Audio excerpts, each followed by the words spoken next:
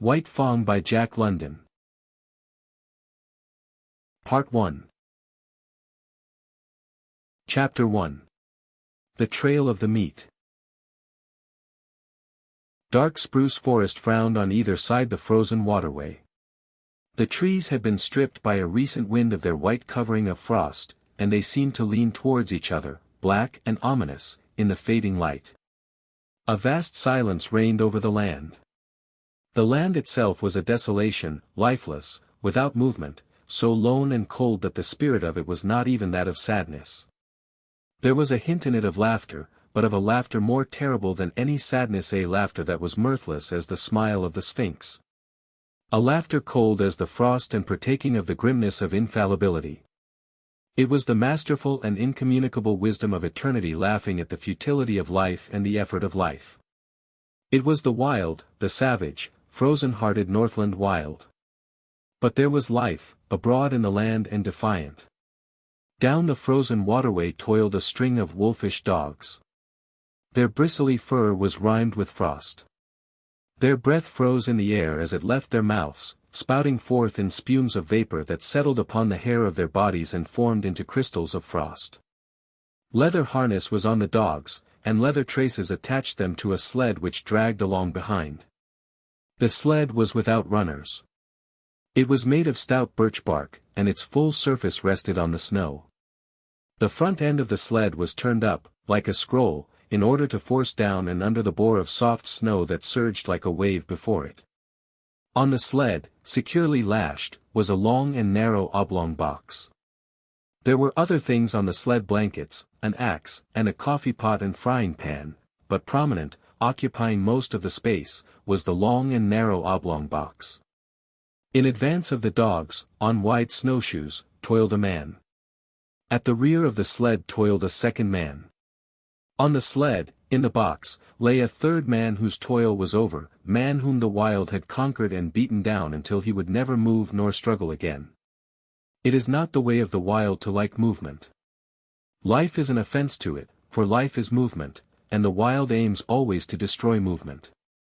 It freezes the water to prevent it running to the sea, it drives the sap out of the trees till they are frozen to their mighty hearts. And most ferociously and terribly of all does the wild harry and crush into submission man who is the most restless of life. Ever in revolt against the dictum that all movement must in the end come to the cessation of movement. But at front and rear, unawed and indomitable, toiled the two men who were not yet dead. Their bodies were covered with fur and soft tanned leather. Eyelashes and cheeks and lips were so coated with the crystals from their frozen breath that their faces were not discernible. This gave them the seeming of ghostly masks, undertakers in a spectral world at the funeral of some ghost. But under it all they were men, penetrating the land of desolation and mockery and silence, puny adventurers bent on colossal adventure. Pitting themselves against the might of a world as remote and alien and pulseless as the abysses of space. They traveled on without speech, saving their breath for the work of their bodies. On every side was the silence, pressing upon them with a tangible presence. It affected their minds as the many atmospheres of deep water affect the body of the diver. It crushed them with the weight of unending vastness and unalterable decree. It crushed them into the remotest recesses of their own minds, pressing out of them, like juices from the grape, all the false ardors and exaltations and undue self-values of the human soul, until they perceived themselves finite and small. Specks and motes, moving with weak cunning and little wisdom amidst the play and interplay of the great blind elements and forces. An hour went by, and a second hour. The pale light of the short sunless day was beginning to fade, when a faint far cry arose on the still air. It soared upward with a swift rush, till it reached its topmost note, where it persisted, palpitant and tense, and then slowly died away. It might have been a lost soul wailing, had it not been invested with a certain sad fierceness and hungry eagerness. The front man turned his head until his eyes met the eyes of the man behind. And then, across the narrow oblong box, each nodded to the other. A second cry arose, piercing the silence with needle-like shrillness. Both men located the sound. It was to the rear, somewhere in the snow expanse they had just traversed. A third and answering cry arose, also to the rear and to the left of the second cry. "They're after us, Bill," said the man at the front. His voice sounded hoarse and unreal, and he had spoken with apparent effort. "Meat is scarce," answered his comrade. "I ain't seen a rabbit sign for days." Thereafter they spoke no more, though their ears were keen for the hunting cries that continued to rise behind them. At the fall of darkness they swung the dogs into a cluster of spruce trees on the edge of the waterway and made a camp. The coffin, at the side of the fire, served for seat and table. The wolf dogs, clustered on the far side of the fire, snarled and bickered among themselves, but evinced no inclination to stray off into the darkness. "Seems to me, Henry, they're stayin' remarkable close to camp," Bill commented. Henry, squatting over the fire and settling the pot of coffee with a piece of ice, nodded. Nor did he speak till he had taken his seat on the coffin and begun to eat. "They know where their hides is safe," he said. "They'd sooner eat grub than be grub. They're pretty wise, them dogs." Bill shook his head. "Oh, I don't know." His comrade looked at him curiously. "First time I ever heard you say anything about their not bein' wise." "Henry," said the other, munching with deliberation the beans he was eating, "did you happen to notice the way them dogs kicked up when I was feedin' them?" "They did cut up more'n usual," Henry acknowledged. "How many dogs we got, Henry?" "6. "Well, Henry." Bill stopped for a moment, in order that his words might gain greater significance. "As I was sayin', Henry, we've got 6 dogs. I took 6 fish out of the bag.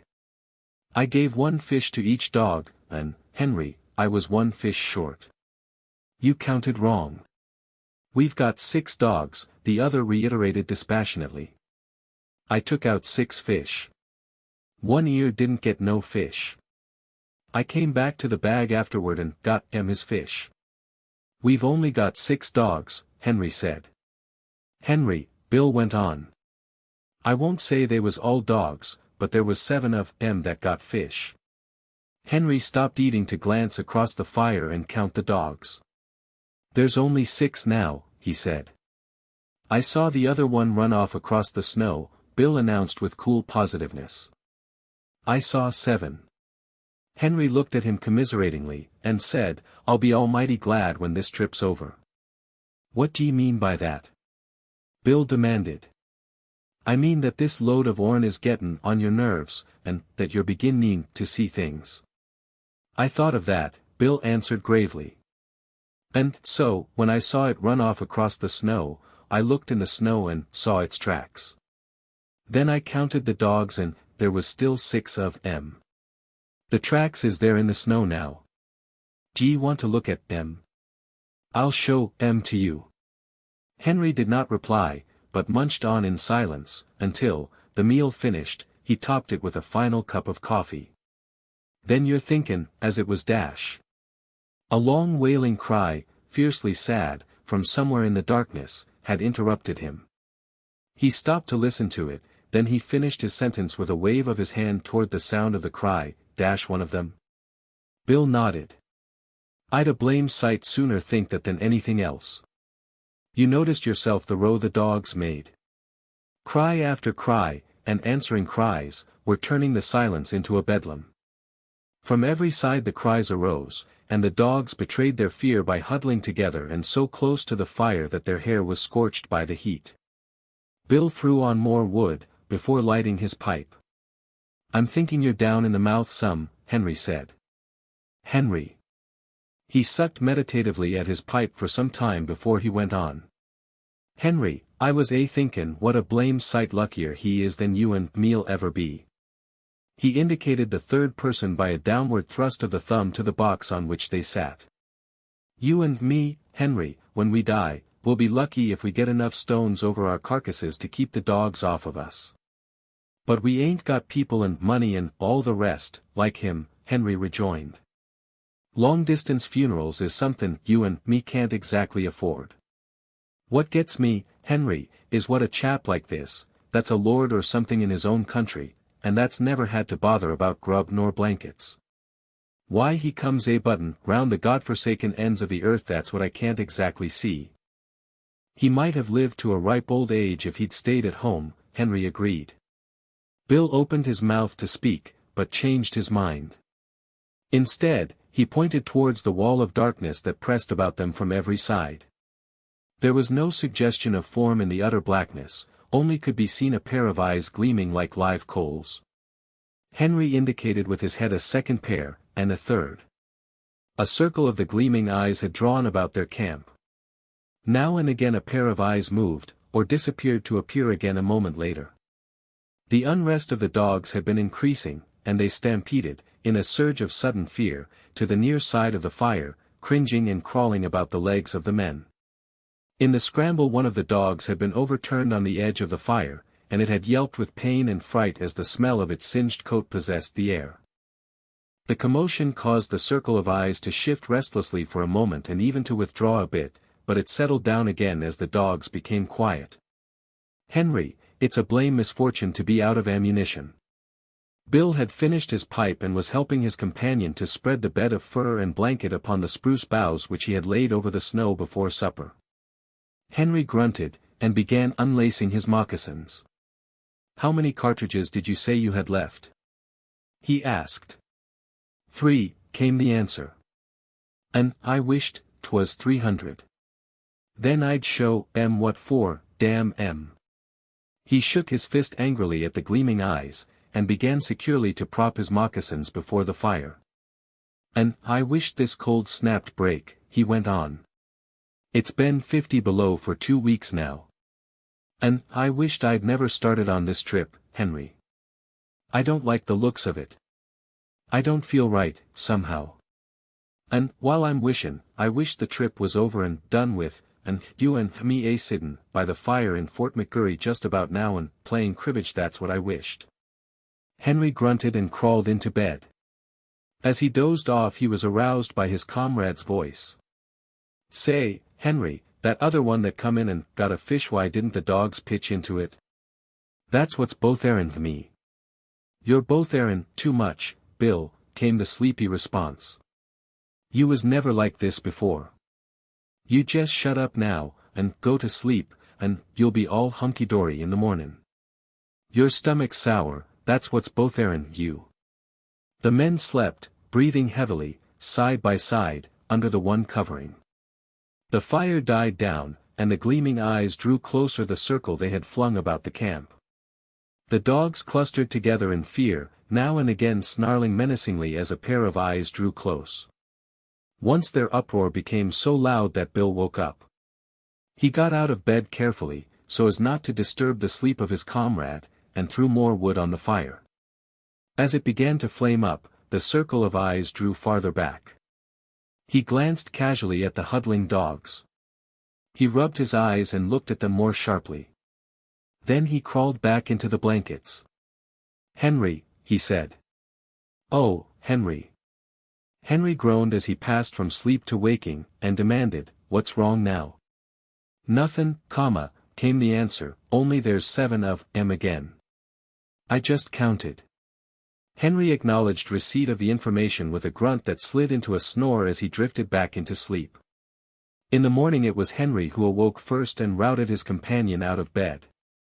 Daylight was yet 3 hours away, though it was already 6 o'clock, and in the darkness Henry went about preparing breakfast, while Bill rolled the blankets and made the sled ready for lashing. "Say, Henry," he asked suddenly, "how many dogs did you say we had?" 6. "Wrong," Bill proclaimed triumphantly. 7 again. Henry queried. "No, 5, one's gone." "The hell!" Henry cried in wrath, leaving the cooking to come and count the dogs.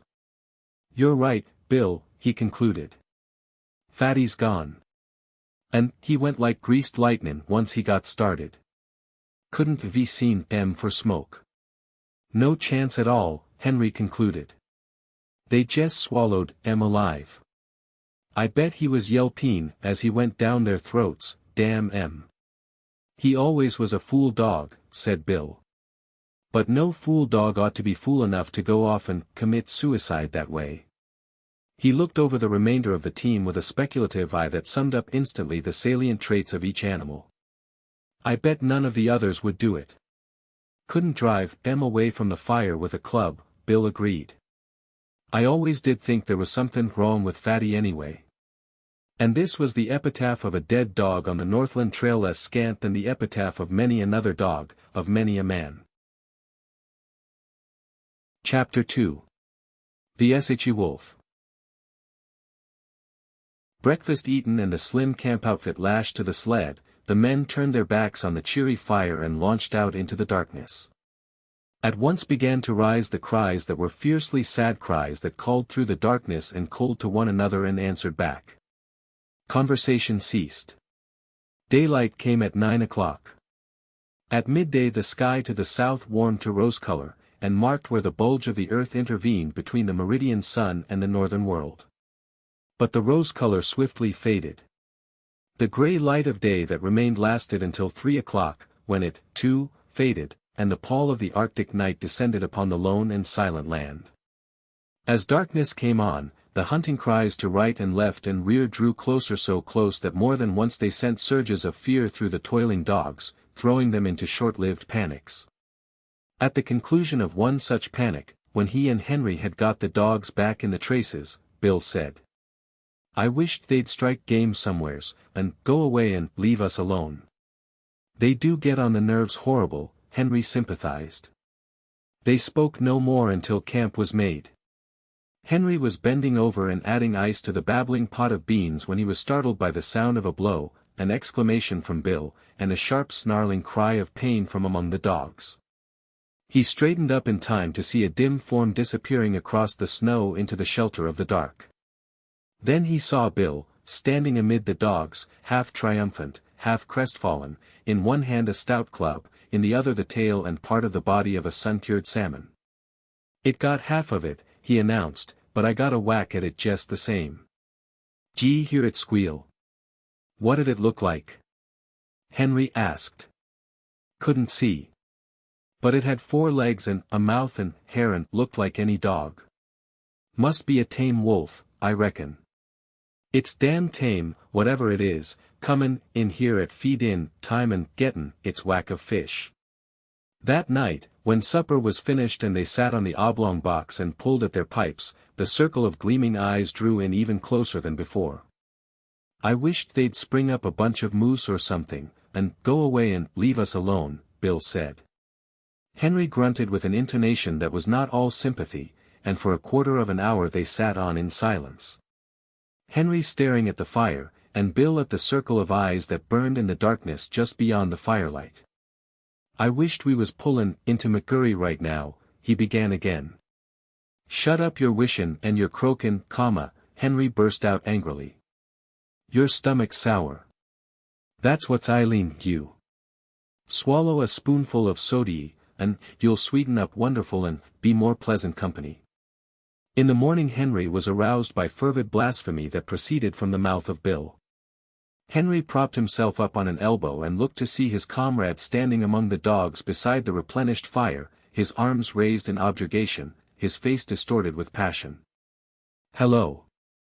Henry called. "What's up now?" "Frog's gone," came the answer. "I tell you yes." Henry leaped out of the blankets and to the dogs.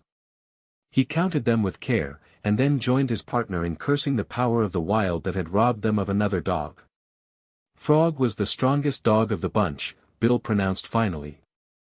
"And he was no fool dog neither," Henry added.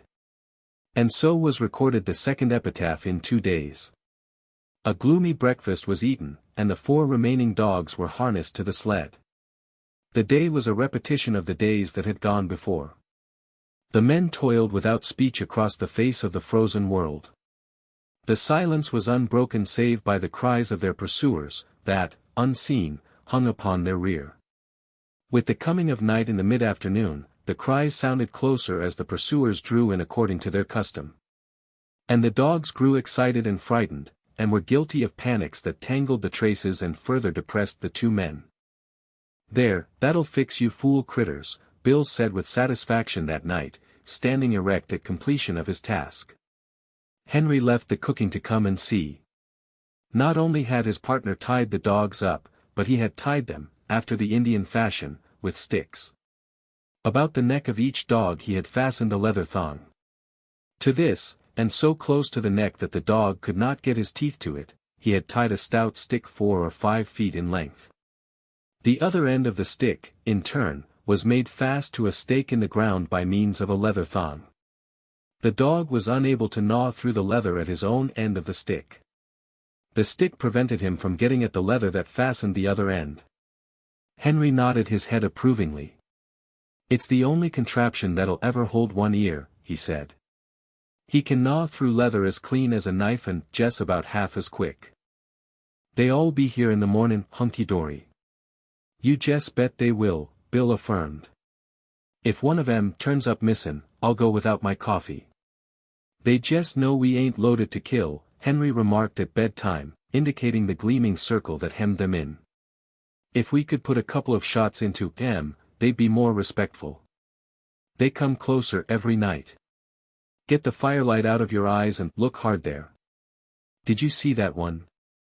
For some time the two men amused themselves with watching the movement of vague forms on the edge of the firelight. By looking closely and steadily at where a pair of eyes burned in the darkness, the form of the animal would slowly take shape. They could even see these forms move at times. A sound among the dogs attracted the men's attention. One ear was uttering quick, eager whines, lunging at the length of his stick toward the darkness, and desisting now and again in order to make frantic attacks on the stick with his teeth. "Look at that, Bill," Henry whispered. Full into the firelight, with a stealthy, sidelong movement, glided a dog-like animal. It moved with commingled mistrust and daring, cautiously observing the men, its attention fixed on the dogs. One ear strained the full length of the stick toward the intruder and whined with eagerness. "That fool one ear don't seem scairt much," Bill said in a low tone. "It's a she-wolf," Henry whispered back, "and that accounts for Fatty and Frog. She's the decoy for the pack. She draws out the dog and then all the rest pitches in and eats 'em up." The fire crackled. A log fell apart with a loud spluttering noise. At the sound of it the strange animal leaped back into the darkness. "Henry, I'm thinkin', Bill announced. "Thinkin' what?" "I'm thinkin' that was the one I lambasted with the club."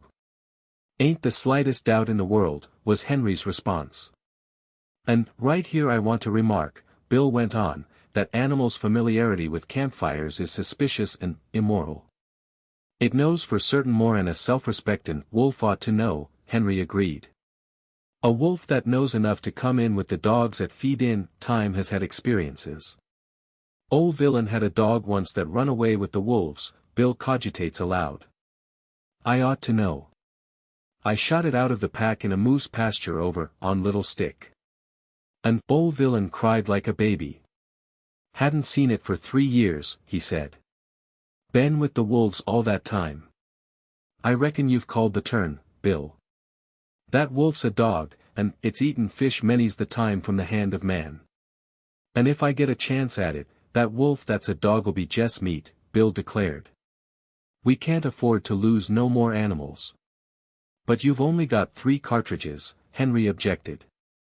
"I'll wait for a dead sure shot," was the reply. In the morning Henry renewed the fire and cooked breakfast to the accompaniment of his partner's snoring. "You was sleepin' just too comfortable for anything," Henry told him, as he routed him out for breakfast. "I hadn't the heart to rouse you." Bill began to eat sleepily. He noticed that his cup was empty and started to reach for the pot. But the pot was beyond arm's length and beside Henry. "Say, Henry," he chided gently, "ain't you forgot somethin'?" Henry looked about with great carefulness and shook his head. Bill held up the empty cup. "You don't get no coffee," Henry announced.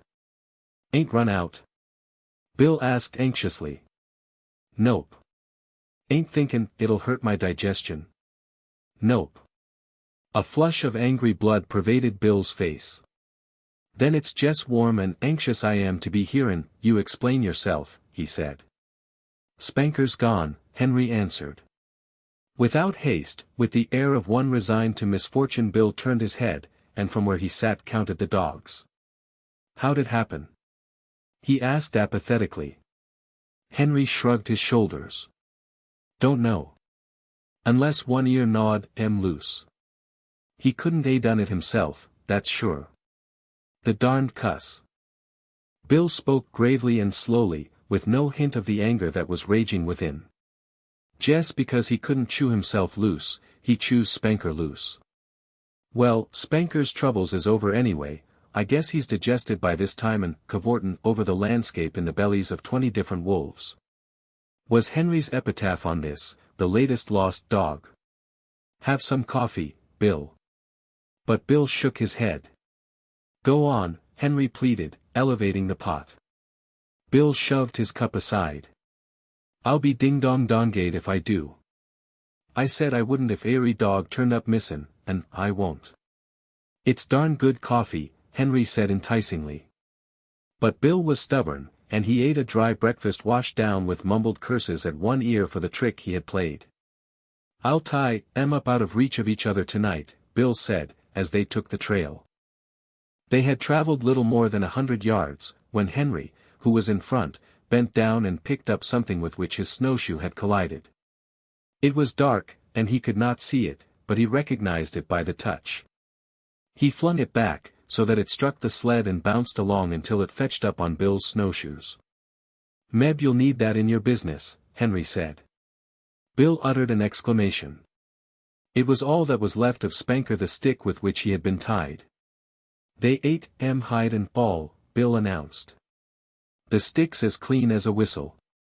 They've ate the leather offen both ends. They're damn hungry, Henry, and they'll have you and me guessin' before this trip's over." Henry laughed defiantly. "I ain't been trailed this way by wolves before, but I've gone through a whole lot worse and kept my health. Takes more'n a handful of them pesky critters to do for yours truly, Bill, my son." I don't know," Bill muttered ominously. "Well, you'll know all right when we pull into McCurry." "I ain't feelin' special enthusiastic," Bill persisted. "You're off color, that's what's the matter with you," Henry dogmatized. "What you need is quinine, and I'm goin' to dose you up stiff as soon as we make McCurry." Bill grunted his disagreement with the diagnosis, and lapsed into silence. The day was like all the days.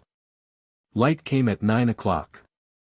At 12 o'clock the southern horizon was warmed by the unseen sun, and then began the cold gray of afternoon that would merge, 3 hours later, into night. It was just after the sun's futile effort to appear, that Bill slipped the rifle from under the sled lashings and said, "You keep right on, Henry, I'm goin' to see what I can see." "You'd better stick by the sled," his partner protested. "You've only got 3 cartridges, and there's no tellin' what might happen." "Who's croaking now?" Bill demanded triumphantly. Henry made no reply, and plodded on alone, though often he cast anxious glances back into the gray solitude where his partner had disappeared. An hour later, taking advantage of the cut-offs around which the sled had to go, Bill arrived. "They're scattered and ran gin along wide," he said, "keeping up with us and lookin' for game at the same time. You see, they're sure of us, only they know they've got to wait to get us. In the meantime they're willin' to pick up anything eatable that comes handy." "You mean they think they're sure of us," Henry objected pointedly. But Bill ignored him. "I seen some of them. They're pretty thin.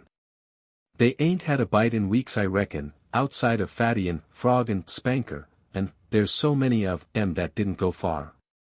They're remarkable thin. Their ribs is like washboards, and their stomachs is right up against their backbones. They're pretty desperate, I can tell you. They'll be goin' mad, yet, and then watch out." A few minutes later, Henry, who was now traveling behind the sled, emitted a low, warning whistle. Bill turned and looked, then quietly stopped the dogs. To the rear, from around the last bend and plainly into view, on the very trail they had just covered, trotted a furry, slinking form. Its nose was to the trail, and it trotted with a peculiar, sliding, effortless gait. When they halted, it halted, throwing up its head and regarding them steadily with nostrils that twitched as it caught and studied the scent of them. "It's the she-wolf," Bill answered. The dogs had lain down in the snow, and he walked past them to join his partner in the sled. Together they watched the strange animal that had pursued them for days and that had already accomplished the destruction of half their dog team. After a searching scrutiny, the animal trotted forward a few steps. This it repeated several times, till it was a short 100 yards away. It paused, head up, close by a clump of spruce trees, and with sight and scent studied the outfit of the watching men. It looked at them in a strangely wistful way, after the manner of a dog, but in its wistfulness there was none of the dog affection. It was a wistfulness bred of hunger, as cruel as its own fangs, as merciless as the frost itself. It was large for a wolf, its gaunt frame advertising the lines of an animal that was among the largest of its kind. "Stands pretty close to 2 feet and a half at the shoulders," Henry commented. "And I'll bet it ain't far from 5 feet long." "Kind of strange color for a wolf," was Bill's criticism. "I never seen a red wolf before. Looks almost cinnamon to me." The animal was certainly not cinnamon-colored. Its coat was the true wolf coat. The dominant color was gray, and yet there was to it a faint reddish hue, a hue that was baffling, that appeared and disappeared. That was more like an illusion of the vision, now gray, distinctly gray, and again giving hints and glints of a vague redness of color not classifiable in terms of ordinary experience. "Looks for all the world like a big husky sled dog," Bill said. "I wouldn't be surprised to see it wag its tail." "Hello, you husky," he called. "Come here, you whatever your name is. Ain't a bit scared of you," Henry laughed. Bill waved his hand at it threateningly and shouted loudly, but the animal betrayed no fear. The only change in it that they could notice was an accession of alertness. It still regarded them with the merciless wistfulness of hunger. They were meat, and it was hungry, and it would like to go in and eat them if it dared. "Look here, Henry," Bill said, unconsciously lowering his voice to a whisper because of what he imitated. "We've got 3 cartridges. But it's a dead shot. Couldn't miss it. It's got away with 3 of our dogs, and we oughter put a stop to it. What d'ye say?" Henry nodded his consent. Bill cautiously slipped the gun from under the sled lashing. The gun was on the way to his shoulder, but it never got there. For in that instant the she-wolf leaped sidewise from the trail into the clump of spruce trees and disappeared. The 2 men looked at each other. Henry whistled long and comprehendingly. "I might have knowed it," Bill chided himself aloud as he replaced the gun. "Of course a wolf that knows enough to come in with the dogs at feed-in time, know all about shooting irons. I tell you right now, Henry, that critter's the cause of all our trouble. We'd have 6 dogs at the present time, 'stead of 3, if it wasn't for her. And I tell you right now, Henry, I'm goin' to get her. She's too smart to be shot in the open. But I'm goin' to lay for her. I'll bushwhack her as sure as my name is Bill." "You needn't stray off too far in doin' it," his partner admonished. "If that pack ever starts to jump you, them 3 cartridges be with no more'n 3 whoops in hell. Them animals is damn hungry, and once they start in, they'll sure get you, Bill." They camped early that night. 3 dogs could not drag the sled so fast nor for so long hours as could 6, and they were showing unmistakable signs of playing out. And the men went early to bed, Bill first seeing to it that the dogs were tied out of gnawing reach of one another. But the wolves were growing bolder, and the men were aroused more than once from their sleep. So near did the wolves approach, that the dogs became frantic with terror, and it was necessary to replenish the fire from time to time in order to keep the adventurous marauders at safer distance. "I've heard sailors talk of sharks followin' a ship," Bill remarked, as he crawled back into the blankets after one such replenishing of the fire. "Well, them wolves is land sharks. They know their business better'n we do, and they ain't holdin' our trail this way for their health. They're goin' to get us. They're sure goin' to get us, Henry." "They've half got you already, talkin' like that," Henry retorted sharply. A man's half-licked when he says he is. And you're half-eaten from the way you're goin' on about it. They've got away with better men than you and me, Bill answered. Oh, shut up your croakin'. You make me all fired tired. Henry rolled over angrily on his side, but was surprised that Bill made no similar display of temper. This was not Bill's way, for he was easily angered by sharp words. Henry thought long over it before he went to sleep, and as his eyelids fluttered down and he dozed off, the thought in his mind was, there's no mistakin' it, Bill's almighty blue. I'll have to cheer him up tomorrow. Chapter 3. The Hunger Cry. The day began auspiciously. They had lost no dogs during the night, and they swung out upon the trail and into the silence, the darkness, and the cold with spirits that were fairly light. Bill seemed to have forgotten his forebodings of the previous night, and even waxed facetious with the dogs when, at midday, they overturned the sled on a bad piece of trail. It was an awkward mix-up. The sled was upside down and jammed between a tree trunk and a huge rock, and they were forced to unharness the dogs in order to straighten out the tangle. The two men were bent over the sled and trying to right it, when Henry observed One Ear sidling away. "Here, you, One Ear!" he cried, straightening up and turning around on the dog. But One Ear broke into a run across the snow, his traces trailing behind him. And there, out in the snow of their back track, was the she-wolf waiting for him. As he neared her, he became suddenly cautious. He slowed down to an alert and mincing walk and then stopped. He regarded her carefully and dubiously, yet desirefully. She seemed to smile at him, showing her teeth in an ingratiating rather than a menacing way. She moved toward him a few steps, playfully, and then halted. One Ear drew near to her, still alert and cautious, his tail and ears in the air, his head held high. He tried to sniff noses with her, but she retreated playfully and coyly. Every advance on his part was accompanied by a corresponding retreat on her part. Step by step she was luring him away from the security of his human companionship. Once, as though a warning had in vague ways flitted through his intelligence, he turned his head and looked back at the overturned sled, at his teammates, and at the two men who were calling to him. But whatever idea was forming in his mind, was dissipated by the she-wolf, who advanced upon him, sniffed noses with him for a fleeting instant, and then resumed her coy retreat before his renewed advances. In the meantime, Bill had bethought himself of the rifle. But it was jammed beneath the overturned sled, and by the time Henry had helped him to right the load, One Ear and the she-wolf were too close together and the distance too great to risk a shot. Too late One Ear learned his mistake. Before they saw the cause, the two men saw him turn and start to run back toward them. Then, approaching at right angles to the trail and cutting off his retreat, they saw a dozen wolves, lean and gray, bounding across the snow. On the instant, the she-wolf's coyness and playfulness disappeared. With a snarl she sprang upon One Ear. He thrust her off with his shoulder, and, his retreat cut off and still intent on regaining the sled, he altered his course in an attempt to circle around to it. More wolves were appearing every moment and joining in the chase. The she-wolf was one leap behind One Ear and holding her own. "Where are you goin'?" Henry suddenly demanded, laying his hand on his partner's arm. Bill shook it off. "I won't stand it," he said. "They ain't a-goin' to get any more of our dogs if I can help it." Gun in hand, he plunged into the underbrush that lined the side of the trail. His intention was apparent enough.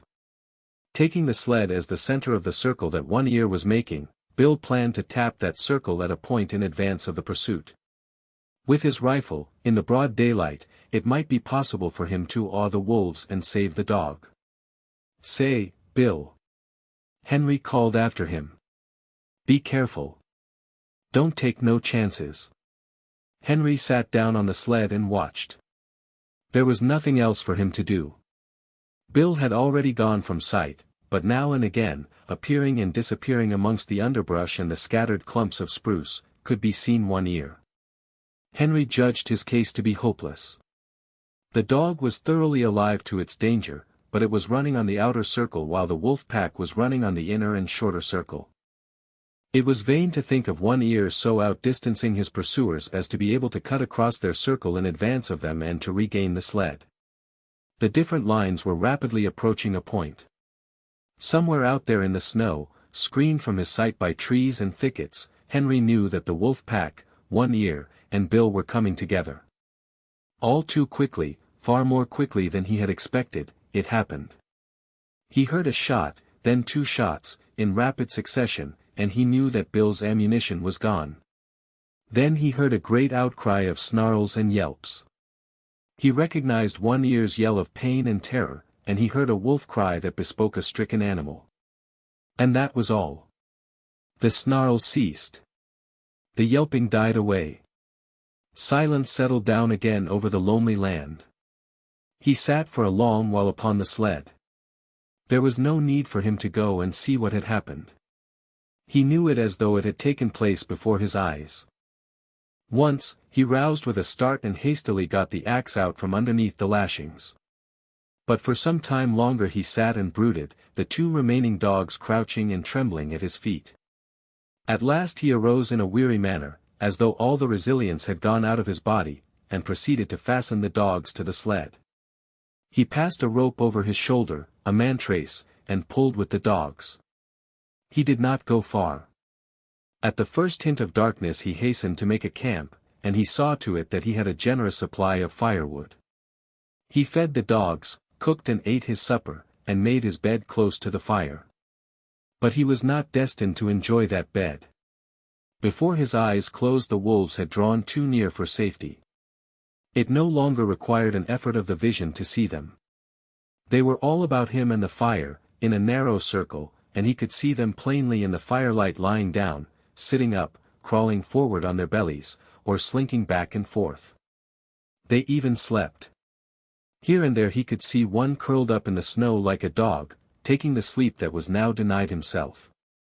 He kept the fire brightly blazing, for he knew that it alone intervened between the flesh of his body and their hungry fangs.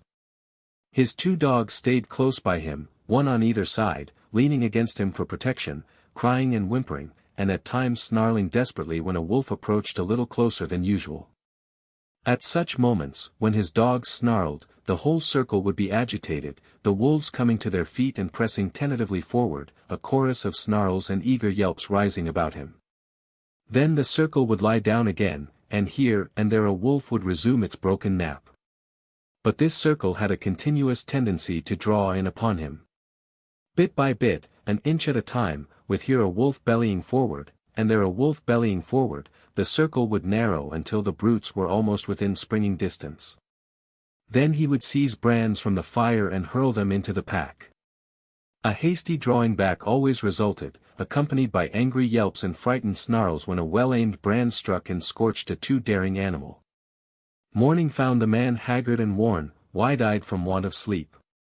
He cooked breakfast in the darkness, and at 9 o'clock, when, with the coming of daylight, the wolf pack drew back, he set about the task he had planned through the long hours of the night. Chopping down young saplings, he made them crossbars of a scaffold by lashing them high up to the trunks of standing trees. Using the sled lashing for a heaving rope, and with the aid of the dogs, he hoisted the coffin to the top of the scaffold. "They got Bill, and they may get me, but they'll sure never get you, young man," he said, addressing the dead body in its tree sepulchre. Then he took the trail, the lightened sled bounding along behind the willing dogs, for they, too, knew that safety lay open in the gaining of Fort McGurry. The wolves were now more open in their pursuit, trotting sedately behind and ranging along on either side. Their red tongues lolling out, their lean sides showing the undulating ribs with every movement. They were very lean, mere skin bags stretched over bony frames. With strings for muscles so lean that Henry found it in his mind to marvel that they still kept their feet and did not collapse forthright in the snow. He did not dare travel until dark. At midday, not only did the sun warm the southern horizon, but it even thrust its upper rim, pale and golden, above the skyline. He received it as a sign. The days were growing longer. The sun was returning. But scarcely had the cheer of its light departed, than he went into camp. There were still several hours of gray daylight and somber twilight, and he utilized them in chopping an enormous supply of firewood. With night came horror. Not only were the starving wolves growing bolder, but lack of sleep was telling upon Henry. He dozed despite himself, crouching by the fire, the blankets about his shoulders, the axe between his knees, and on either side a dog pressing close against him. He awoke once and saw in front of him, not a dozen feet away, a big gray wolf, one of the largest of the pack. And even as he looked, the brute deliberately stretched himself after the manner of a lazy dog, yawning full in his face and looking upon him with a possessive eye. As if, in truth, he were merely a delayed meal that was soon to be eaten. This certitude was shown by the whole pack.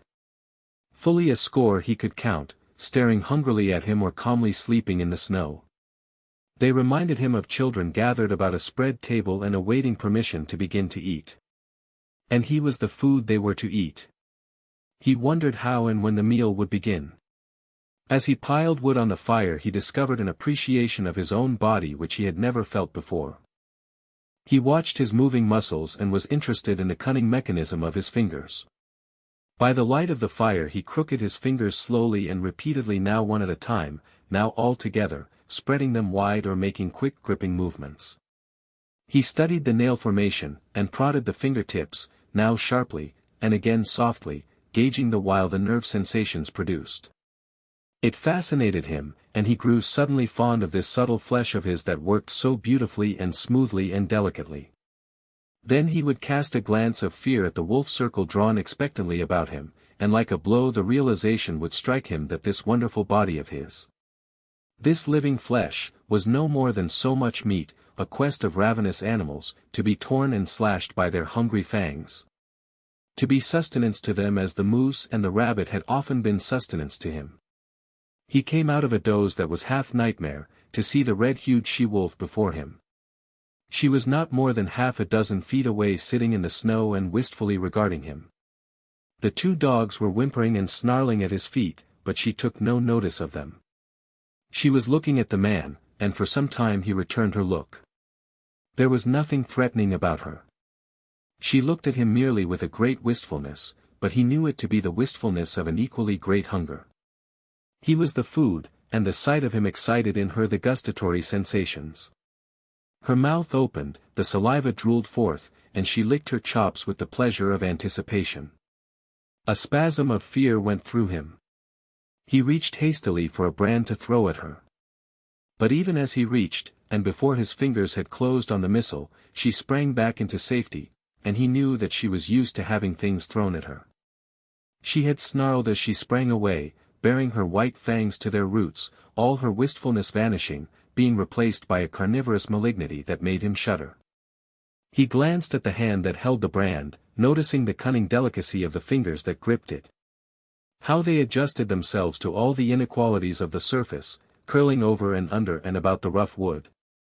And one little finger, too close to the burning portion of the brand, sensitively and automatically writhing back from the hurtful heat to a cooler gripping place. And in the same instant he seemed to see a vision of those same sensitive and delicate fingers being crushed and torn by the white teeth of the she-wolf. Never had he been so fond of this body of his as now when his tenure of it was so precarious. All night, with burning brands, he fought off the hungry pack. When he dozed despite himself, the whimpering and snarling of the dogs aroused him. Morning came, but for the first time the light of day failed to scatter the wolves. The man waited in vain for them to go. They remained in a circle about him and his fire, displaying an arrogance of possession that shook his courage born of the morning light. He made one desperate attempt to pull out on the trail. But the moment he left the protection of the fire, the boldest wolf leaped for him, but leaped short. He saved himself by springing back, the jaws snapping together a scant 6 inches from his thigh. The rest of the pack was now up and surging upon him, and a throwing of firebrands right and left was necessary to drive them back to a respectful distance. Even in the daylight he did not dare leave the fire to chop fresh wood. 20 feet away towered a huge dead spruce. He spent half the day extending his campfire to the tree, at any moment a half-dozen burning faggots ready at hand to fling at his enemies. Once at the tree, he studied the surrounding forest in order to fell the tree in the direction of the most firewood. The night was a repetition of the night before, save that the need for sleep was becoming overpowering. The snarling of his dogs was losing its efficacy. Besides, they were snarling all the time, and his benumbed and drowsy senses no longer took note of changing pitch and intensity. He awoke with a start. The she-wolf was less than a yard from him. Mechanically, at short range, without letting go of it, he thrust a brand full into her open and snarling mouth. She sprang away, yelling with pain, and while he took delight in the smell of burning flesh and hair, he watched her shaking her head and growling wrathfully a score of feet away. But this time, before he dozed again, he tied a burning pine knot to his right hand. His eyes were closed but few minutes when the burn of the flame on his flesh awakened him. For several hours he adhered to this program. Every time he was thus awakened he drove back the wolves with flying brands, replenished the fire, and rearranged the pine knot on his hand. All worked well, but there came a time when he fastened the pine knot insecurely. As his eyes closed it fell away from his hand. He dreamed. It seemed to him that he was in Fort McGurry. It was warm and comfortable, and he was playing cribbage with the factor. Also, it seemed to him that the fort was besieged by wolves. They were howling at the very gates, and sometimes he and the factor paused from the game to listen and laugh at the futile efforts of the wolves to get in. And then, so strange was the dream, there was a crash. The door was burst open. He could see the wolves flooding into the big living room of the fort. They were leaping straight for him and the factor. With the bursting open of the door, the noise of their howling had increased tremendously. This howling now bothered him. His dream was merging into something else he knew not what, but through it all, following him, persisted the howling. And then he awoke to find the howling real. There was a great snarling and yelping. The wolves were rushing him. They were all about him and upon him. The teeth of one had closed upon his arm. Instinctively he leaped into the fire, and as he leaped, he felt the sharp slash of teeth that tore through the flesh of his leg. Then began a fire fight. His stout mittens temporarily protected his hands, and he scooped live coals into the air in all directions, until the campfire took on the semblance of a volcano. But it could not last long. His face was blistering in the heat, his eyebrows and lashes were singed off, and the heat was becoming unbearable to his feet. With a flaming brand in each hand, he sprang to the edge of the fire. The wolves had been driven back. On every side, wherever the live coals had fallen, the snow was sizzling, and every little while a retiring wolf, with wild leap and snort and snarl, announced that one such live coal had been stepped upon. Flinging his brands at the nearest of his enemies, the man thrust his smoldering mittens into the snow and stamped about to cool his feet. His 2 dogs were missing, and he well knew that they had served as a course in the protracted meal which had begun days before with Fatty. The last course of which would likely be himself in the days to follow. "You ain't got me yet," he cried, savagely shaking his fist at the hungry beasts, and at the sound of his voice the whole circle was agitated. There was a general snarl, and the she-wolf slid up close to him across the snow and watched him with hungry wistfulness. He set to work to carry out a new idea that had come to him. He extended the fire into a large circle. Inside this circle he crouched, his sleeping outfit under him as a protection against the melting snow. When he had thus disappeared within his shelter of flame, the whole pack came curiously to the rim of the fire to see what had become of him. Hitherto they had been denied access to the fire, and they now settled down in a close-drawn circle, like so many dogs, blinking and yawning and stretching their lean bodies in the unaccustomed warmth. Then the she-wolf sat down, pointed her nose at a star, and began to howl. One by one the wolves joined her, till the whole pack, on haunches, with noses pointed skyward, was howling its hunger cry. Dawn came, and daylight. The fire was burning low. The fuel had run out, and there was need to get more. The man attempted to step out of his circle of flame, but the wolves surged to meet him. Burning brands made them spring aside, but they no longer sprang back. In vain he strove to drive them back. As he gave up and stumbled inside his circle, a wolf leaped for him, missed, and landed with all 4 feet in the coals. It cried out with terror, at the same time snarling, and scrambled back to cool its paws in the snow. The man sat down on his blankets in a crouching position. His body leaned forward from the hips. His shoulders, relaxed and drooping, and his head on his knees advertised that he had given up the struggle. Now and again he raised his head to note the dying down of the fire. The circle of flame and coals was breaking into segments with openings in between. These openings grew in size, the segments diminished. "I guess you can come and get me any time," he mumbled. "Anyway, I'm going to sleep." Once he awakened, and in an opening in the circle, directly in front of him, he saw the she-wolf gazing at him. Again he awakened, a little later, though it seemed hours to him. A mysterious change had taken place, so mysterious a change that he was shocked wider awake. Something had happened. He could not understand at first. Then he discovered it. The wolves were gone. Remained only the trampled snow to show how closely they had pressed him. Sleep was welling up and gripping him again, his head was sinking down upon his knees, when he roused with a sudden start. There were cries of men, and churn of sleds, the creaking of harnesses, and the eager whimpering of straining dogs. For sleds pulled in from the river bed to the camp among the trees. Half a dozen men were about the man who crouched in the center of the dying fire. They were shaking and prodding him into consciousness.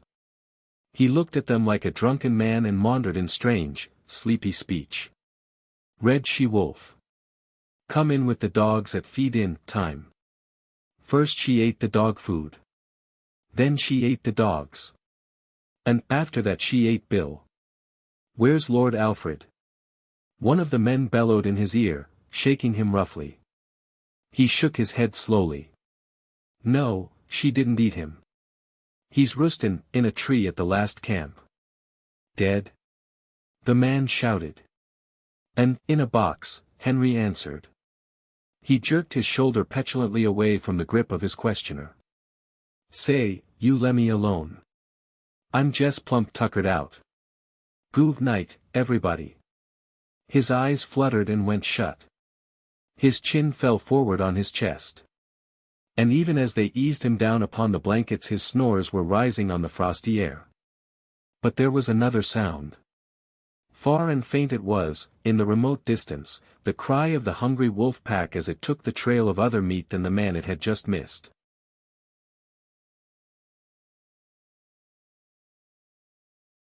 Part 2.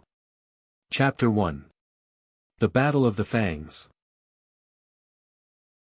It was the she-wolf who had first caught the sound of men's voices and the whining of the sled dogs.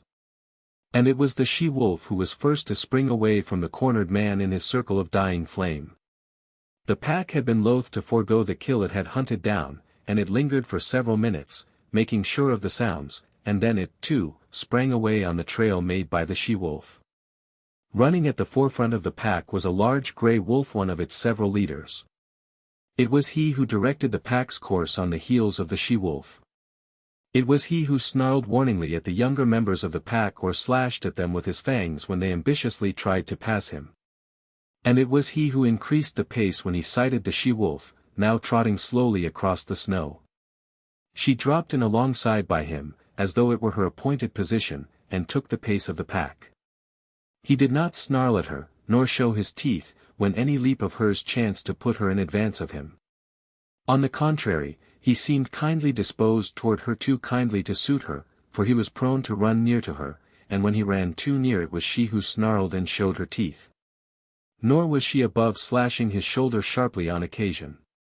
At such times he betrayed no anger. He merely sprang to the side and ran stiffly ahead for several awkward leaps, in carriage and conduct resembling an abashed country swain. This was his one trouble in the running of the pack, but she had other troubles. On her other side ran a gaunt old wolf, grizzled and marked with the scars of many battles. He ran always on her right side. The fact that he had but one eye, and that the left eye, might account for this. He, also, was addicted to crowding her, to veering toward her till his scarred muzzle touched her body, or shoulder, or neck. As with the running mate on the left, she repelled these attentions with her teeth, but when both bestowed their attentions at the same time she was roughly jostled. Being compelled, with quick snaps to either side, to drive both lovers away and at the same time to maintain her forward leap with the pack and see the way of her feet before her. At such times her running mates flashed their teeth and growled threateningly across at each other. They might have fought, but even wooing and its rivalry waited upon the more pressing hunger need of the pack.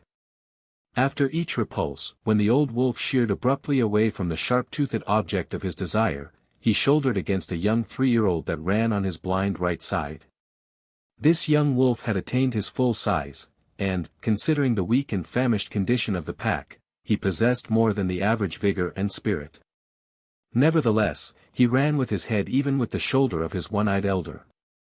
When he ventured to run abreast of the older wolf, which was seldom, a snarl and a snap sent him back even with the shoulder again.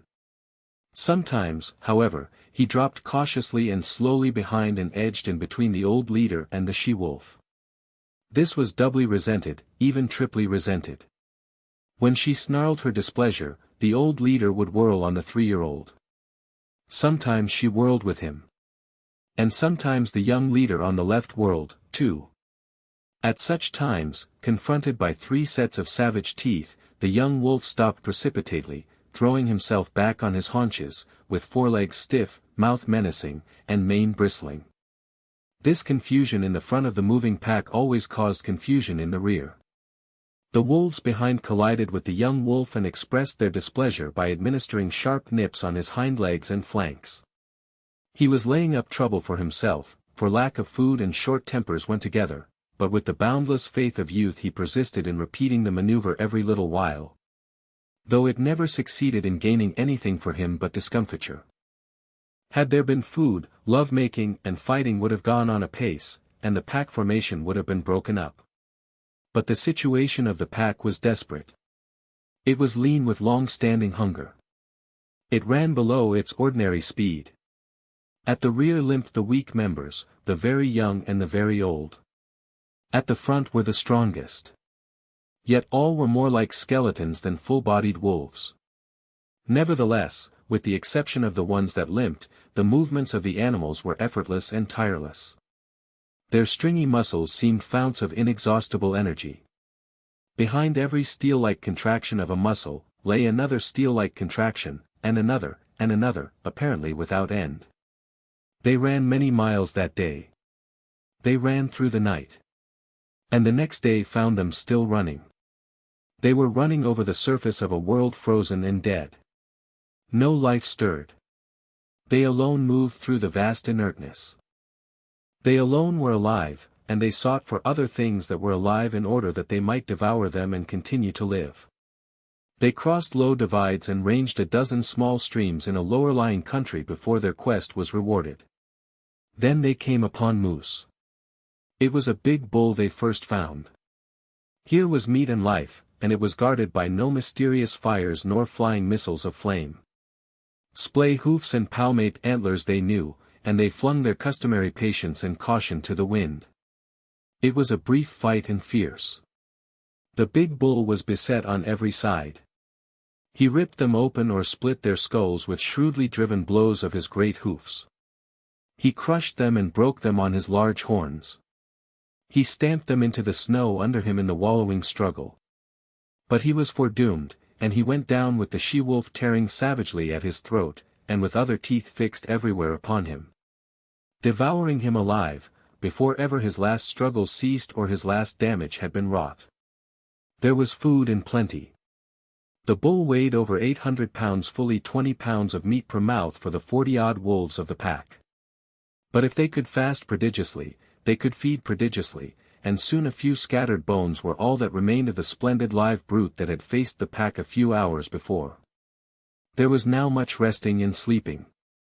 With full stomachs, bickering and quarreling began among the younger males, and this continued through the few days that followed before the breaking up of the pack. The famine was over. The wolves were now in the country of game, and though they still hunted in pack, they hunted more cautiously, cutting out heavy cows or crippled old bulls from the small moose herds they ran across. There came a day, in this land of plenty, when the wolf pack split in half and went in different directions. The she-wolf, the young leader on her left, and the one-eyed elder on her right, led their half of the pack down to the Mackenzie River and across into the lake country to the east. Each day this remnant of the pack dwindled. 2 by 2, male and female, the wolves were deserting. Occasionally a solitary male was driven out by the sharp teeth of his rivals.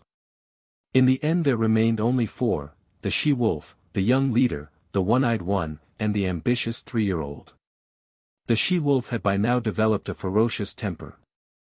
Her 3 suitors all bore the marks of her teeth. Yet they never replied in kind, never defended themselves against her. They turned their shoulders to her most savage slashes, and with wagging tails and mincing steps strove to placate her wrath.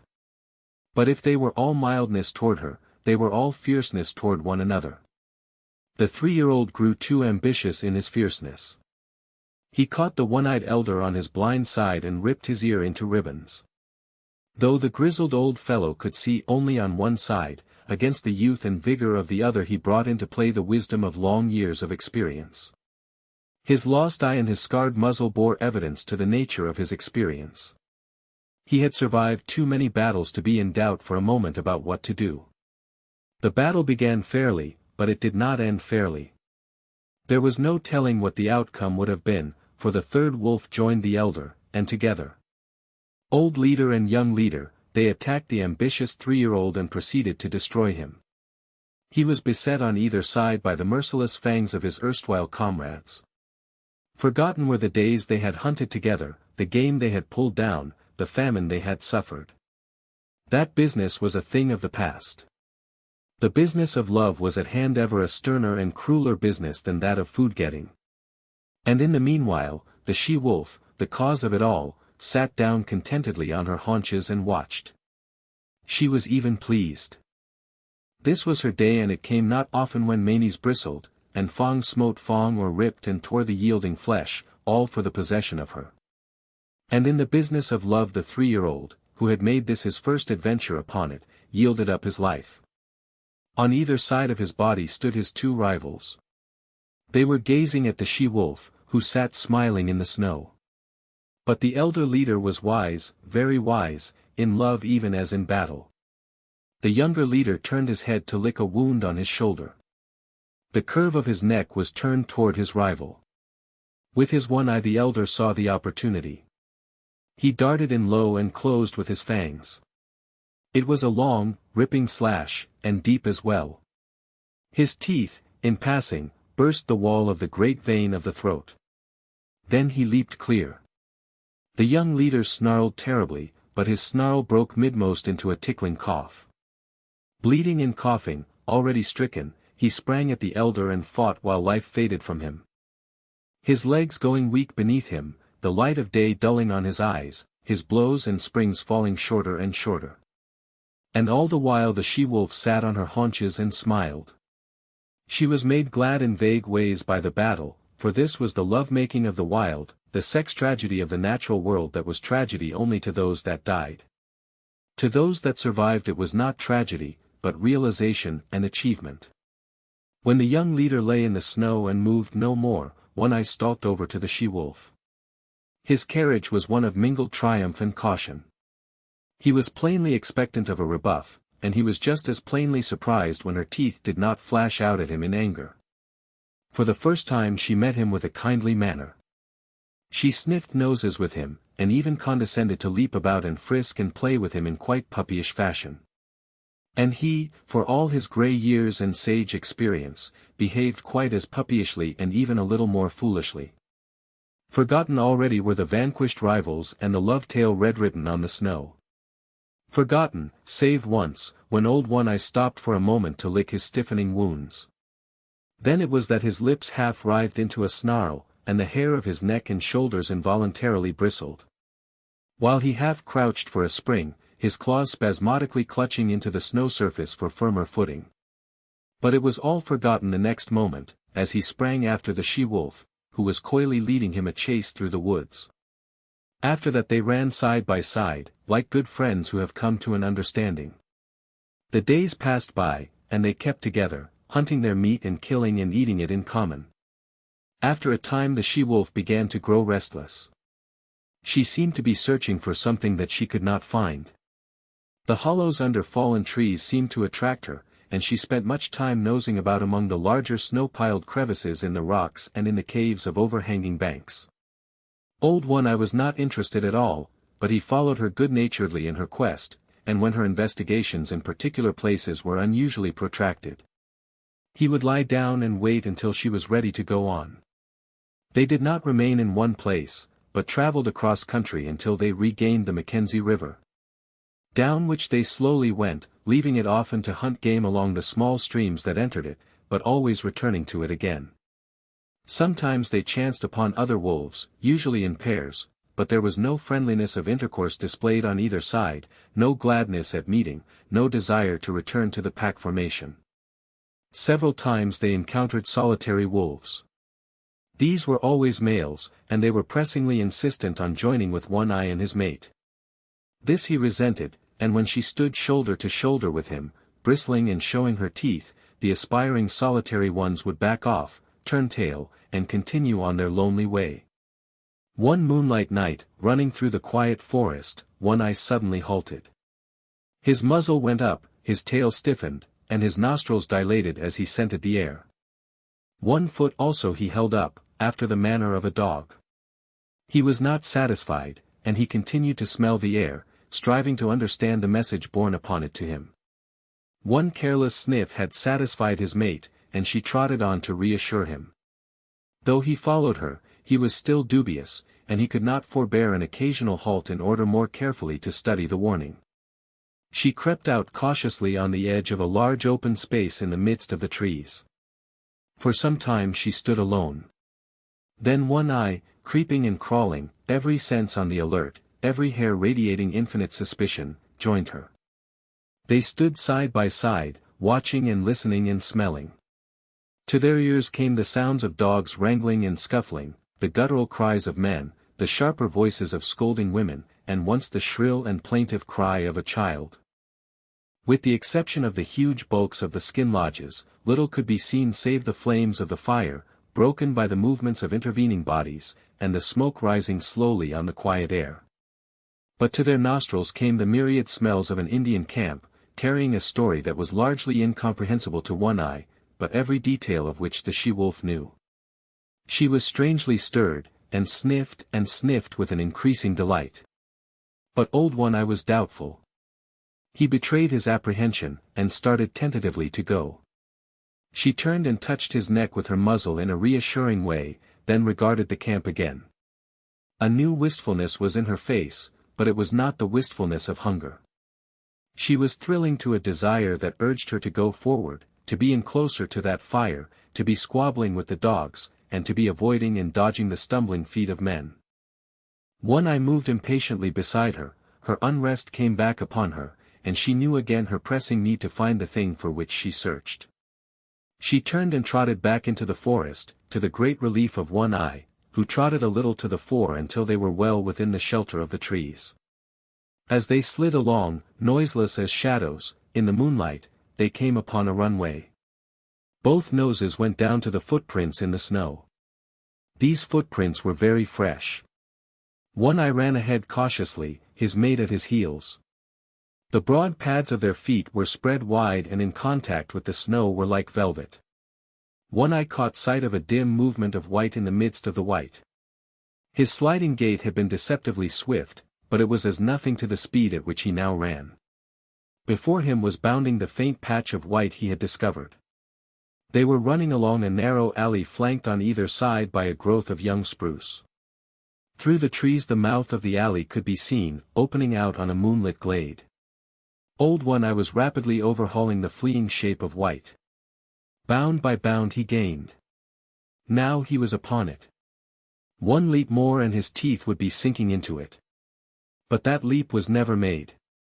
High in the air, and straight up, soared the shape of white, now a struggling snowshoe rabbit that leaped and bounded, executing a fantastic dance there above him in the air and never once returning to earth. One-Eye sprang back with a snort of sudden fright, then shrank down to the snow and crouched, snarling threats at this thing of fear he did not understand. But the she-wolf coolly thrust past him.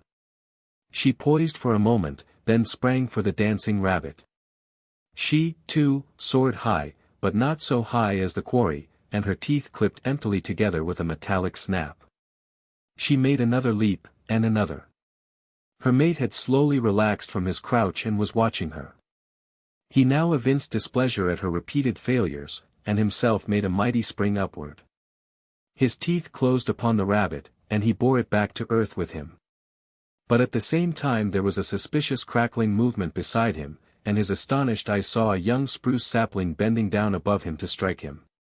His jaws let go their grip, and he leaped backward to escape this strange danger, his lips drawn back from his fangs, his throat snarling, every hair bristling with rage and fright. And in that moment the sapling reared its slender length upright and the rabbit soared dancing in the air again. The she-wolf was angry.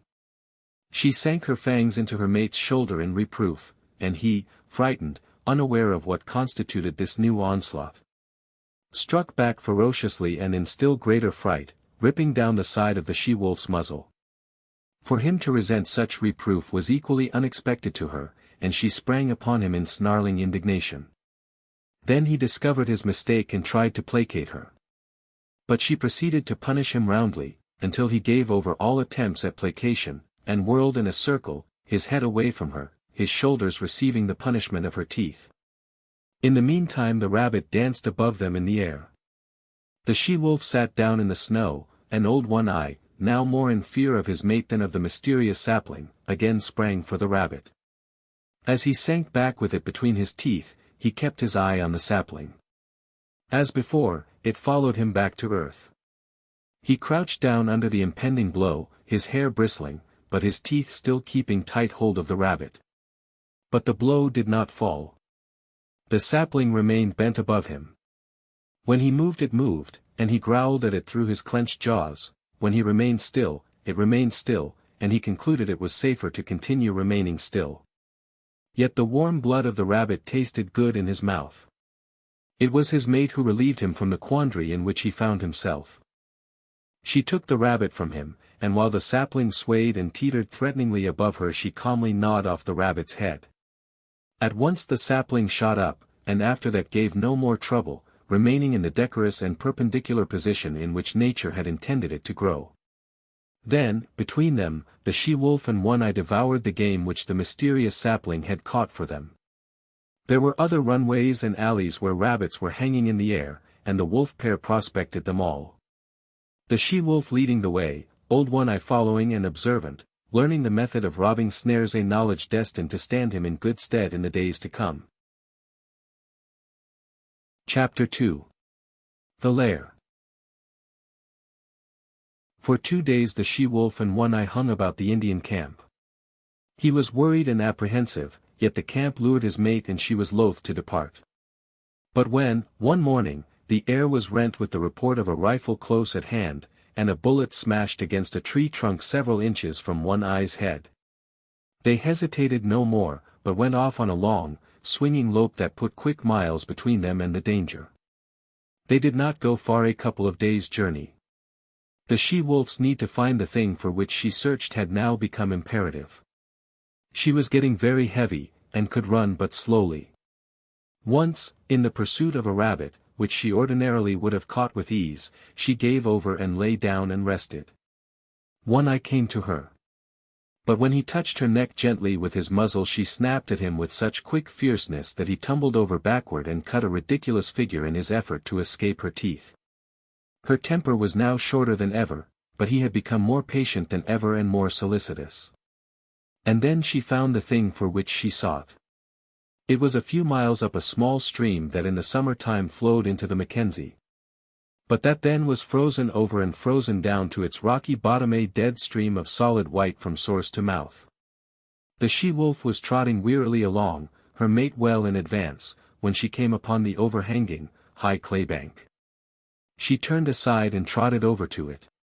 The wear and tear of spring storms and melting snows had underwashed the bank and in one place had made a small cave out of a narrow fissure. She paused at the mouth of the cave and looked the wall over carefully. Then, on one side and the other, she ran along the base of the wall to where its abrupt bulk merged from the softer-lined landscape.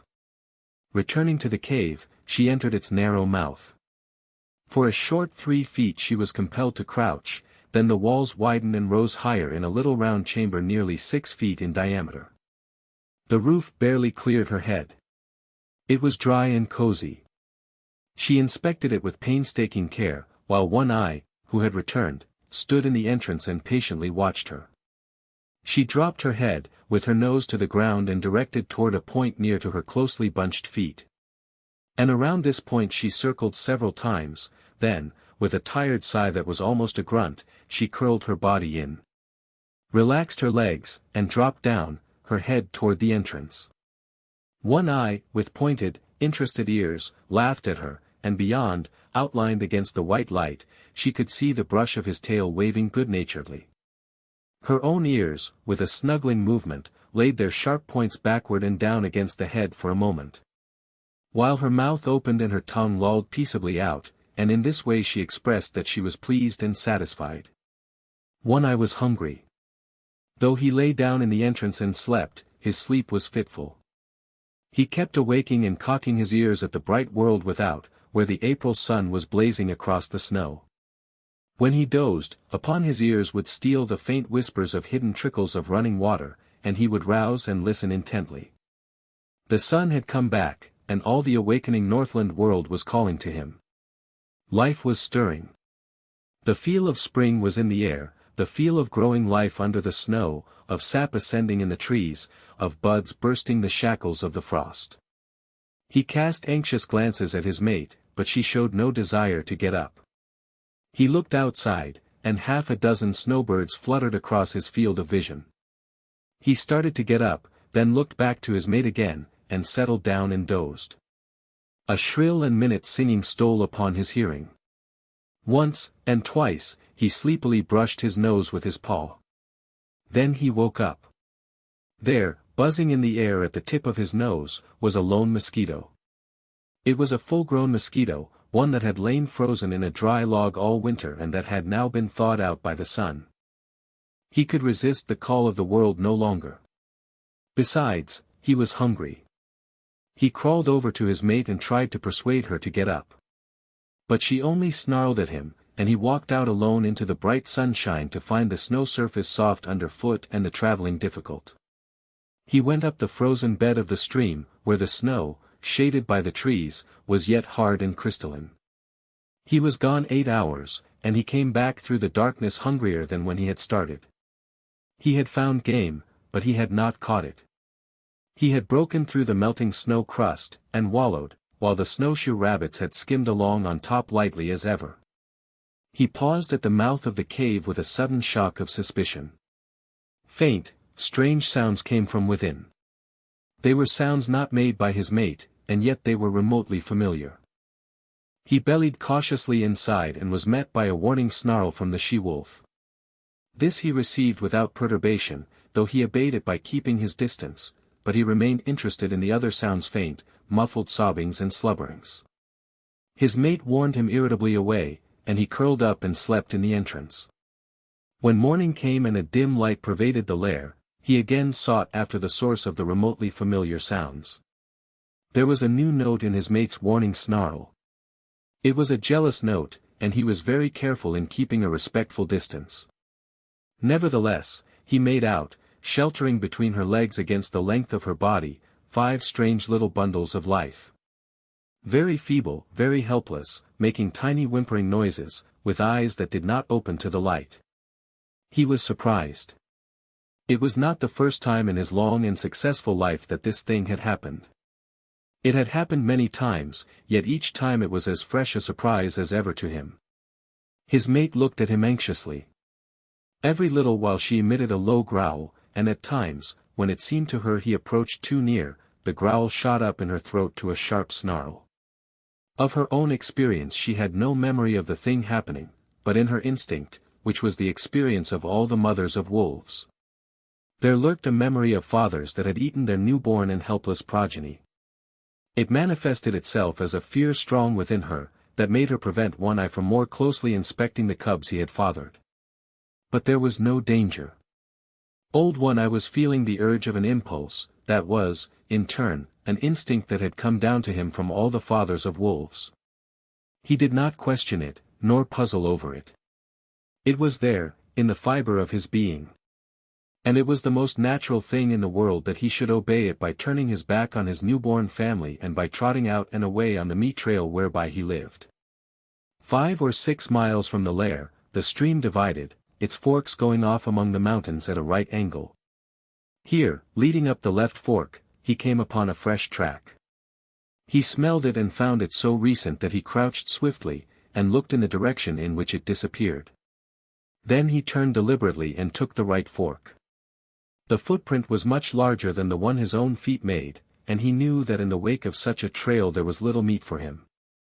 Half a mile up the right fork, his quick ears caught the sound of gnawing teeth. He stalked the quarry and found it to be a porcupine, standing upright against a tree and trying his teeth on the bark. One Eye approached carefully but hopelessly. He knew the breed, though he had never met it so far north before, and never in his long life had porcupine served him for a meal. But he had long since learned that there was such a thing as chance, or opportunity, and he continued to draw near. There was never any telling what might happen, for with live things events were somehow always happening differently.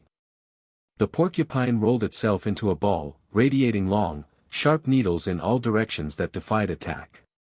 In his youth One Eye had once sniffed too near a similar, apparently inert ball of quills, and had the tail flick out suddenly in his face. One quill he had carried away in his muzzle, where it had remained for weeks, a rankling flame, until it finally worked out. So he lay down, in a comfortable crouching position, his nose fully a foot away, and out of the line of the tail. Thus he waited, keeping perfectly quiet. There was no telling. Something might happen. The porcupine might unroll. There might be opportunity for a deft and ripping thrust of paw into the tender, unguarded belly. But at the end of half an hour he arose, growled wrathfully at the motionless ball, and trotted on. He had waited too often and futilely in the past for porcupines to unroll, to waste any more time. He continued up the right fork. The day wore along, and nothing rewarded his hunt. The urge of his awakened instinct of fatherhood was strong upon him. He must find meat. In the afternoon he blundered upon a ptarmigan. He came out of a thicket and found himself face to face with the slow-witted bird. It was sitting on a log, not a foot beyond the end of his nose. Each saw the other. The bird made a startled rise, but he struck it with his paw, and smashed it down to earth, then pounced upon it. And caught it in his teeth as it scuttled across the snow trying to rise in the air again. As his teeth crunched through the tender flesh and fragile bones, he began naturally to eat. Then he remembered, and, turning on the back track, started for home, carrying the ptarmigan in his mouth. A mile above the forks, running velvet-footed as was his custom, a gliding shadow that cautiously prospected each new vista of the trail. He came upon later imprints of the large tracks he had discovered in the early morning. As the track led his way, he followed, prepared to meet the maker of it at every turn of the stream. He slid his head around a corner of rock, where began an unusually large bend in the stream, and his quick eyes made out something that sent him crouching swiftly down. It was the maker of the track, a large female lynx. She was crouching as he had crouched once that day, in front of her the tight-rolled ball of quills. If he had been a gliding shadow before, he now became the ghost of such a shadow, as he crept and circled around, and came up well to leeward of the silent, motionless pair. He lay down in the snow, depositing the ptarmigan beside him. And with eyes peering through the needles of a low-growing spruce he watched the play of life before him, the waiting lynx and the waiting porcupine. Each intent on life, and, such was the curiousness of the game, the way of life for one lay in the eating of the other. And the way of life for the other lay in being not eaten. While Old One Eye, the wolf crouching in the covert, played his part, too, in the game, waiting for some strange freak of chance, that might help him on the meat trail which was his way of life. Half an hour passed, an hour, and nothing happened. The ball of quills might have been a stone for all it moved, the lynx might have been frozen to marble, and Old One Eye might have been dead. Yet all three animals were keyed to a tenseness of living that was almost painful, and scarcely ever would it come to them to be more alive than they were then in their seeming petrifaction. One eye moved slightly and peered forth with increased eagerness. Something was happening. The porcupine had at last decided that its enemy had gone away. Slowly, cautiously, it was unrolling its ball of impregnable armor. It was agitated by no tremor of anticipation. Slowly, slowly, the bristling ball straightened out and lengthened. One Eye, watching, felt a sudden moistness in his mouth and a drooling of saliva, involuntary, excited by the living meat that was spreading itself like a repast before him. Not quite entirely had the porcupine unrolled when it discovered its enemy. In that instant the lynx struck. The blow was like a flash of light. The paw, with rigid claws curving like talons, shot under the tender belly and came back with a swift ripping movement. Had the porcupine been entirely unrolled, or had it not discovered its enemy a fraction of a second before the blow was struck, the paw would have escaped unscathed, but a side flick of the tail sank sharp quills into it as it was withdrawn. Everything had happened at once: the blow, the counterblow, the squeal of agony from the porcupine, the big cat's squall of sudden hurt and astonishment. One Eye half arose in his excitement, his ears up, his tail straight out and quivering behind him. The lynx's bad temper got the best of her. She sprang savagely at the thing that had hurt her. But the porcupine, squealing and grunting, with disrupted anatomy trying feebly to roll up into its ball protection, flicked out its tail again, and again the big cat squalled with hurt and astonishment. Then she fell to backing away and sneezing, her nose bristling with quills like a monstrous pincushion. She brushed her nose with her paws, trying to dislodge the fiery darts, thrust it into the snow, and rubbed it against twigs and branches. And all the time leaping about, ahead, sidewise, up and down, in a frenzy of pain and fright. She sneezed continually, and her stub of a tail was doing its best toward lashing about by giving quick, violent jerks. She quit her antics, and quieted down for a long minute. One Eye watched. And even he could not repress a start and an involuntary bristling of hair along his back when she suddenly leaped. Without warning, straight up in the air, at the same time emitting a long and most terrible squall. Then she sprang away, up the trail, squalling with every leap she made. It was not until her racket had faded away in the distance and died out that One Eye ventured forth. He walked as delicately as though all the snow were carpeted with porcupine quills, erect and ready to pierce the soft pads of his feet. The porcupine met his approach with a furious squealing and a clashing of its long teeth. It had managed to roll up in a ball again, but it was not quite the old compact ball, its muscles were too much torn for that. It had been ripped almost in half, and was still bleeding profusely. One Eye scooped out mouthfuls of the blood-soaked snow, and chewed and tasted and swallowed. This served as a relish, and his hunger increased mightily, but he was too old in the world to forget his caution. He waited. He lay down and waited, while the porcupine grated its teeth and uttered grunts and sobs and occasional sharp little squeals. In a little while, One Eye noticed that the quills were drooping and that a great quivering had set up. The quivering came to an end suddenly. There was a final defiant clash of the long teeth. Then all the quills drooped quite down, and the body relaxed and moved no more. With a nervous, shrinking paw, One Eye stretched out the porcupine to its full length and turned it over on its back. Nothing had happened. It was surely dead. He studied it intently for a moment, then took a careful grip with his teeth and started off down the stream. Partly carrying, partly dragging the porcupine, with head turned to the side so as to avoid stepping on the prickly mass. He recollected something, dropped the burden, and trotted back to where he had left the ptarmigan. He did not hesitate a moment. He knew clearly what was to be done, and this he did by promptly eating the ptarmigan. Then he returned and took up his burden. When he dragged the result of his day's hunt into the cave, the she-wolf inspected it, turned her muzzle to him, and lightly licked him on the neck. But the next instant she was warning him away from the cubs with a snarl that was less harsh than usual and that was more apologetic than menacing.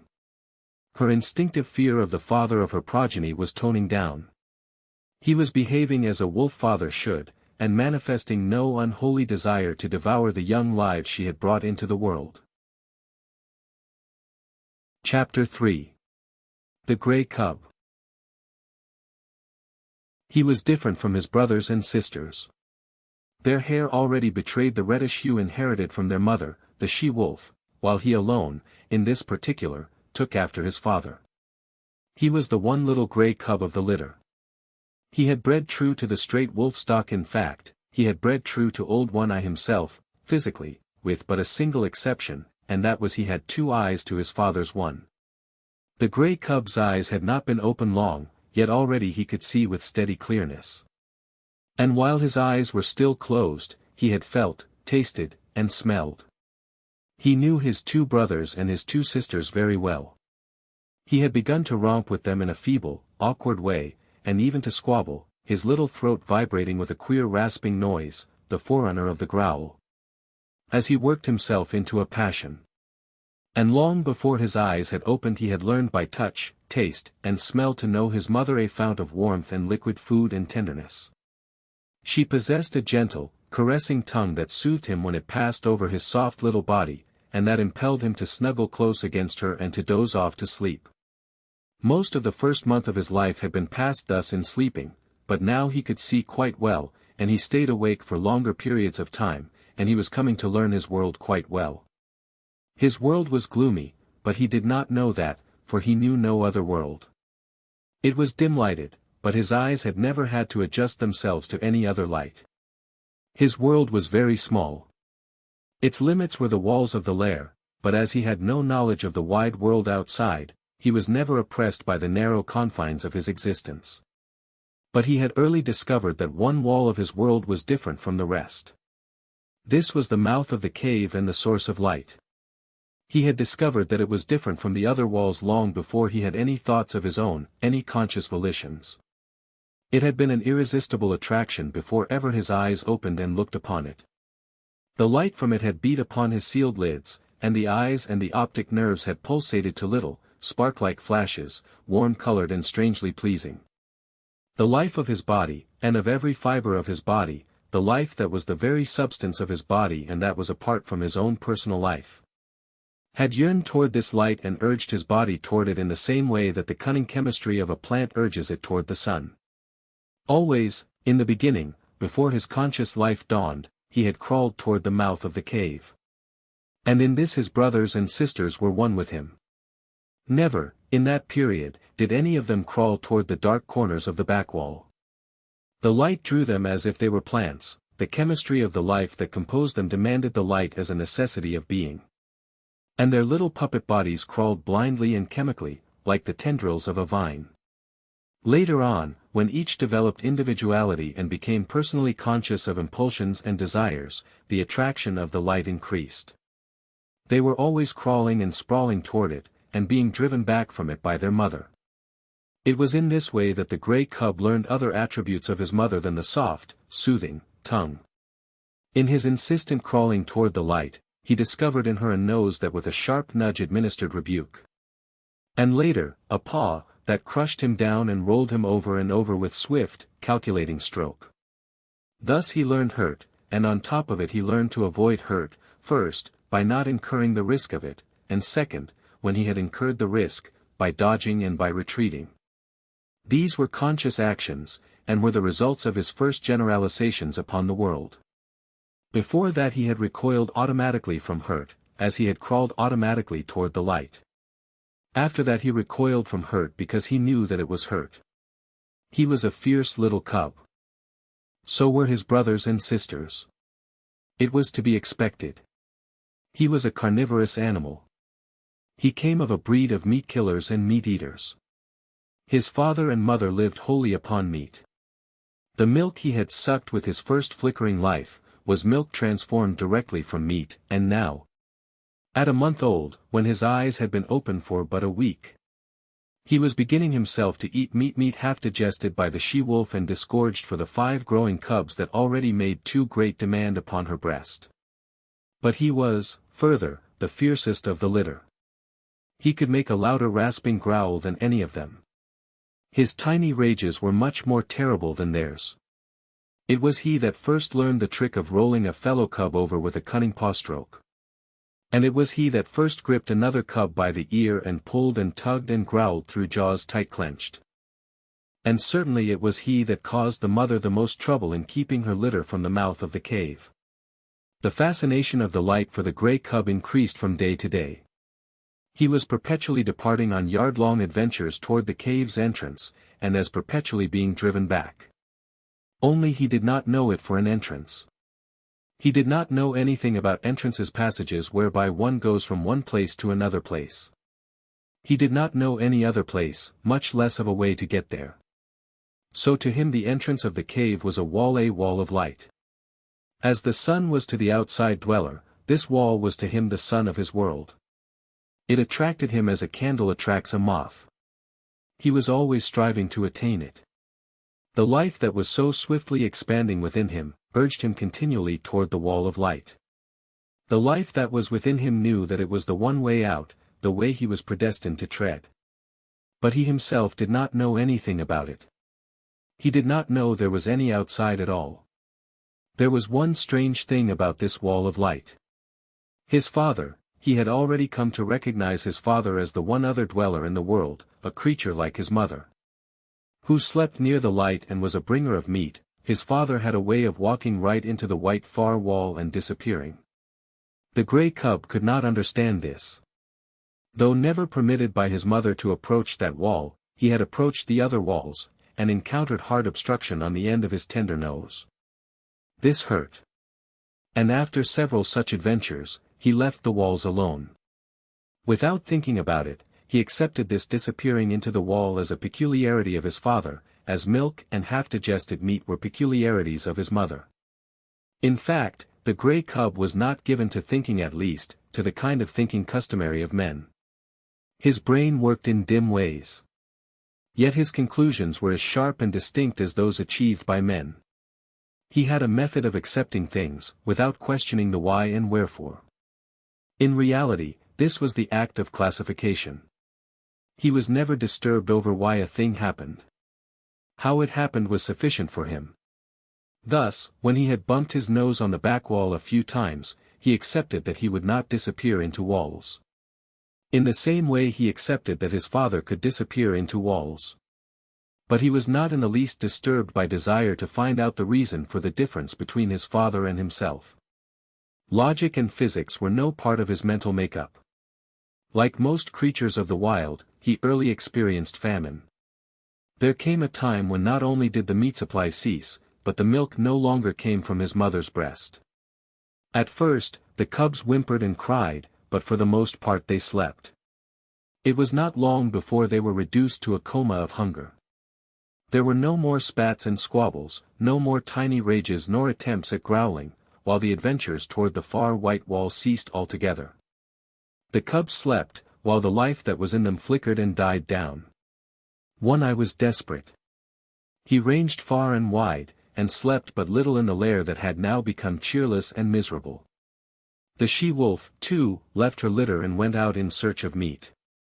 In the first days after the birth of the cubs, One Eye had journeyed several times back to the Indian camp and robbed the rabbit snares.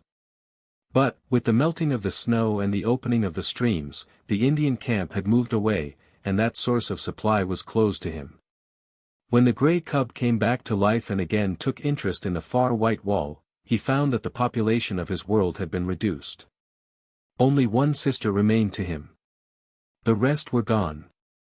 As he grew stronger, he found himself compelled to play alone, for the sister no longer lifted her head nor moved about. His little body rounded out with the meat he now ate, but the food had come too late for her. She slept continuously, a tiny skeleton flung round with skin in which the flame flickered lower and lower and at last went out. Then there came a time when the gray cub no longer saw his father appearing and disappearing in the wall nor lying down asleep in the entrance. This had happened at the end of a second and less severe famine. The she-wolf knew why One Eye never came back, but there was no way by which she could tell what she had seen to the gray cub. Hunting herself for meat, up the left fork of the stream where lived the lynx, she had followed a day-old trail of One Eye. And she had found him, or what remained of him, at the end of the trail. There were many signs of the battle that had been fought, and of the lynx's withdrawal to her lair after having won the victory. Before she went away, the she-wolf had found this lair, but the signs told her that the lynx was inside, and she had not dared to venture in. After that, the she-wolf in her hunting avoided the left fork. For she knew that in the lynx's lair was a litter of kittens, and she knew the lynx for a fierce, bad-tempered creature and a terrible fighter. It was all very well for half a dozen wolves to drive a lynx, spitting and bristling, up a tree.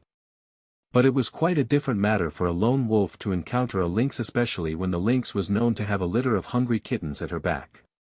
But the wild is the wild, and motherhood is motherhood, at all times fiercely protective whether in the wild or out of it. And the time was to come when the she-wolf, for her grey cub's sake, would venture the left fork, and the lair in the rocks. And the lynx's wrath. Chapter 4. The Wall of the World. By the time his mother began leaving the cave on hunting expeditions, the cub had learned well the law that forbade his approaching the entrance. Not only had this law been forcibly and many times impressed on him by his mother's nose and paw, but in him the instinct of fear was developing. Never, in his brief cave life, had he encountered anything of which to be afraid. Yet fear was in him. It had come down to him from a remote ancestry through 1,000 lives. It was a heritage he had received directly from One Eye and the she-wolf, but to them, in turn, it had been passed down through all the generations of wolves that had gone before. Fear. That legacy of the wild which no animal may escape nor exchange for pottage. So the grey cub knew fear, though he knew not the stuff of which fear was made. Possibly he accepted it as one of the restrictions of life. For he had already learned that there were such restrictions. Hunger he had known, and when he could not appease his hunger he had felt restriction. The hard obstruction of the cave wall, the sharp nudge of his mother's nose, the smashing stroke of her paw. The hunger unappeased of several famines, had borne in upon him that all was not freedom in the world. That to life there was limitations and restraints. These limitations and restraints were laws. To be obedient to them was to escape hurt and make for happiness. He did not reason the question out in this man fashion. He merely classified the things that hurt and the things that did not hurt.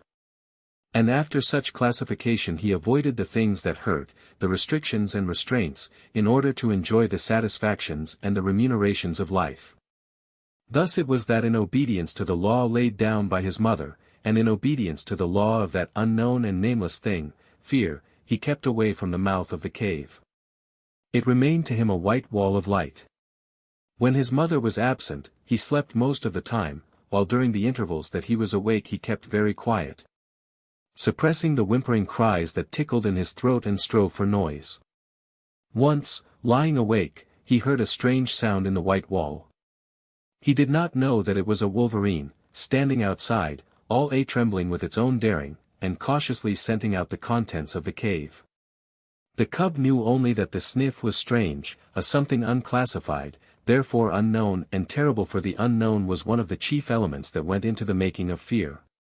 The hair bristled upon the grey cub's back, but it bristled silently.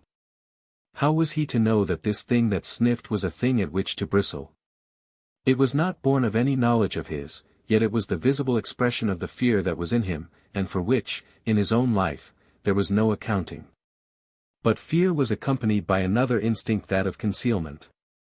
The cub was in a frenzy of terror, yet he lay without movement or sound, frozen, petrified into immobility, to all appearances dead.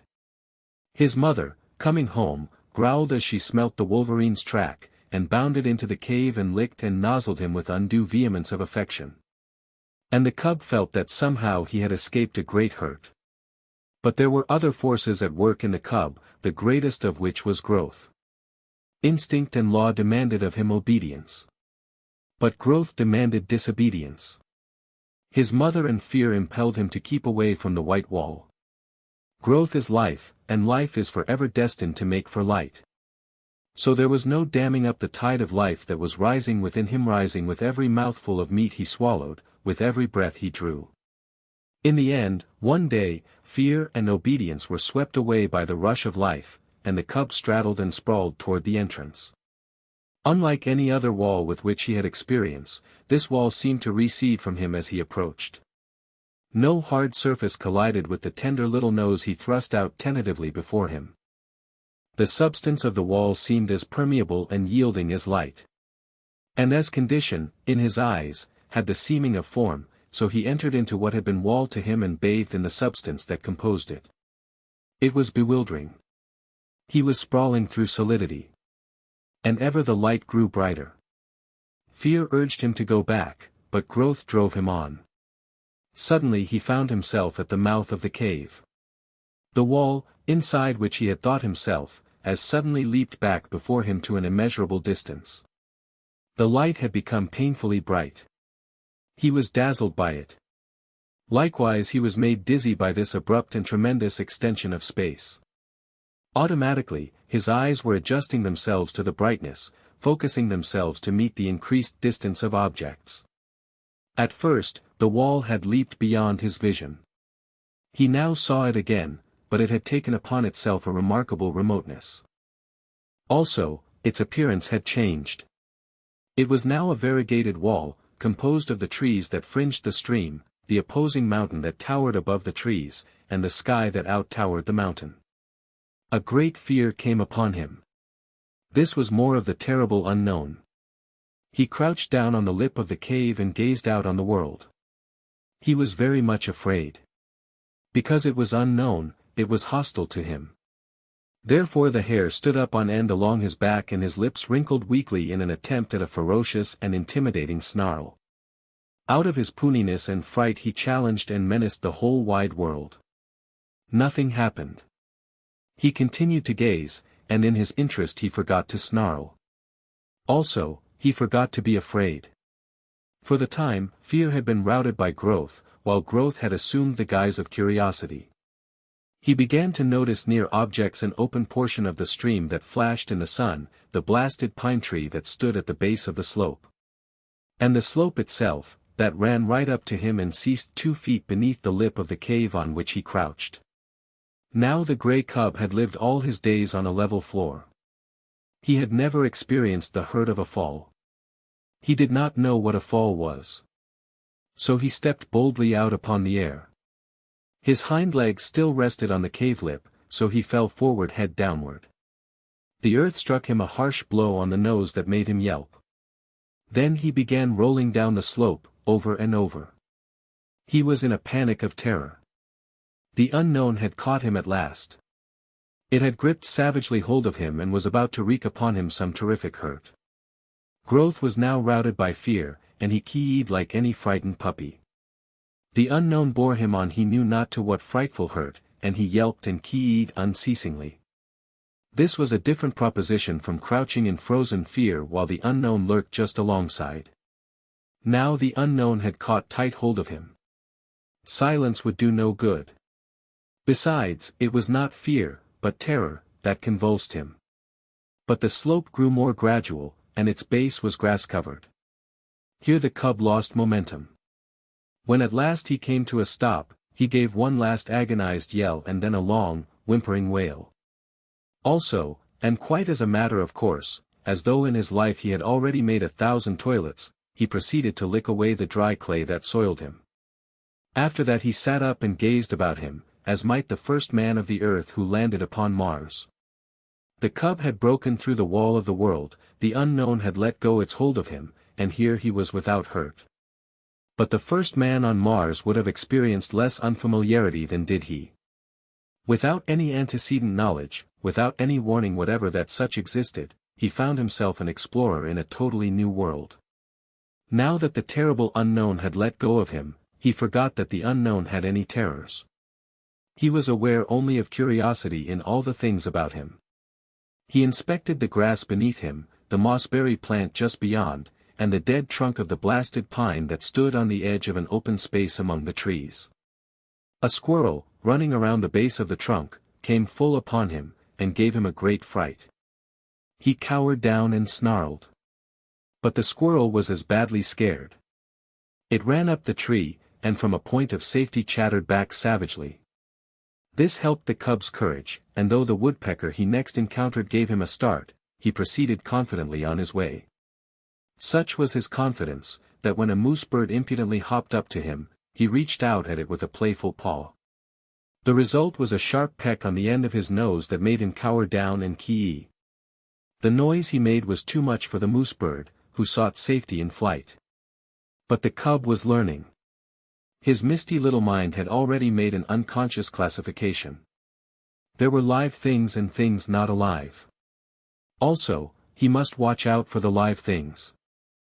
The things not alive remained always in one place, but the live things moved about, and there was no telling what they might do. The thing to expect of them was the unexpected, and for this he must be prepared.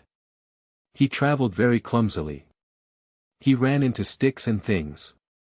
A twig that he thought a long way off, would the next instant hit him on the nose or rake along his ribs. There were inequalities of surface. Sometimes he overstepped and stubbed his nose. Quite as often he understepped and stubbed his feet. Then there were the pebbles and stones that turned under him when he trod upon them.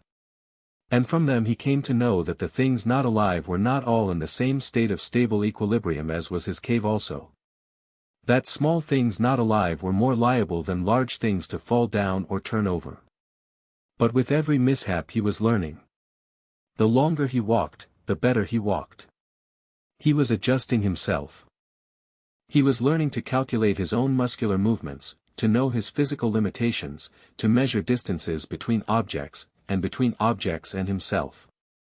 His was the luck of the beginner. Born to be a hunter of meat, though he did not know it, he blundered upon meat just outside his own cave door on his first foray into the world. It was by sheer blundering that he chanced upon the shrewdly hidden ptarmigan nest. He fell into it. He had essayed to walk along the trunk of a fallen pine. The rotten bark gave way under his feet, and with a despairing yelp he pitched down the rounded crescent. Smashed through the leafage and stalks of a small bush, and in the heart of the bush, on the ground. Fetched up in the midst of 7 ptarmigan chicks. They made noises, and at first he was frightened at them. Then he perceived that they were very little, and he became bolder. They moved. He placed his paw on one, and its movements were accelerated. This was a source of enjoyment to him. He smelled it. He picked it up in his mouth. It struggled and tickled his tongue. At the same time he was made aware of a sensation of hunger. His jaws closed together. There was a crunching of fragile bones, and warm blood ran in his mouth. The taste of it was good. This was meat, the same as his mother gave him, only it was alive between his teeth and therefore better. So he ate the ptarmigan. Nor did he stop till he had devoured the whole brood.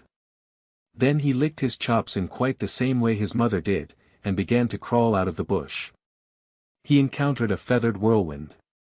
He was confused and blinded by the rush of it and the beat of angry wings. He hid his head between his paws and yelped. The blows increased. The mother ptarmigan was in a fury. Then he became angry. He rose up, snarling, striking out with his paws. He sank his tiny teeth into one of the wings and pulled and tugged sturdily. The ptarmigan struggled against him, showering blows upon him with her free wing. It was his first battle. He was elated. He forgot all about the unknown. He no longer was afraid of anything. He was fighting, tearing at a live thing that was striking at him. Also, this live thing was meat. The lust to kill was on him. He had just destroyed little live things. He would now destroy a big live thing. He was too busy and happy to know that he was happy. He was thrilling and exulting in ways new to him and greater to him than any he had known before. He held on to the wing and growled between his tight-clenched teeth. The ptarmigan dragged him out of the bush. When she turned and tried to drag him back into the bush's shelter, he pulled her away from it and on into the open. And all the time she was making outcry and striking with her free wing, while feathers were flying like a snowfall. The pitch to which he was aroused was tremendous. All the fighting blood of his breed was up in him and surging through him. This was living, though he did not know it. He was realizing his own meaning in the world, he was doing that for which he was made, killing meat and battling to kill it. He was justifying his existence, than which life can do no greater, for life achieves its summit when it does to the uttermost that which it was equipped to do. After a time, the ptarmigan ceased her struggling. He still held her by the wing, and they lay on the ground and looked at each other.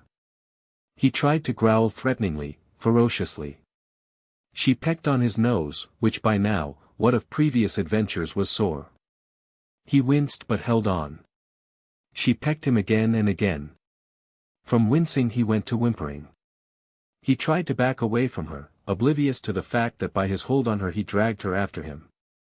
A rain of pecks fell on his ill-used nose. The flood of fight ebbed down in him, and, releasing his prey, he turned tail and scampered on across the open in inglorious retreat. He lay down to rest on the other side of the open, near the edge of the bushes, his tongue lolling out. His chest heaving and panting, his nose still hurting him and causing him to continue his whimper. But as he lay there, suddenly there came to him a feeling as of something terrible impending. The unknown with all its terrors rushed upon him, and he shrank back instinctively into the shelter of the bush. As he did so, a draught of air fanned him, and a large, winged body swept ominously and silently past. A hawk, driving down out of the blue, had barely missed him. While he lay in the bush, recovering from his fright and peering fearfully out, the mother ptarmigan on the other side of the open space fluttered out of the ravaged nest. It was because of her loss that she paid no attention to the winged bolt of the sky. But the cub saw, and it was a warning and a lesson to him, the swift downward swoop of the hawk, the short skim of its body just above the ground.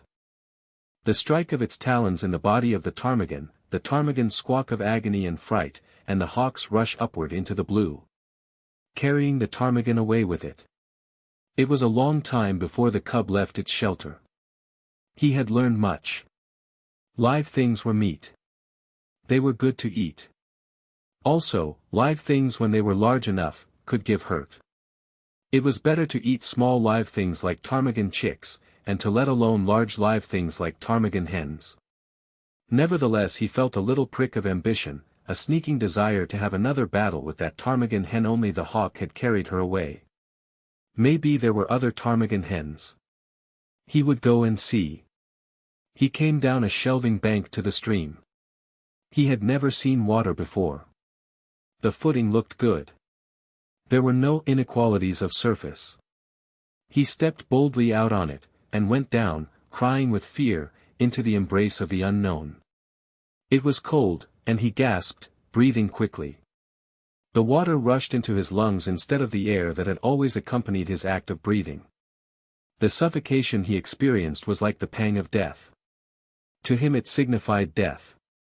He had no conscious knowledge of death, but like every animal of the wild, he possessed the instinct of death. To him it stood as the greatest of hurts. It was the very essence of the unknown, it was the sum of the terrors of the unknown, the one culminating in unthinkable catastrophe that could happen to him. About which he knew nothing and about which he feared everything. He came to the surface, and the sweet air rushed into his open mouth. He did not go down again. Quite as though it had been a long-established custom of his, he struck out with all his legs and began to swim. The near bank was a yard away, but he had come up with his back to it, and the first thing his eyes rested upon was the opposite bank, toward which he immediately began to swim. The stream was a small one, but in the pool it widened out to a score of feet. Midway in the passage, the current picked up the cub and swept him downstream. He was caught in the miniature rapid at the bottom of the pool. Here was little chance for swimming. The quiet water had become suddenly angry. Sometimes he was under, sometimes on top. At all times he was in violent motion, now being turned over or around, and again, being smashed against a rock. And with every rock he struck, he yelped. His progress was a series of yelps, from which might have been adduced the number of rocks he encountered.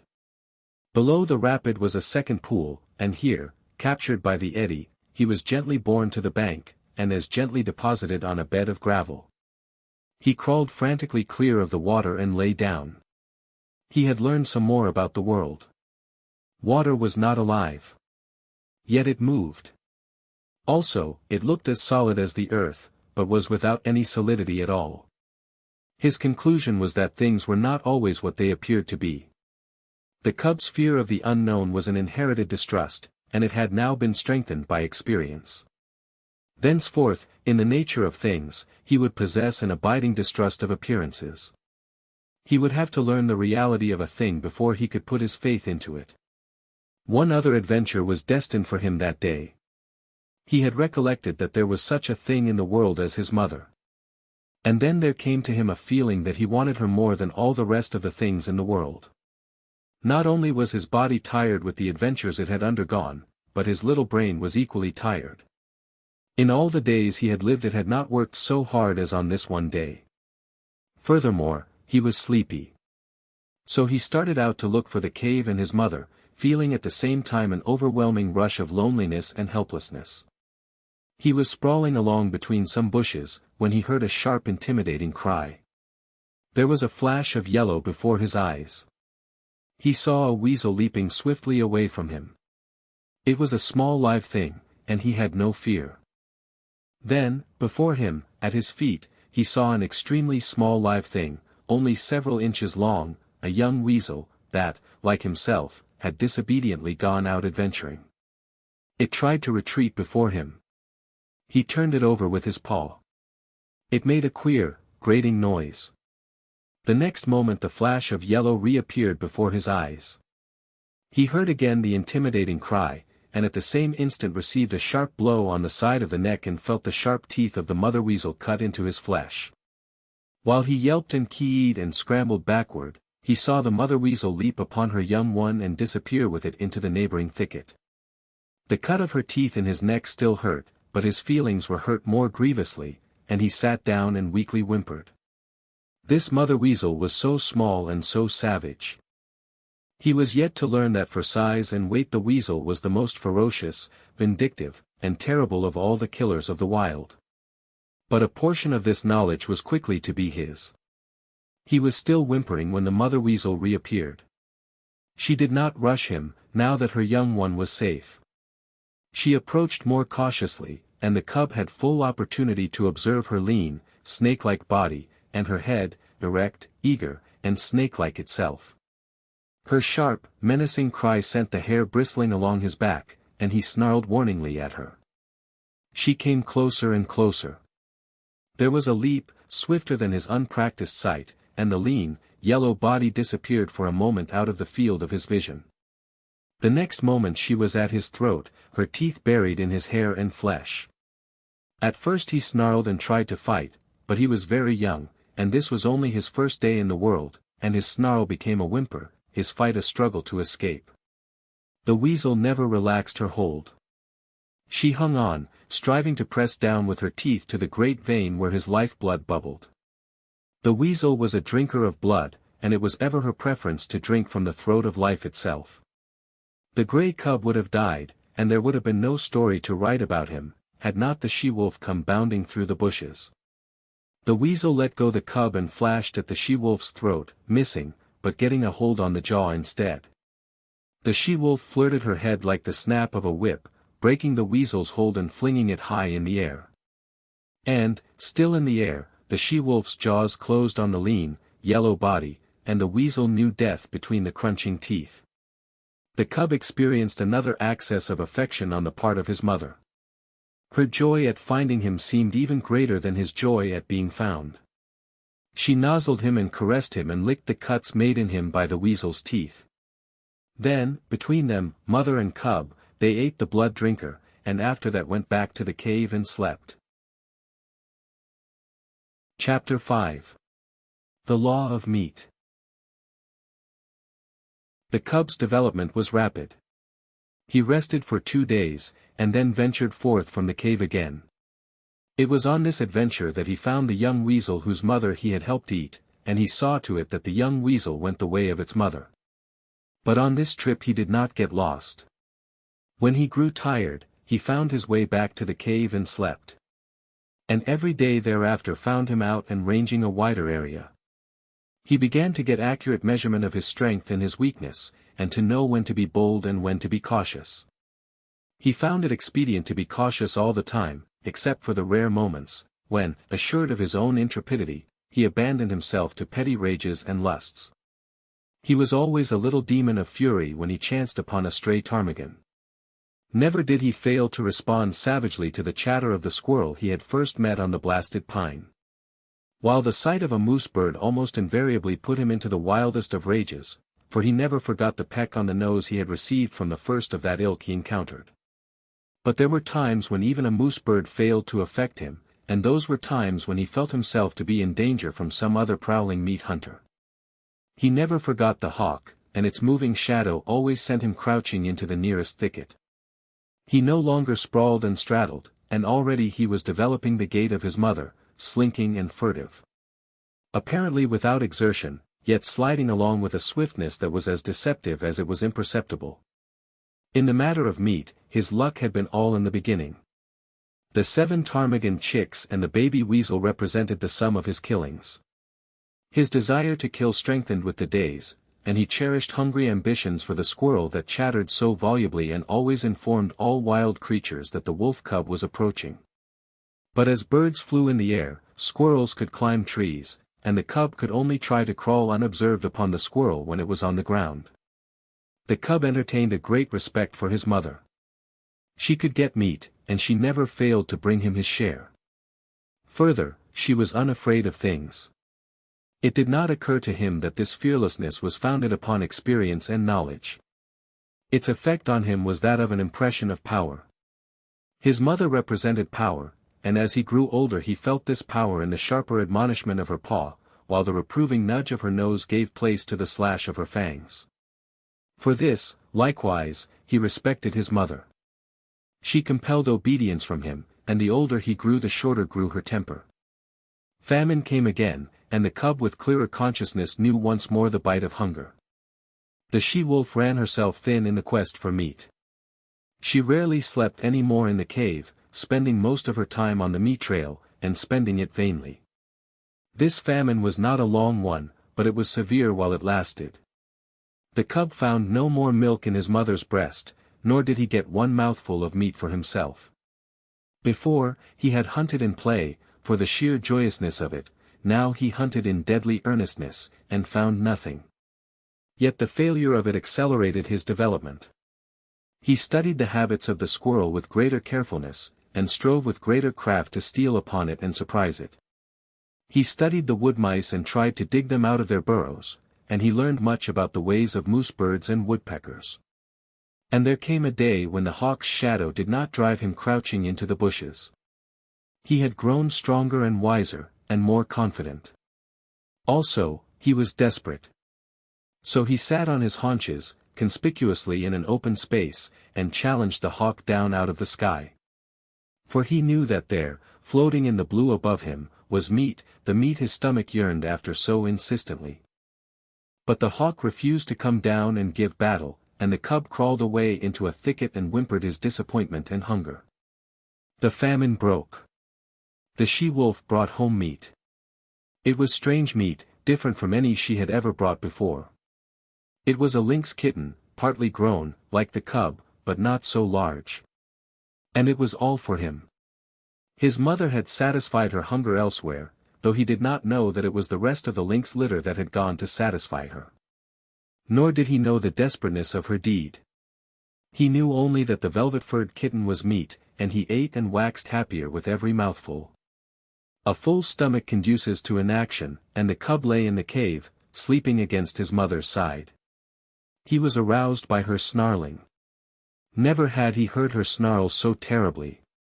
Possibly in her whole life it was the most terrible snarl she ever gave. There was reason for it, and none knew it better than she. A lynx's lair is not despoiled with impunity. In the full glare of the afternoon light, crouching in the entrance of the cave, the cub saw the lynx mother. The hair rippled up along his back at the sight. Here was fear, and it did not require his instinct to tell him of it. And if sight alone were not sufficient, the cry of rage the intruder gave, beginning with a snarl and rushing abruptly upward into a hoarse screech, was convincing enough in itself. The cub felt the prod of the life that was in him, and stood up and snarled valiantly by his mother's side.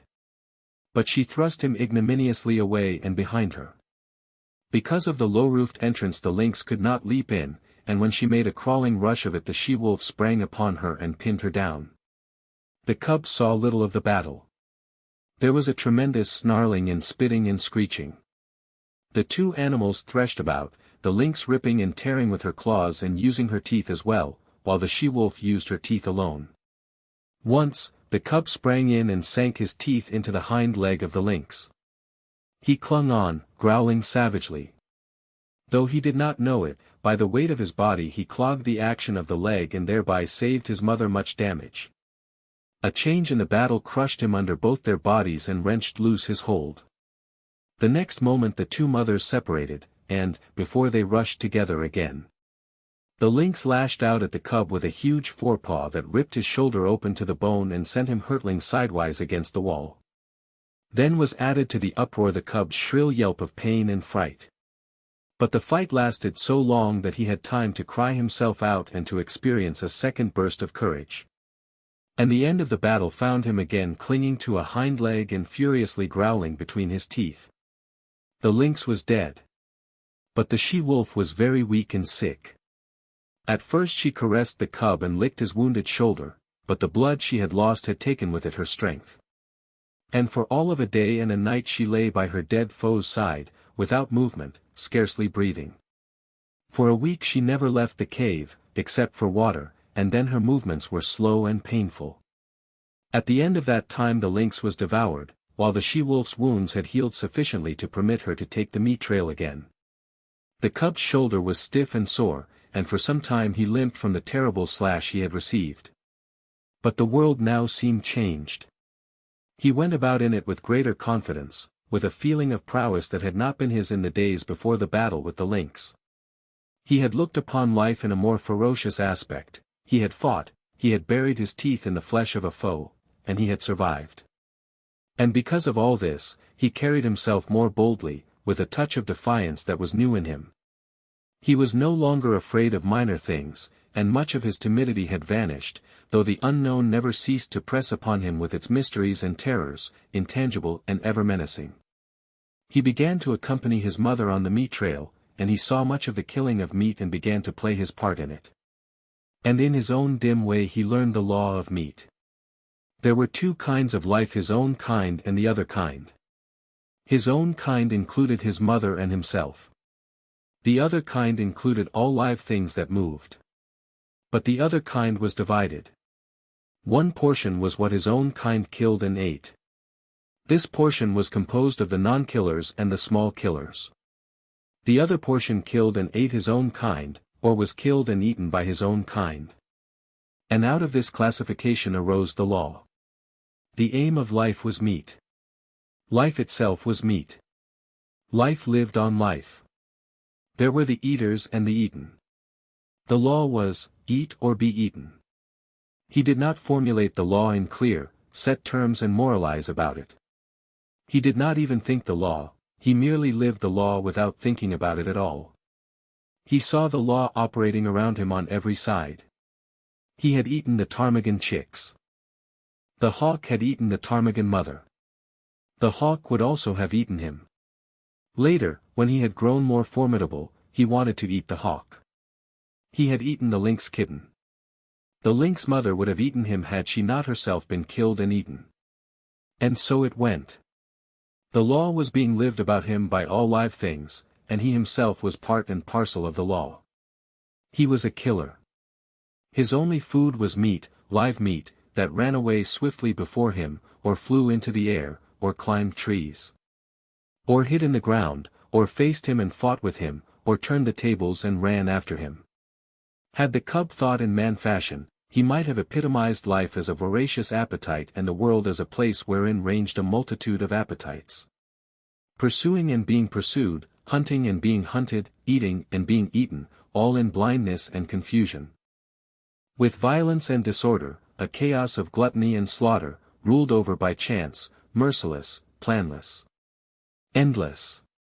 But the cub did not think in man fashion. He did not look at things with wide vision. He was single-purposed, and entertained but one thought or desire at a time. Besides the law of meat, there were a myriad other and lesser laws for him to learn and obey. The world was filled with surprise.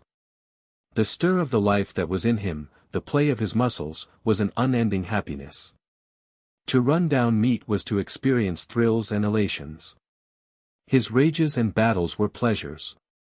Terror itself, and the mystery of the unknown, led to his living. And there were easements and satisfactions. To have a full stomach, to doze lazily in the sunshine, such things were remuneration in full for his ardors and toils, while his ardors and toils were in themselves self-remunerative. They were expressions of life, and life is always happy when it is expressing itself. So the cub had no quarrel with his hostile environment. He was very much alive, very happy, and very proud of himself.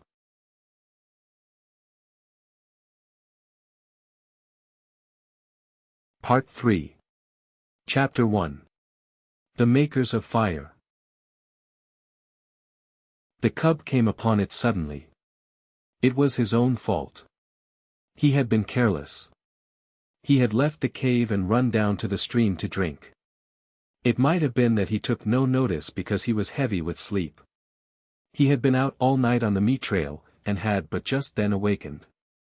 And his carelessness might have been due to the familiarity of the trail to the pool. He had traveled it often, and nothing had ever happened on it. He went down past the blasted pine, crossed the open space, and trotted in amongst the trees. Then, at the same instant, he saw and smelt. Before him, sitting silently on their haunches, were 5 live things, the like of which he had never seen before. It was his first glimpse of mankind. But at the sight of him the 5 men did not spring to their feet, nor show their teeth, nor snarl. They did not move, but sat there, silent and ominous.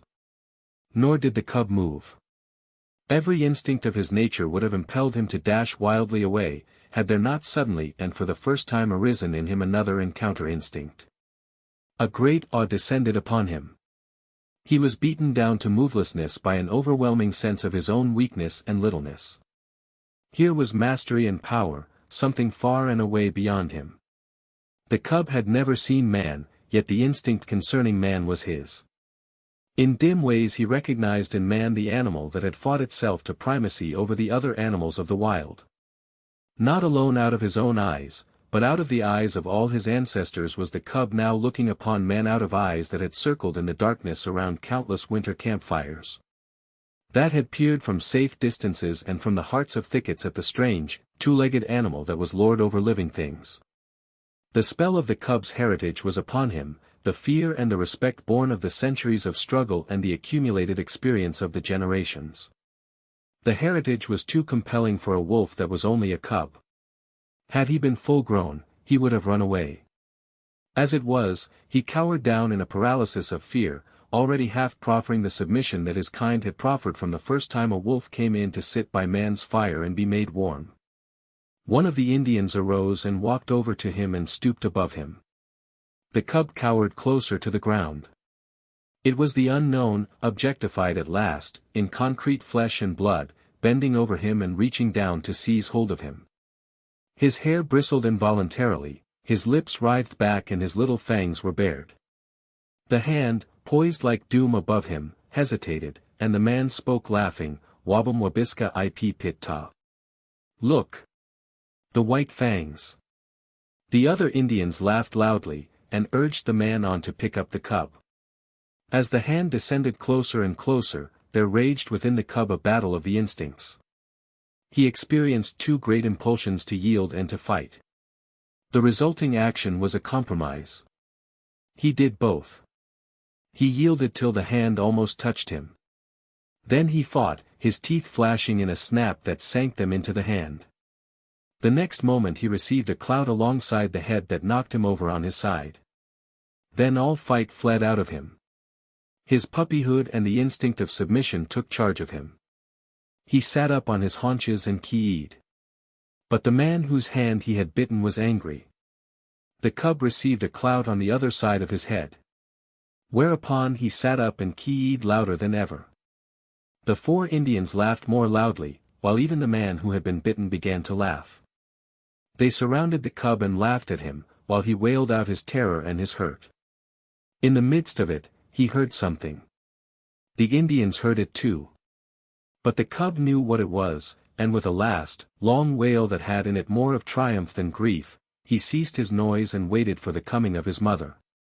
Of his ferocious and indomitable mother who fought and killed all things and was never afraid. She was snarling as she ran. She had heard the cry of her cub and was dashing to save him. She bounded in amongst them, her anxious and militant motherhood making her anything but a pretty sight. But to the cub the spectacle of her protective rage was pleasing. He uttered a glad little cry and bounded to meet her, while the man-animals went back hastily several steps. The she-wolf stood over against her cub, facing the men, with bristling hair, a snarl rumbling deep in her throat. Her face was distorted and malignant with menace, even the bridge of the nose wrinkling from tip to eyes, so prodigious was her snarl. Then it was that a cry went up from one of the men. "Kitch!" was what he uttered. It was an exclamation of surprise. The cub felt his mother wilting at the sound. "Kitch!" the man cried again, this time with sharpness and authority.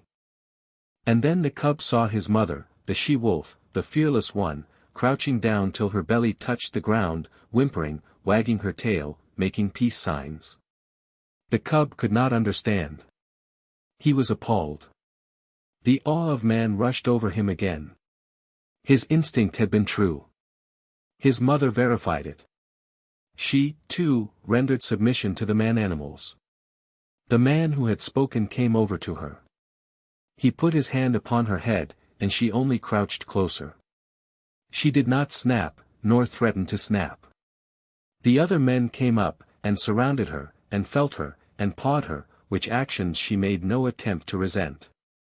They were greatly excited, and made many noises with their mouths. These noises were not indication of danger, the cub decided, as he crouched near his mother, still bristling from time to time but doing his best to submit. "It is not strange," an Indian was saying. "Her father was a wolf. It is true, her mother was a dog, but did not my brother tie her out in the woods all of 3 nights in the mating season? Therefore was the father of Kitch a wolf. It is a year, Gray Beaver, since she ran away," spoke a second Indian. "It is not strange, Salmon Tongue," Gray Beaver answered. "It was the time of the famine, and there was no meat for the dogs." "She has lived with the wolves," said a third Indian. "So it would seem, 3 eagles," Gray Beaver answered, laying his hand on the cub, "and this be the sign of it." The cub snarled a little at the touch of the hand, and the hand flew back to administer a clout. Whereupon the cub covered its fangs, and sank down submissively, while the hand, returning, rubbed behind his ears, and up and down his back. "This be the sign of it," Gray Beaver went on. "It is plain that his mother is Kitch.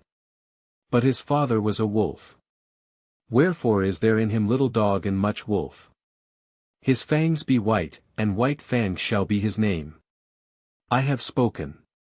He is my dog. For was not Kitch my brother's dog? And is not my brother dead?" The cub, who had thus received a name in the world, lay and watched. For a time the man-animals continued to make their mouth noises. Then Gray Beaver took a knife from a sheath that hung around his neck, and went into the thicket and cut a stick. White Fang watched him. He notched the stick at each end, and in the notches fastened strings of rawhide. One string he tied around the throat of Kitch. Then he led her to a small pine, around which he tied the other string. White Fang followed and lay down beside her. Salmon Tongue's hand reached out to him and rolled him over on his back. Kitch looked on anxiously. White Fang felt fear mounting in him again. He could not quite suppress a snarl, but he made no offer to snap. The hand, with fingers crooked and spread apart, rubbed his stomach in a playful way and rolled him from side to side. It was ridiculous and ungainly, lying there on his back with legs sprawling in the air. Besides, it was a position of such utter helplessness that White Fang's whole nature revolted against it. He could do nothing to defend himself. If this man-animal intended harm, White Fang knew that he could not escape it. How could he spring away with his 4 legs in the air above him? Yet submission made him master his fear, and he only growled softly. This growl he could not suppress, nor did the man-animal resent it by giving him a blow on the head. And furthermore, such was the strangeness of it, White Fang experienced an unaccountable sensation of pleasure as the hand rubbed back and forth. When he was rolled on his side he ceased to growl, when the fingers pressed and prodded at the base of his ears the pleasurable sensation increased. And when, with a final rub and scratch, the man left him alone and went away, all fear had died out of White Fang. He was to know fear many times in his dealing with man, yet it was a token of the fearless companionship with man that was ultimately to be his. After a time, White Fang heard strange noises approaching. He was quick in his classification, for he knew them at once for man-animal noises. A few minutes later the remainder of the tribe, strung out as it was on the march, trailed in. There were more men and many women and children, 40 souls of them, and all heavily burdened with camp equipage and outfit. Also there were many dogs, and these, with the exception of the part-grown puppies, were likewise burdened with camp outfit. On their backs, in bags that fastened tightly around underneath, the dogs carried from 20 to 30 pounds of weight. White Fang had never seen dogs before, but at sight of them he felt that they were his own kind, only somehow different. But they displayed little difference from the wolf when they discovered the cub and his mother. There was a rush. White Fang bristled and snarled and snapped in the face of the open-mouthed oncoming wave of dogs, and went down and under them. Feeling the sharp slash of teeth in his body, himself biting and tearing at the legs and bellies above him. There was a great uproar. He could hear the snarl of Kitch as she fought for him, and he could hear the cries of the man-animals, the sound of clubs striking upon bodies, and the yelps of pain from the dogs so struck. Only a few seconds elapsed before he was on his feet again. He could now see the man-animals driving back the dogs with clubs and stones, defending him, saving him from the savage teeth of his kind that somehow was not his kind. And though there was no reason in his brain for a clear conception of so abstract a thing as justice, nevertheless, in his own way, he felt the justice of the man-animals, and he knew them for what they were, makers of law and executors of law. Also, he appreciated the power with which they administered the law. Unlike any animals he had ever encountered, they did not bite nor claw. They enforced their live strength with the power of dead things. Dead things did their bidding. Thus, sticks and stones, directed by these strange creatures, leaped through the air like living things, inflicting grievous hurts upon the dogs. To his mind this was power unusual, power inconceivable and beyond the natural, power that was godlike. White Fang, in the very nature of him, could never know anything about gods. At the best he could know only things that were beyond knowing, but the wonder and awe that he had of these man-animals in ways resembled what would be the wonder and awe of man at sight of some celestial creature. On a mountain top, hurling thunderbolts from either hand at an astonished world. The last dog had been driven back. The hubbub died down. And White Fang licked his hurts and meditated upon this, his first taste of pack cruelty and his introduction to the pack. He had never dreamed that his own kind consisted of more than one eye, his mother, and himself. They had constituted a kind apart, and here, abruptly, he had discovered many more creatures apparently of his own kind. And there was a subconscious resentment that these, his kind, at first sight had pitched upon him and tried to destroy him. In the same way he resented his mother being tied with a stick, even though it was done by the superior man-animals. It savored of the trap, of bondage. Yet of the trap and of bondage he knew nothing. Freedom to roam and run and lie down at will, had been his heritage, and here it was being infringed upon. His mother's movements were restricted to the length of a stick, and by the length of that same stick was he restricted, for he had not yet got beyond the need of his mother's side. He did not like it. Nor did he like it when the man-animals arose and went on with their march, for a tiny man-animal took the other end of the stick and led Kitch captive behind him. And behind Kitch followed White Fang, greatly perturbed and worried by this new adventure he had entered upon. They went down the valley of the stream, far beyond White Fang's widest ranging, until they came to the end of the valley, where the stream ran into the Mackenzie River. Here, where canoes were cached on poles high in the air and where stood fish racks for the drying of fish, camp was made, and White Fang looked on with wondering eyes. The superiority of these man-animals increased with every moment. There was their mastery over all these sharp-fanged dogs. It breathed of power. But greater than that, to the wolf cub, was their mastery over things not alive, their capacity to communicate motion to unmoving things, their capacity to change the very face of the world.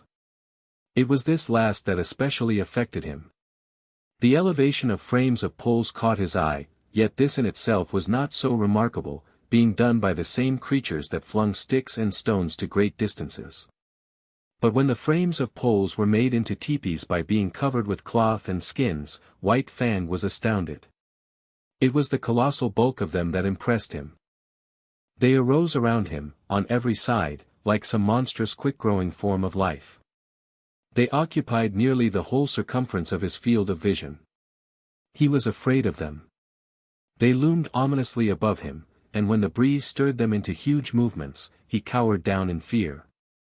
Keeping his eyes warily upon them, and prepared to spring away if they attempted to precipitate themselves upon him. But in a short while his fear of the teepees passed away. He saw the women and children passing in and out of them without harm, and he saw the dogs trying often to get into them, and being driven away with sharp words and flying stones. After a time, he left Kitch's side and crawled cautiously toward the wall of the nearest teepee. It was the curiosity of growth that urged him on the necessity of learning and living and doing that brings experience. The last few inches to the wall of the teepee were crawled with painful slowness and precaution. The day's events had prepared him for the unknown to manifest itself in most stupendous and unthinkable ways. At last his nose touched the canvas. He waited. Nothing happened. Then he smelled the strange fabric, saturated with the man-smell. He closed on the canvas with his teeth and gave a gentle tug. Nothing happened, though the adjacent portions of the teepee moved. He tugged harder. There was a greater movement. It was delightful. He tugged still harder, and repeatedly, until the whole teepee was in motion. Then the sharp cry of a squaw inside sent him scampering back to Kitch. But after that he was afraid no more of the looming bulks of the teepees. A moment later he was straying away again from his mother. Her stick was tied to a peg in the ground and she could not follow him. A part-grown puppy, somewhat larger and older than he, came toward him slowly, with ostentatious and belligerent importance. The puppy's name, as White Fang was afterward to hear him called, was Lip Lip. He had experience in puppy fights and was already something of a bully. Lip Lip was White Fang's own kind, and, being only a puppy, did not seem dangerous, so White Fang prepared to meet him in a friendly spirit. But when the stranger's walk became stiff-legged and his lips lifted clear of his teeth, White Fang stiffened too, and answered with lifted lips. They half circled about each other, tentatively, snarling and bristling. This lasted several minutes, and White Fang was beginning to enjoy it, as a sort of game. But suddenly, with remarkable swiftness, Lip Lip leaped in, delivering a slashing snap, and leaped away again. The snap had taken effect on the shoulder that had been hurt by the lynx and that was still sore deep down near the bone. The surprise and hurt of it brought a yelp out of White Fang, but the next moment, in a rush of anger, he was upon Lip Lip and snapping viciously. But Lip Lip had lived his life in camp and had fought many puppy fights. 3 times, 4 times, and half a dozen times, his sharp little teeth scored on the newcomer, until White Fang, yelping shamelessly, fled to the protection of his mother. It was the first of the many fights he was to have with Lip Lip, for they were enemies from the start, born so, with natures destined perpetually to clash. Kitch licked White Fang soothingly with her tongue, and tried to prevail upon him to remain with her.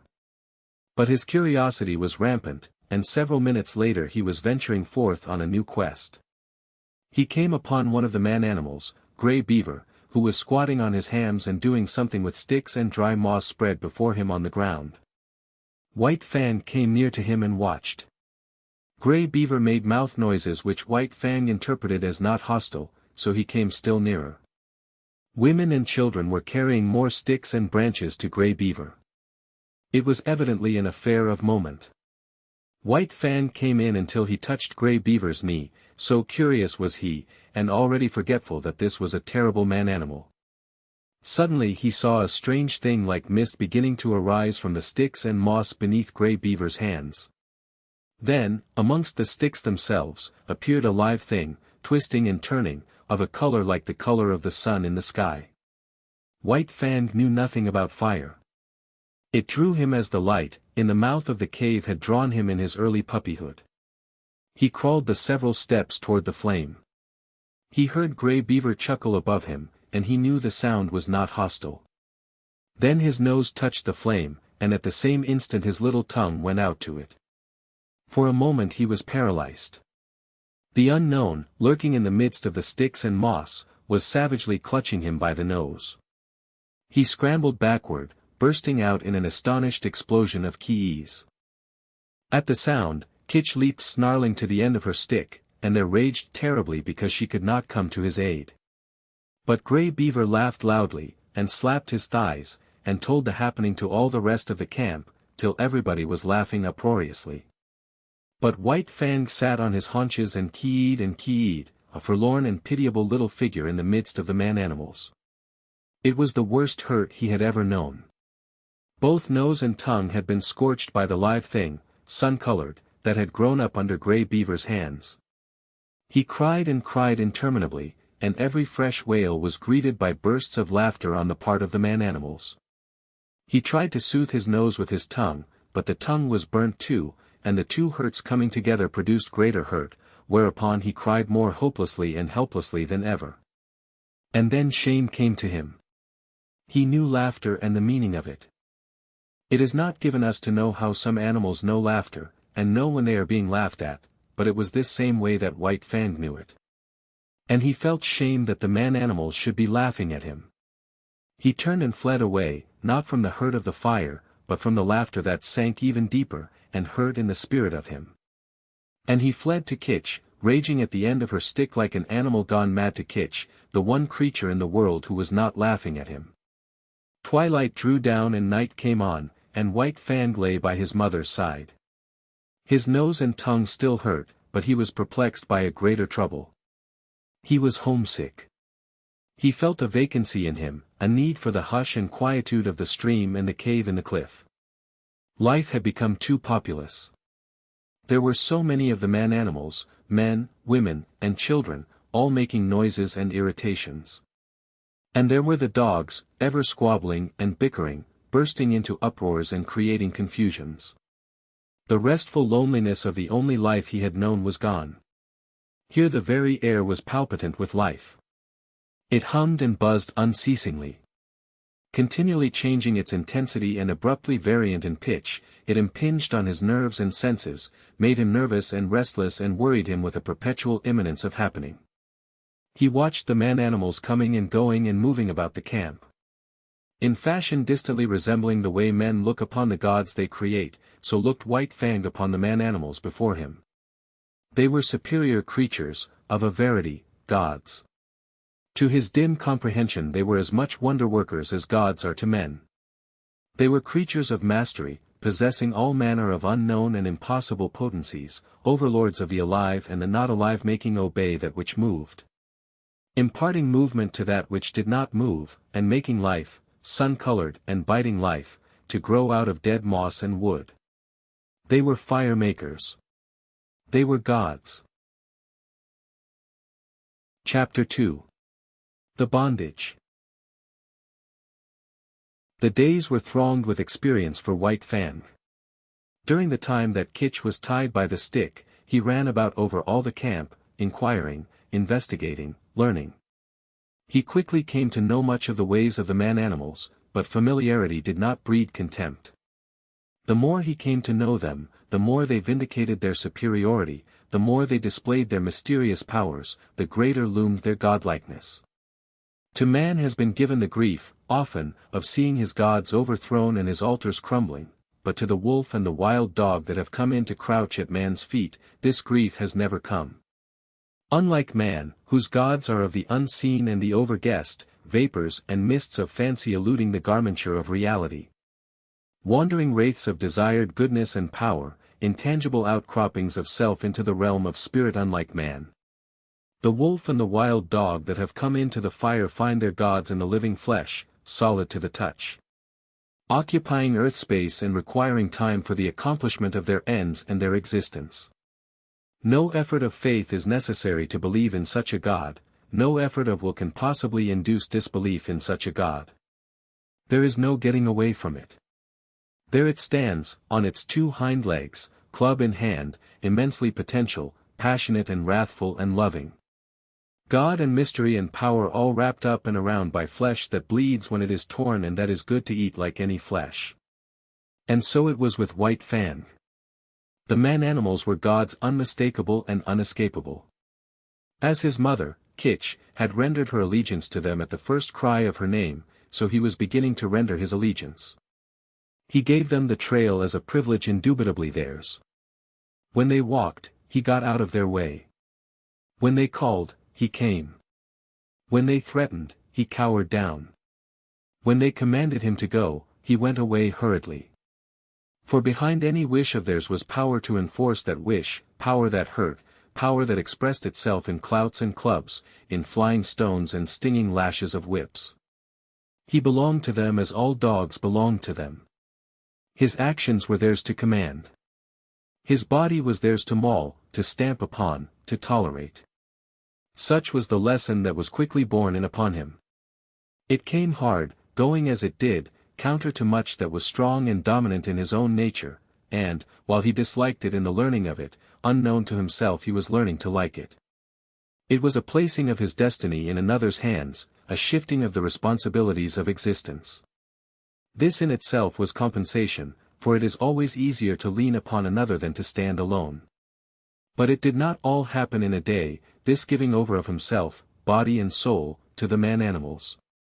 He could not immediately forego his wild heritage and his memories of the wild. There were days when he crept to the edge of the forest and stood and listened to something calling him far and away. And always he returned, restless and uncomfortable, to whimper softly and wistfully at Kitch's side and to lick her face with eager, questioning tongue. White Fang learned rapidly the ways of the camp. He knew the injustice and greediness of the older dogs when meat or fish was thrown out to be eaten. He came to know that men were more just, children more cruel, and women more kindly and more likely to toss him a bit of meat or bone. And after 2 or 3 painful adventures with the mothers of part-grown puppies, he came into the knowledge that it was always good policy to let such mothers alone.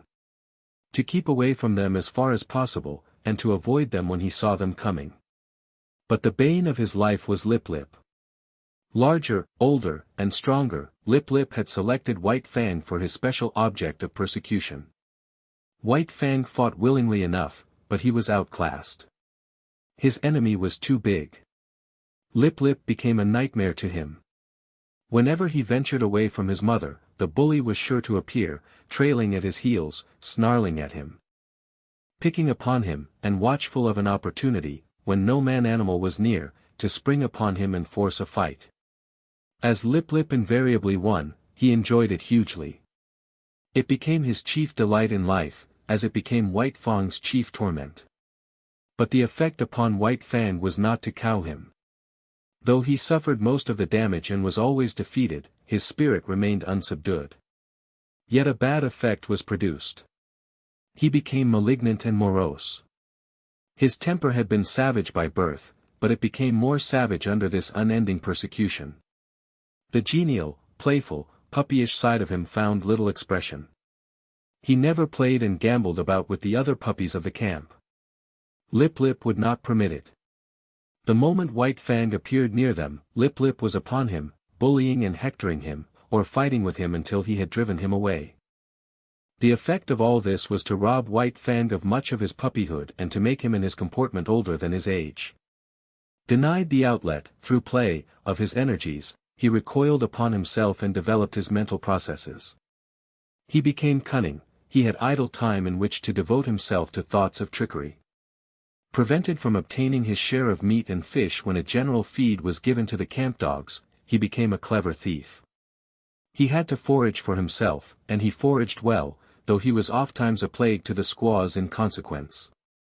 He learned to sneak about camp, to be crafty, to know what was going on everywhere, to see and to hear everything and to reason accordingly. And successfully to devise ways and means of avoiding his implacable persecutor. It was early in the days of his persecution that he played his first really big crafty game and got there from his first taste of revenge. As Kitch, when with the wolves, had lured out to destruction dogs from the camps of men, so White Fang, in manner somewhat similar, lured Lip Lip into Kitch's avenging jaws. Retreating before Lip Lip, White Fang made an indirect flight that led in and out and around the various teepees of the camp. He was a good runner, swifter than any puppy of his size, and swifter than Lip Lip. But he did not run his best in this chase. He barely held his own, one leap ahead of his pursuer.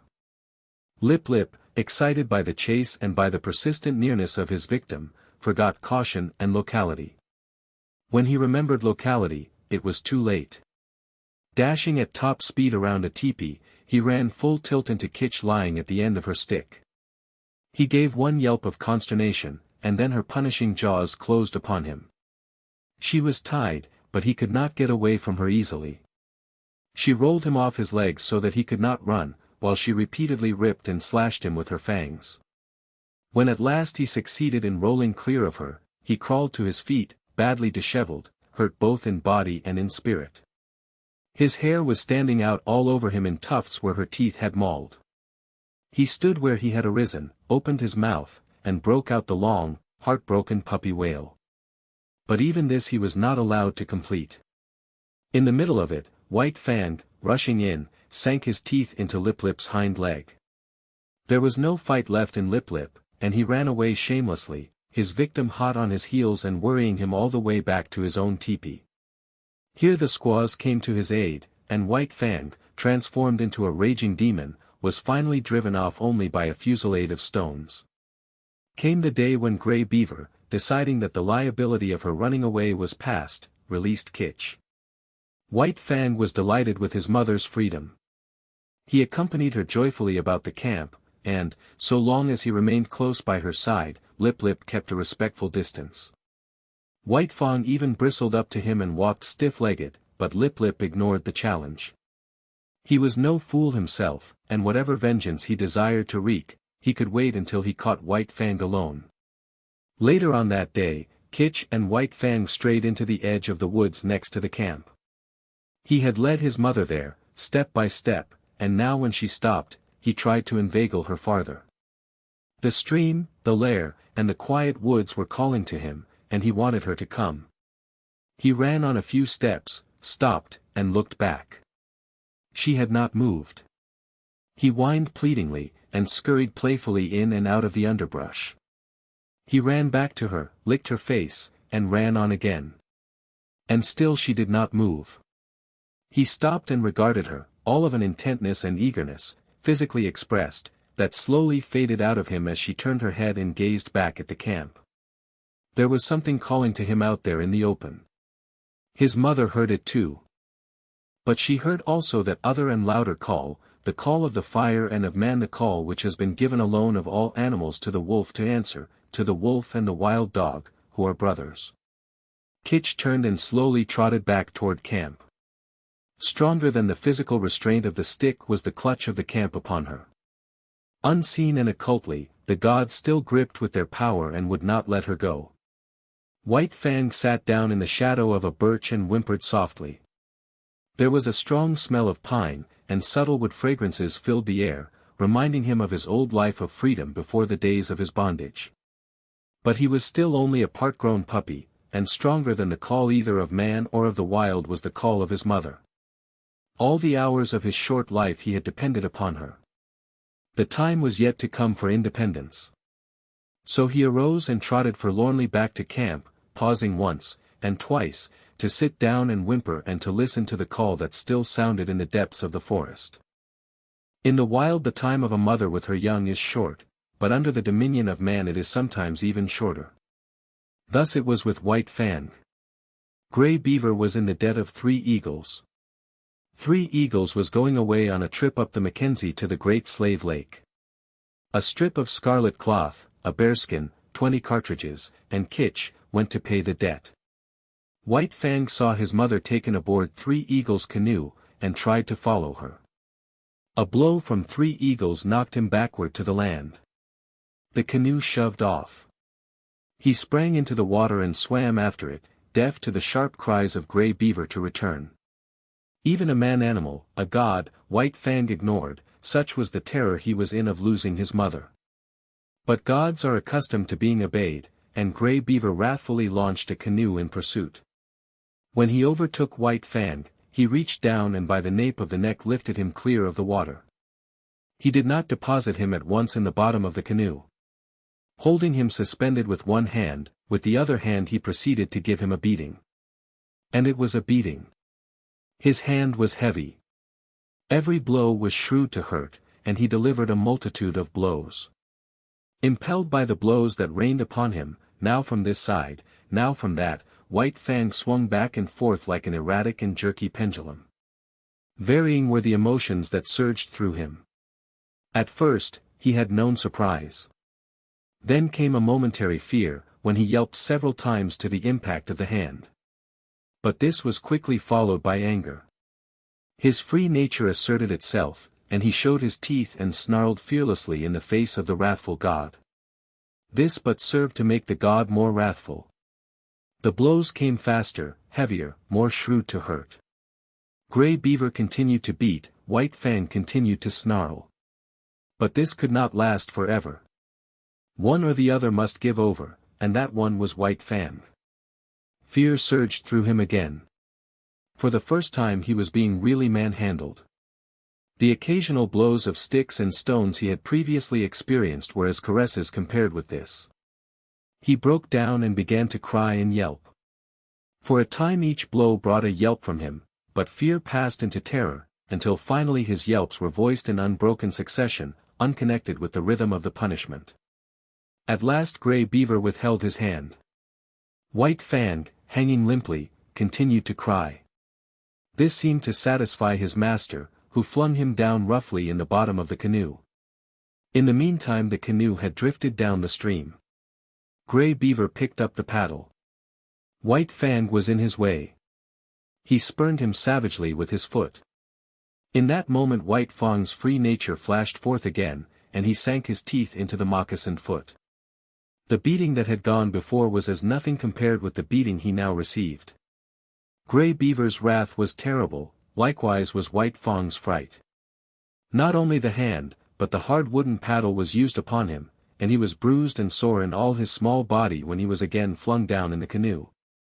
Again, and this time with purpose, did Gray Beaver kick him. White Fang did not repeat his attack on the foot. He had learned another lesson of his bondage. Never, no matter what the circumstance, must he dare to bite the god who was lord and master over him. The body of the lord and master was sacred, not to be defiled by the teeth of such as he. That was evidently the crime of crimes, the one offense there was no condoning nor overlooking. When the canoe touched the shore, White Fang lay whimpering and motionless, waiting the will of Gray Beaver. It was Gray Beaver's will that he should go ashore, for ashore he was flung, striking heavily on his side and hurting his bruises afresh. He crawled tremblingly to his feet and stood whimpering. Lip Lip, who had watched the whole proceeding from the bank, now rushed upon him, knocking him over and sinking his teeth into him. White Fang was too helpless to defend himself, and it would have gone hard with him had not Gray Beaver's foot shot out, lifting Lip Lip into the air with its violence so that he smashed down to earth a dozen feet away. This was the man-animal's justice, and even then, in his own pitiable plight, White Fang experienced a little grateful thrill. At Gray Beaver's heels he limped obediently through the village to the teepee. And so it came that White Fang learned that the right to punish was something the gods reserved for themselves and denied to the lesser creatures under them. That night, when all was still, White Fang remembered his mother and sorrowed for her. He sorrowed too loudly and woke up Gray Beaver, who beat him. After that he mourned gently when the gods were around. But sometimes, straying off to the edge of the woods by himself, he gave vent to his grief, and cried it out with loud whimperings and wailings. It was during this period that he might have hearkened to the memories of the lair and the stream and run back to the wild. But the memory of his mother held him. As the hunting man animals went out and came back, so she would come back to the village sometime. So he remained in his bondage waiting for her. But it was not altogether an unhappy bondage. There was much to interest him. Something was always happening. There was no end to the strange things these gods did, and he was always curious to see. Besides, he was learning how to get along with Grey Beaver. Obedience, rigid, undeviating obedience, was what was exacted of him, and in return he escaped beatings and his existence was tolerated. Nay, Grey Beaver himself sometimes tossed him a piece of meat, and defended him against the other dogs in the eating of it. And such a piece of meat was of value. It was worth more, in some strange way, than a dozen pieces of meat from the hand of a squaw. Grey Beaver never petted nor caressed. Perhaps it was the weight of his hand, perhaps his justice, perhaps the sheer power of him, and perhaps it was all these things that influenced White Fang. For a certain tie of attachment was forming between him and his surly lord. Insidiously, and by remote ways, as well as by the power of stick and stone and cloud of hand, were the shackles of White Fang's bondage being riveted upon him. The qualities in his kind that in the beginning made it possible for them to come into the fires of men, were qualities capable of development. They were developing in him, and the camp life, replete with misery as it was secretly endearing itself to him all the time. But White Fang was unaware of it. He knew only grief for the loss of Kitch, hope for her return, and a hungry yearning for the free life that had been his. Chapter 3. The Outcast. Lip Lip continued so to darken his days that White Fang became wickeder and more ferocious than it was his natural right to be. Savageness was a part of his makeup, but the savageness thus developed exceeded his makeup. He acquired a reputation for wickedness amongst the man-animals themselves. Wherever there was trouble and uproar in camp, fighting and squabbling or the outcry of a squaw over a bit of stolen meat, they were sure to find White Fang mixed up in it and usually at the bottom of it. They did not bother to look after the causes of his conduct. They saw only the effects, and the effects were bad. He was a sneak and a thief, a mischief maker, a fomenter of trouble, and irate squaws told him to his face. The while he eyed them alert and ready to dodge any quick-flung missile, that he was a wolf and worthless and bound to come to an evil end. He found himself an outcast in the midst of the populous camp. All the young dogs followed Lip Lip's lead.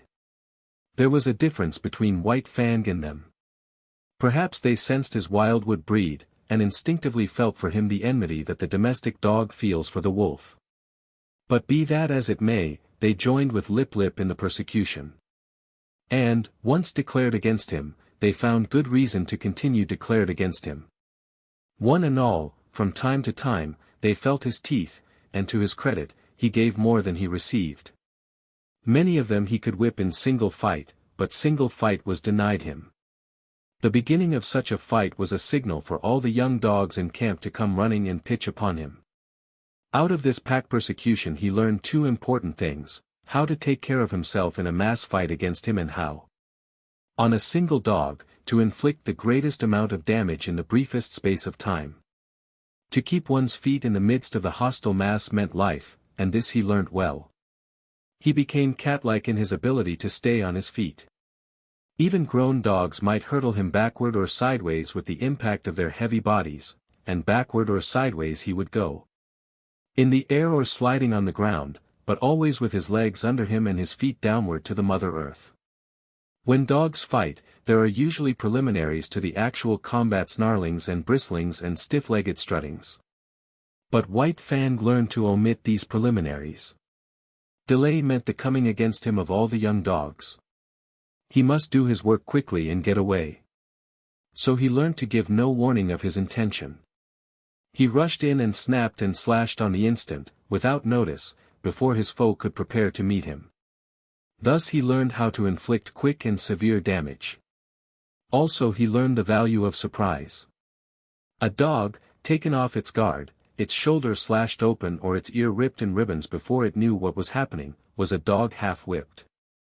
Furthermore, it was remarkably easy to overthrow a dog taken by surprise, while a dog, thus overthrown, invariably exposed for a moment the soft underside of its neck, the vulnerable point at which to strike for its life.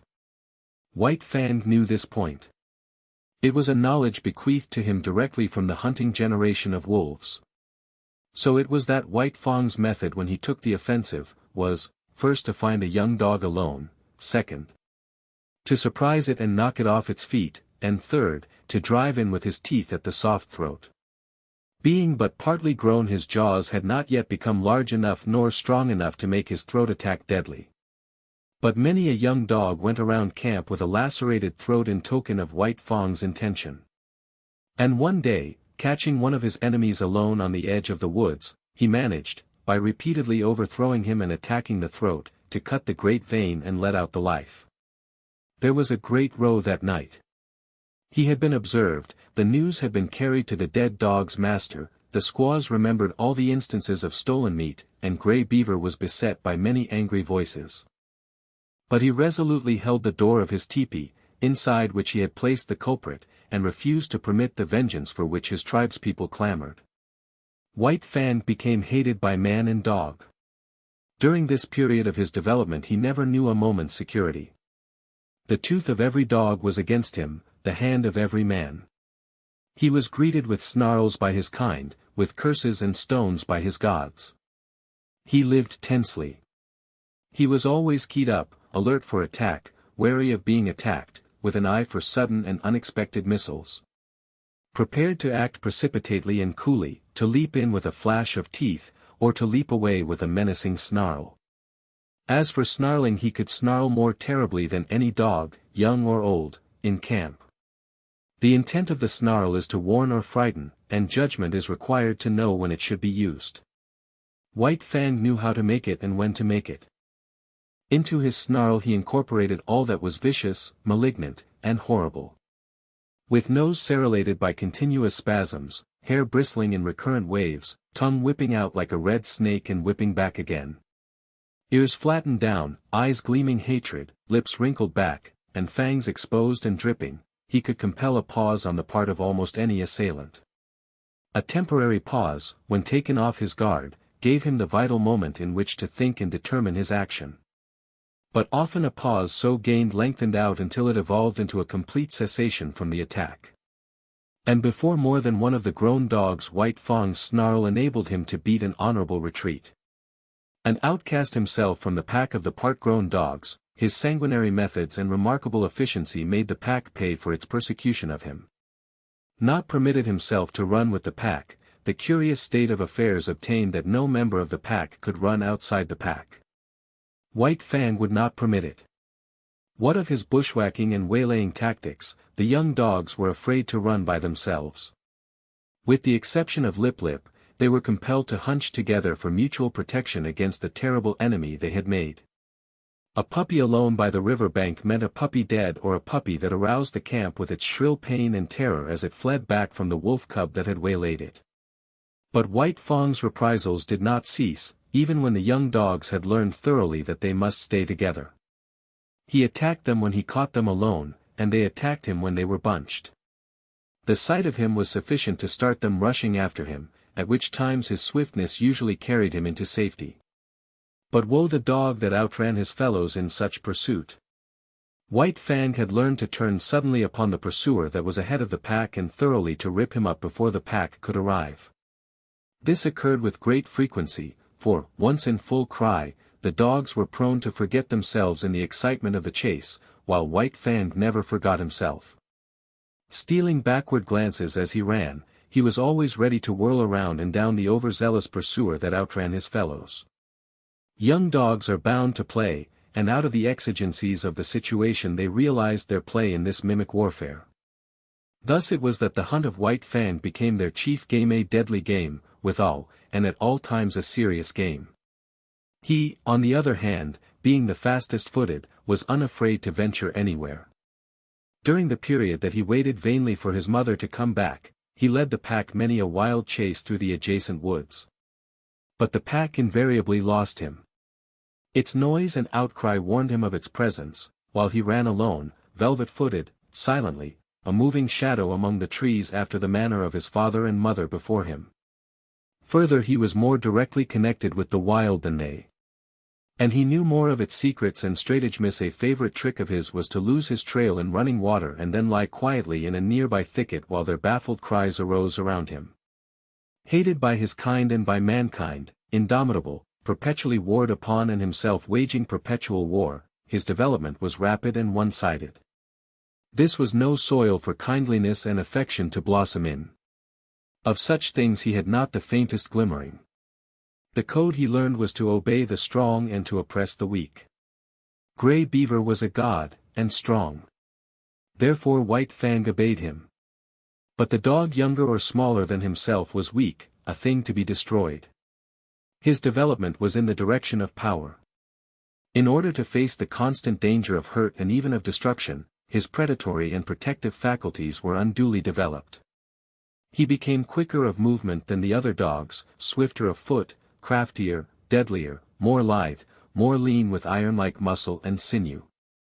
More enduring, more cruel, more ferocious, and more intelligent. He had to become all these things, else he would not have held his own nor survived the hostile environment in which he found himself.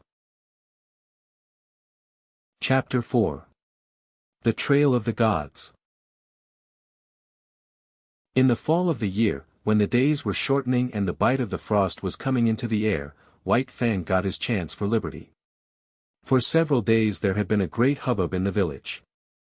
The summer camp was being dismantled, and the tribe, bag and baggage, was preparing to go off to the fall hunting. White Fang watched it all with eager eyes, and when the teepees began to come down and the canoes were loading at the bank, he understood. Already the canoes were departing, and some had disappeared down the river. Quite deliberately he determined to stay behind. He waited his opportunity to slink out of camp to the woods. Here, in the running stream where ice was beginning to form, he hid his trail. Then he crawled into the heart of a dense thicket and waited. The time passed by, and he slept intermittently for hours. Then he was aroused by Grey Beaver's voice calling him by name. There were other voices. White Fang could hear Grey Beaver's squaw taking part in the search, and Mit Sa, who was Grey Beaver's son. White Fang trembled with fear, and though the impulse came to crawl out of his hiding place, he resisted it. After a time the voices died away, and some time after that he crept out to enjoy the success of his undertaking. Darkness was coming on, and for a while he played about among the trees, pleasuring in his freedom. Then, and quite suddenly, he became aware of loneliness. He sat down to consider, listening to the silence of the forest and perturbed by it. That nothing moved nor sounded, seemed ominous. He felt the lurking of danger, unseen and unguessed. He was suspicious of the looming bulks of the trees and of the dark shadows that might conceal all manner of perilous things. Then it was cold. Here was no warm side of a teepee against which to snuggle. The frost was in his feet, and he kept lifting first one forefoot and then the other. He curved his bushy tail around to cover them, and at the same time he saw a vision. There was nothing strange about it. Upon his inward sight was impressed a succession of memory pictures. He saw the camp again, the teepees, and the blaze of the fires. He heard the shrill voices of the women, the gruff basses of the men, and the snarling of the dogs. He was hungry, and he remembered pieces of meat and fish that had been thrown him. Here was no meat, nothing but a threatening and inedible silence. His bondage had softened him. Irresponsibility had weakened him. He had forgotten how to shift for himself. The night yawned about him. His senses, accustomed to the hum and bustle of the camp, used to the continuous impact of sights and sounds, were now left idle. There was nothing to do, nothing to see nor hear. They strained to catch some interruption of the silence and immobility of nature. They were appalled by inaction and by the feel of something terrible impending. He gave a great start of fright. A colossal and formless something was rushing across the field of his vision. It was a tree shadow flung by the moon, from whose face the clouds had been brushed away. Reassured, he whimpered softly, then he suppressed the whimper for fear that it might attract the attention of the lurking dangers. A tree, contracting in the cool of the night, made a loud noise. It was directly above him. He yelped in his fright. A panic seized him, and he ran madly toward the village. He knew an overpowering desire for the protection and companionship of man. In his nostrils was the smell of the camp smoke. In his ears the camp sounds and cries were ringing loud. He passed out of the forest and into the moonlit open where were no shadows nor darknesses. But no village greeted his eyes. He had forgotten. The village had gone away. His wild flight ceased abruptly. There was no place to which to flee. He slunk forlornly through the deserted camp, smelling the rubbish heaps and the discarded rags and tags of the gods. He would have been glad for the rattle of stones about him, flung by an angry squaw, glad for the hand of Grey Beaver descending upon him in wrath. While he would have welcomed with delight Lip Lip and the whole snarling, cowardly pack. He came to where Grey Beaver's teepee had stood. In the center of the space it had occupied, he sat down. He pointed his nose at the moon. His throat was afflicted by rigid spasms, his mouth opened, and in a heartbroken cry bubbled up his loneliness and fear. His grief for Kitch, all his past sorrows and miseries as well as his apprehension of sufferings and dangers to come. It was the long wolf howl, full-throated and mournful, the first howl he had ever uttered. The coming of daylight dispelled his fears but increased his loneliness. The naked earth, which so shortly before had been so populous, thrust his loneliness more forcibly upon him. It did not take him long to make up his mind. He plunged into the forest and followed the river bank down the stream. All day he ran. He did not rest. He seemed made to run on forever. His iron-like body ignored fatigue. And even after fatigue came, his heritage of endurance braced him to endless endeavor and enabled him to drive his complaining body onward. Where the river swung in against precipitous bluffs, he climbed the high mountains behind. Rivers and streams that entered the main river he forded or swam. Often he took to the rim ice that was beginning to form, and more than once he crashed through and struggled for life in the icy current. Always he was on the lookout for the trail of the gods where it might leave the river and proceed inland. White Fang was intelligent beyond the average of his kind, yet his mental vision was not wide enough to embrace the other bank of the Mackenzie. What if the trail of the gods led out on that side? It never entered his head. Later on, when he had traveled more and grown older and wiser and come to know more of trails and rivers, it might be that he could grasp and apprehend such a possibility. But that mental power was yet in the future. Just now he ran blindly, his own bank of the Mackenzie alone entering into his calculations. All night he ran, blundering in the darkness into mishaps and obstacles that delayed but did not daunt. By the middle of the second day he had been running continuously for 30 hours, and the iron of his flesh was giving out. It was the endurance of his mind that kept him going. He had not eaten in 40 hours, and he was weak with hunger. The repeated drenchings in the icy water had likewise had their effect on him. His handsome coat was draggled. The broad pads of his feet were bruised and bleeding. He had begun to limp, and this limp increased with the hours. To make it worse, the light of the sky was obscured and snow began to fall, a raw, moist, melting, clinging snow. Slippery underfoot, that hid from him the landscape he traversed, and that covered over the inequalities of the ground so that the way of his feet was more difficult and painful. Grey Beaver had intended camping that night on the far bank of the Mackenzie, for it was in that direction that the hunting lay. But on the near bank, shortly before dark, a moose coming down to drink, had been espied by Clucooch, who was Grey Beaver's squaw. Now, had not the moose come down to drink, had not Mitsaw been steering out of the course because of the snow? Had not Clucooch sighted the moose, and had not Grey Beaver killed it with a lucky shot from his rifle? All subsequent things would have happened differently. Grey Beaver would not have camped on the near side of the Mackenzie, and White Fang would have passed by and gone on. Either to die or to find his way to his wild brothers and become one of them, a wolf to the end of his days.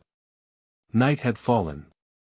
The snow was flying more thickly, and White Fang, whimpering softly to himself as he stumbled and limped along, came upon a fresh trail in the snow. So fresh was it that he knew it immediately for what it was. Whining with eagerness, he followed back from the river bank and in among the trees. The camp sounds came to his ears. He saw the blaze of the fire, Klukooch cooking, and Grey Beaver squatting on his hams and mumbling a chunk of raw tallow. There was fresh meat in camp. White Fang expected a beating. He crouched and bristled a little at the thought of it. Then he went forward again. He feared and disliked the beating he knew to be waiting for him. But he knew, further, that the comfort of the fire would be his, the protection of the gods, the companionship of the dogs the last. A companionship of enmity, but none the less a companionship and satisfying to his gregarious needs. He came cringing and crawling into the firelight. Grey Beaver saw him, and stopped munching the tallow. White Fang crawled slowly, cringing and groveling in the abjectness of his abasement and submission. He crawled straight toward Grey Beaver, every inch of his progress becoming slower and more painful. At last he lay at the master's feet, into whose possession he now surrendered himself, voluntarily, body and soul. Of his own choice, he came in to sit by man's fire and to be ruled by him. White Fang trembled, waiting for the punishment to fall upon him. There was a movement of the hand above him. He cringed involuntarily under the expected blow. It did not fall. He stole a glance upward. Grey Beaver was breaking the lump of tallow in half. Grey Beaver was offering him one piece of the tallow. Very gently and somewhat suspiciously, he first smelled the tallow and then proceeded to eat it. Grey Beaver ordered meat to be brought to him, and guarded him from the other dogs while he ate. After that, grateful and content, White Fang lay at Grey Beaver's feet, gazing at the fire that warmed him. Blinking and dozing, secure in the knowledge that the morrow would find him, not wandering forlorn through bleak forest stretches, but in the camp of the man-animals, with the gods to whom he had given himself and upon whom he was now dependent. Chapter 5. The Covenant. When December was well along, Grey Beaver went on a journey up the Mackenzie. Mitsa and Klukooch went with him. One sled he drove himself, drawn by dogs he had traded for or borrowed. A second and smaller sled was driven by Mitsa, and to this was harnessed a team of puppies. It was more of a toy affair than anything else, yet it was the delight of Mitsa, who felt that he was beginning to do a man's work in the world.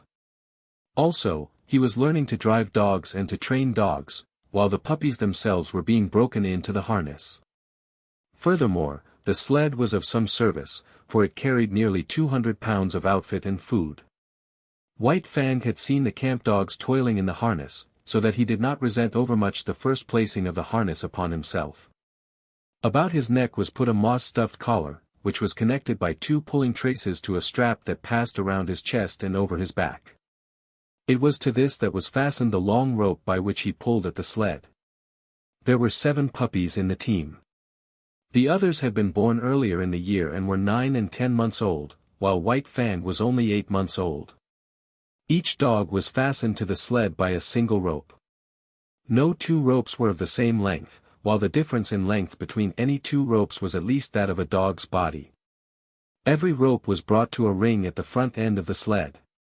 The sled itself was without runners, being a birch bark toboggan, with a turned forward end to keep it from plowing under the snow. This construction enabled the weight of the sled and load to be distributed over the largest snow surface, for the snow was crystal powder and very soft. Observing the same principle of widest distribution of weight, the dogs at the ends of their ropes radiated fan fashion from the nose of the sled, so that no dog trod in another's footsteps. There was, furthermore, another virtue in the fan formation. The ropes of varying length prevented the dogs attacking from the rear those that ran in front of them. For a dog to attack another, it would have to turn upon one at a shorter rope. In which case it would find itself face to face with the dog attacked, and also it would find itself facing the whip of the driver. But the most peculiar virtue of all lay in the fact that the dog that strove to attack one in front of him must pull the sled faster. And that the faster the sled traveled, the faster could the dog attacked run away. Thus, the dog behind could never catch up with the one in front. The faster he ran, the faster ran the one he was after, and the faster ran all the dogs. Incidentally, the sled went faster, and thus, by cunning indirection, did man increase his mastery over the beasts. Mitsaw resembled his father, much of whose grey wisdom he possessed. In the past he had observed Lip Lip's persecution of White Fang, but at that time Lip Lip was another man's dog, and Mitsaw had never dared more than to shy an occasional stone at him. But now Lip Lip was his dog, and he proceeded to wreak his vengeance on him by putting him at the end of the longest rope. This made Lip Lip the leader, and was apparently an honor. But in reality it took away from him all honor, and instead of being bully and master of the pack, he now found himself hated and persecuted by the pack. Because he ran at the end of the longest rope, the dogs had always the view of him running away before them. All that they saw of him was his bushy tail and fleeing hind legs, a view far less ferocious and intimidating than his bristling mane and gleaming fangs.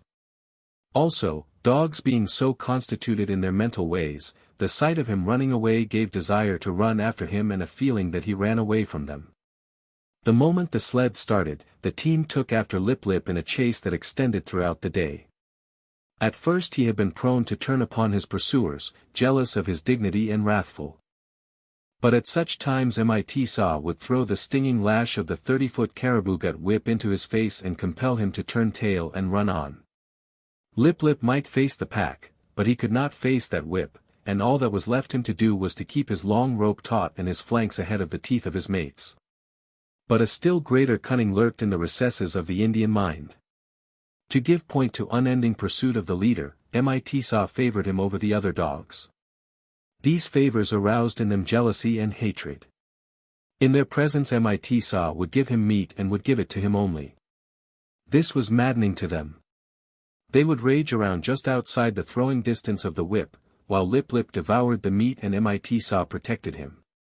And when there was no meat to give, Mitsaw would keep the team at a distance and make believe to give meat to Lip Lip. White Fang took kindly to the work. He had traveled a greater distance than the other dogs in the yielding of himself to the rule of the gods, and he had learned more thoroughly the futility of opposing their will. In addition, the persecution he had suffered from the pack had made the pack less to him in the scheme of things, and man more.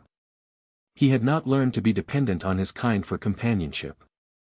Besides, kitsch was well nigh forgotten, and the chief outlet of expression that remained to him was in the allegiance he tendered the gods he had accepted as masters. So he worked hard, learned discipline, and was obedient. Faithfulness and willingness characterized his toil. These are essential traits of the wolf and the wild dog when they have become domesticated, and these traits White Fang possessed in unusual measure.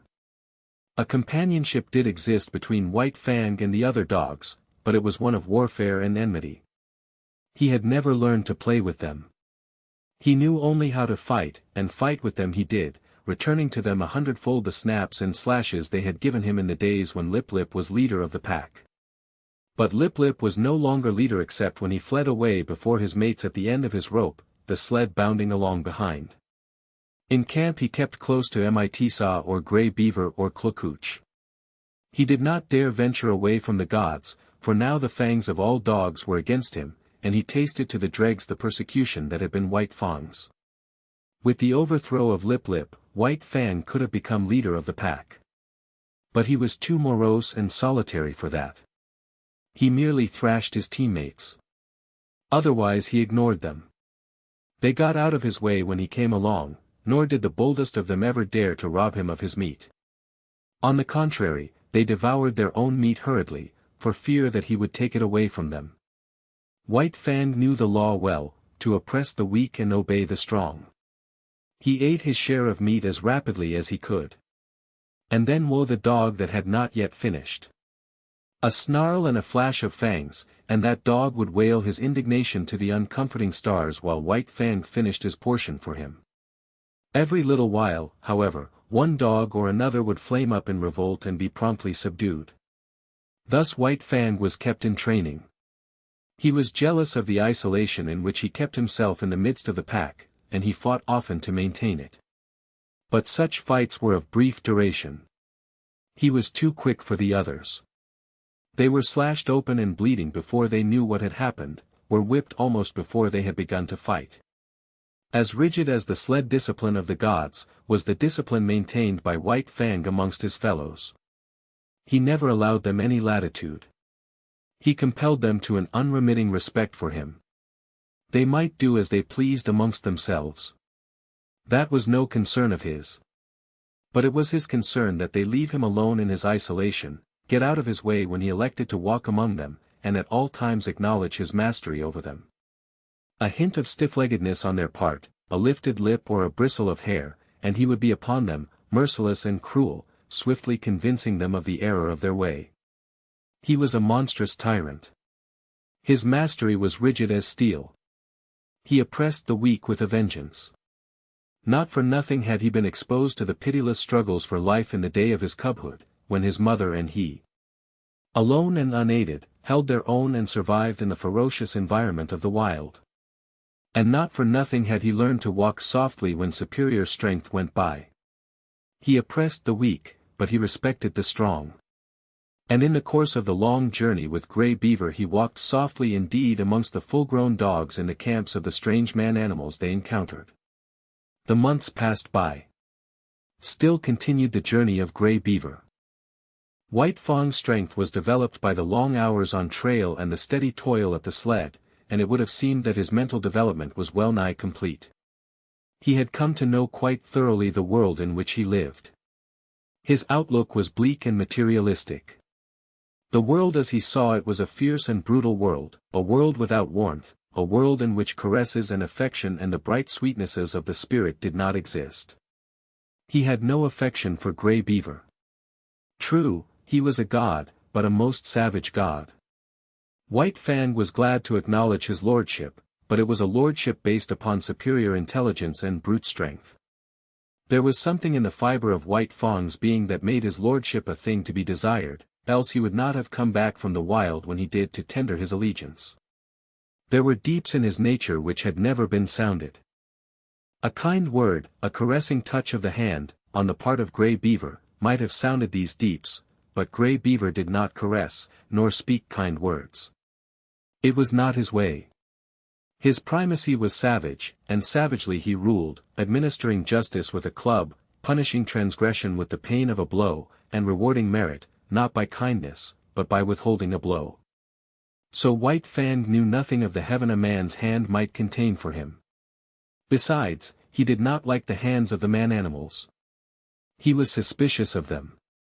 It was true that they sometimes gave meat, but more often they gave hurt. Hands were things to keep away from.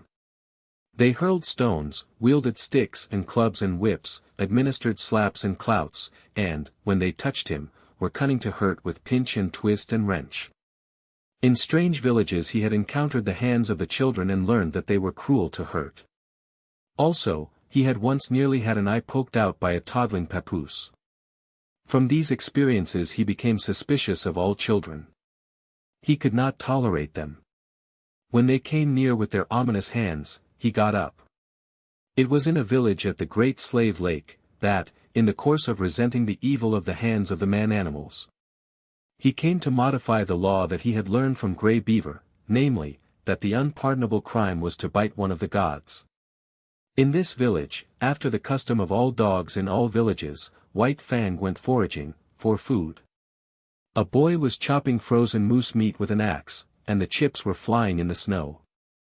White Fang, sliding by in quest of meat, stopped and began to eat the chips. He observed the boy lay down the axe and take up a stout clout. White Fang sprang clear, just in time to escape the descending blow. The boy pursued him, and he, a stranger in the village, fled between two teepees to find himself cornered against a high earth bank. There was no escape for White Fang. The only way out was between the two teepees, and this the boy guarded. Holding his club prepared to strike, he drew in on his cornered quarry. White Fang was furious. He faced the boy, bristling and snarling, his sense of justice outraged. He knew the law of forage. All the wastage of meat, such as the frozen chips, belonged to the dog that found it.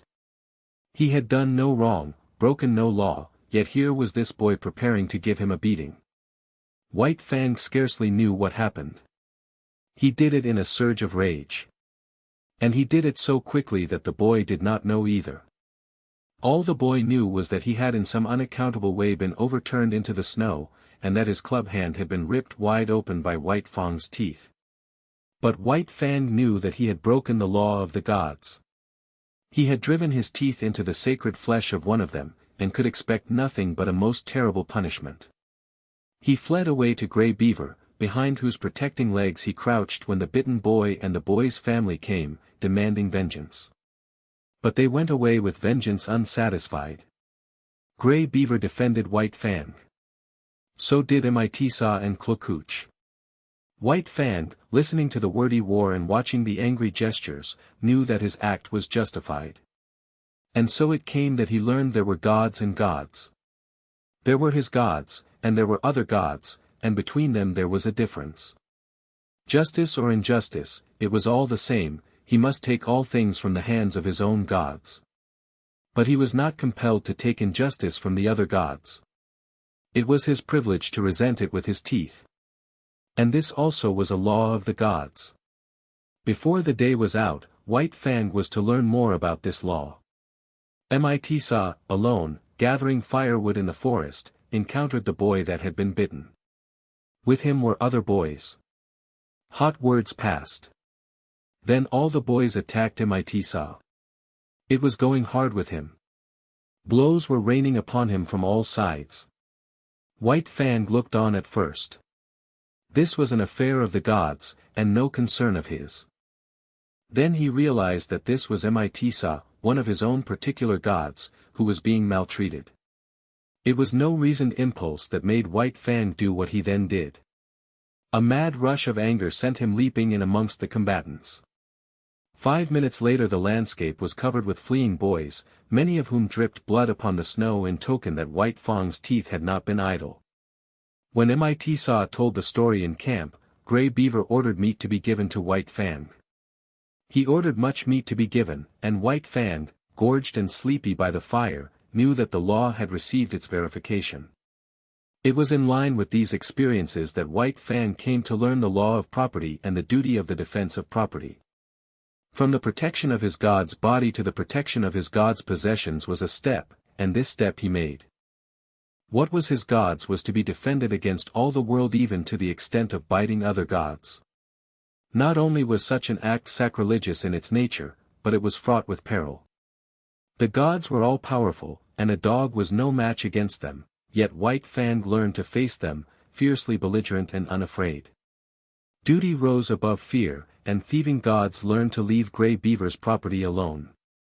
One thing, in this connection, White Fang quickly learnt, and that was that a thieving god was usually a cowardly god and prone to run away at the sounding of the alarm. Also, he learned that but brief time elapsed between his sounding of the alarm and Grey Beaver coming to his aid. He came to know that it was not fear of him that drove the thief away, but fear of Grey Beaver. White Fang did not give the alarm by barking. He never barked. His method was to drive straight at the intruder, and to sink his teeth in if he could.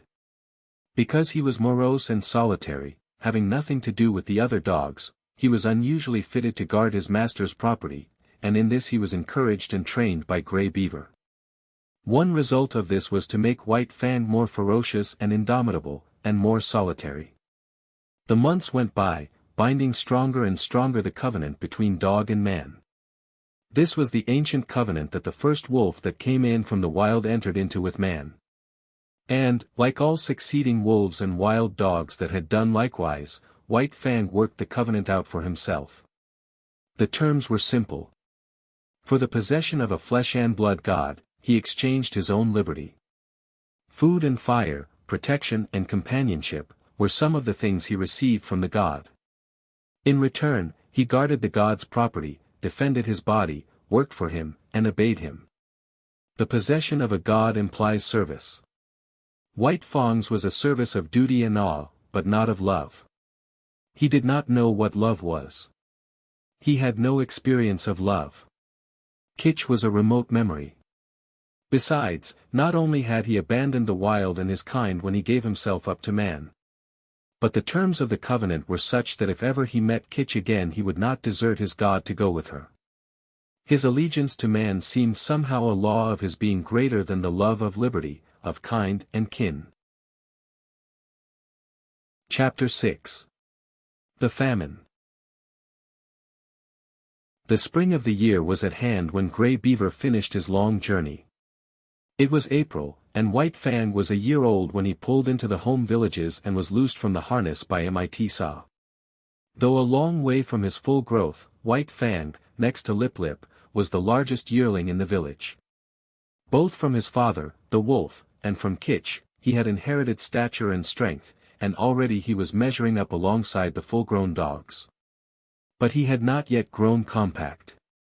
His body was slender and rangy, and his strength more stringy than massive. His coat was the true wolf gray, and to all appearances he was true wolf himself.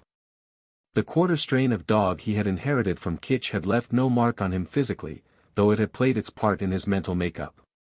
He wandered through the village, recognizing with staid satisfaction the various gods he had known before the long journey. Then there were the dogs, puppies growing up like himself, and grown dogs that did not look so large and formidable as the memory pictures he retained of them. Also, he stood less in fear of them than formerly, stalking among them with a certain careless ease that was as new to him as it was enjoyable. There was Basik, a grizzled old fellow that in his younger days had but to uncover his fangs to send White Fang cringing and crouching to the right about.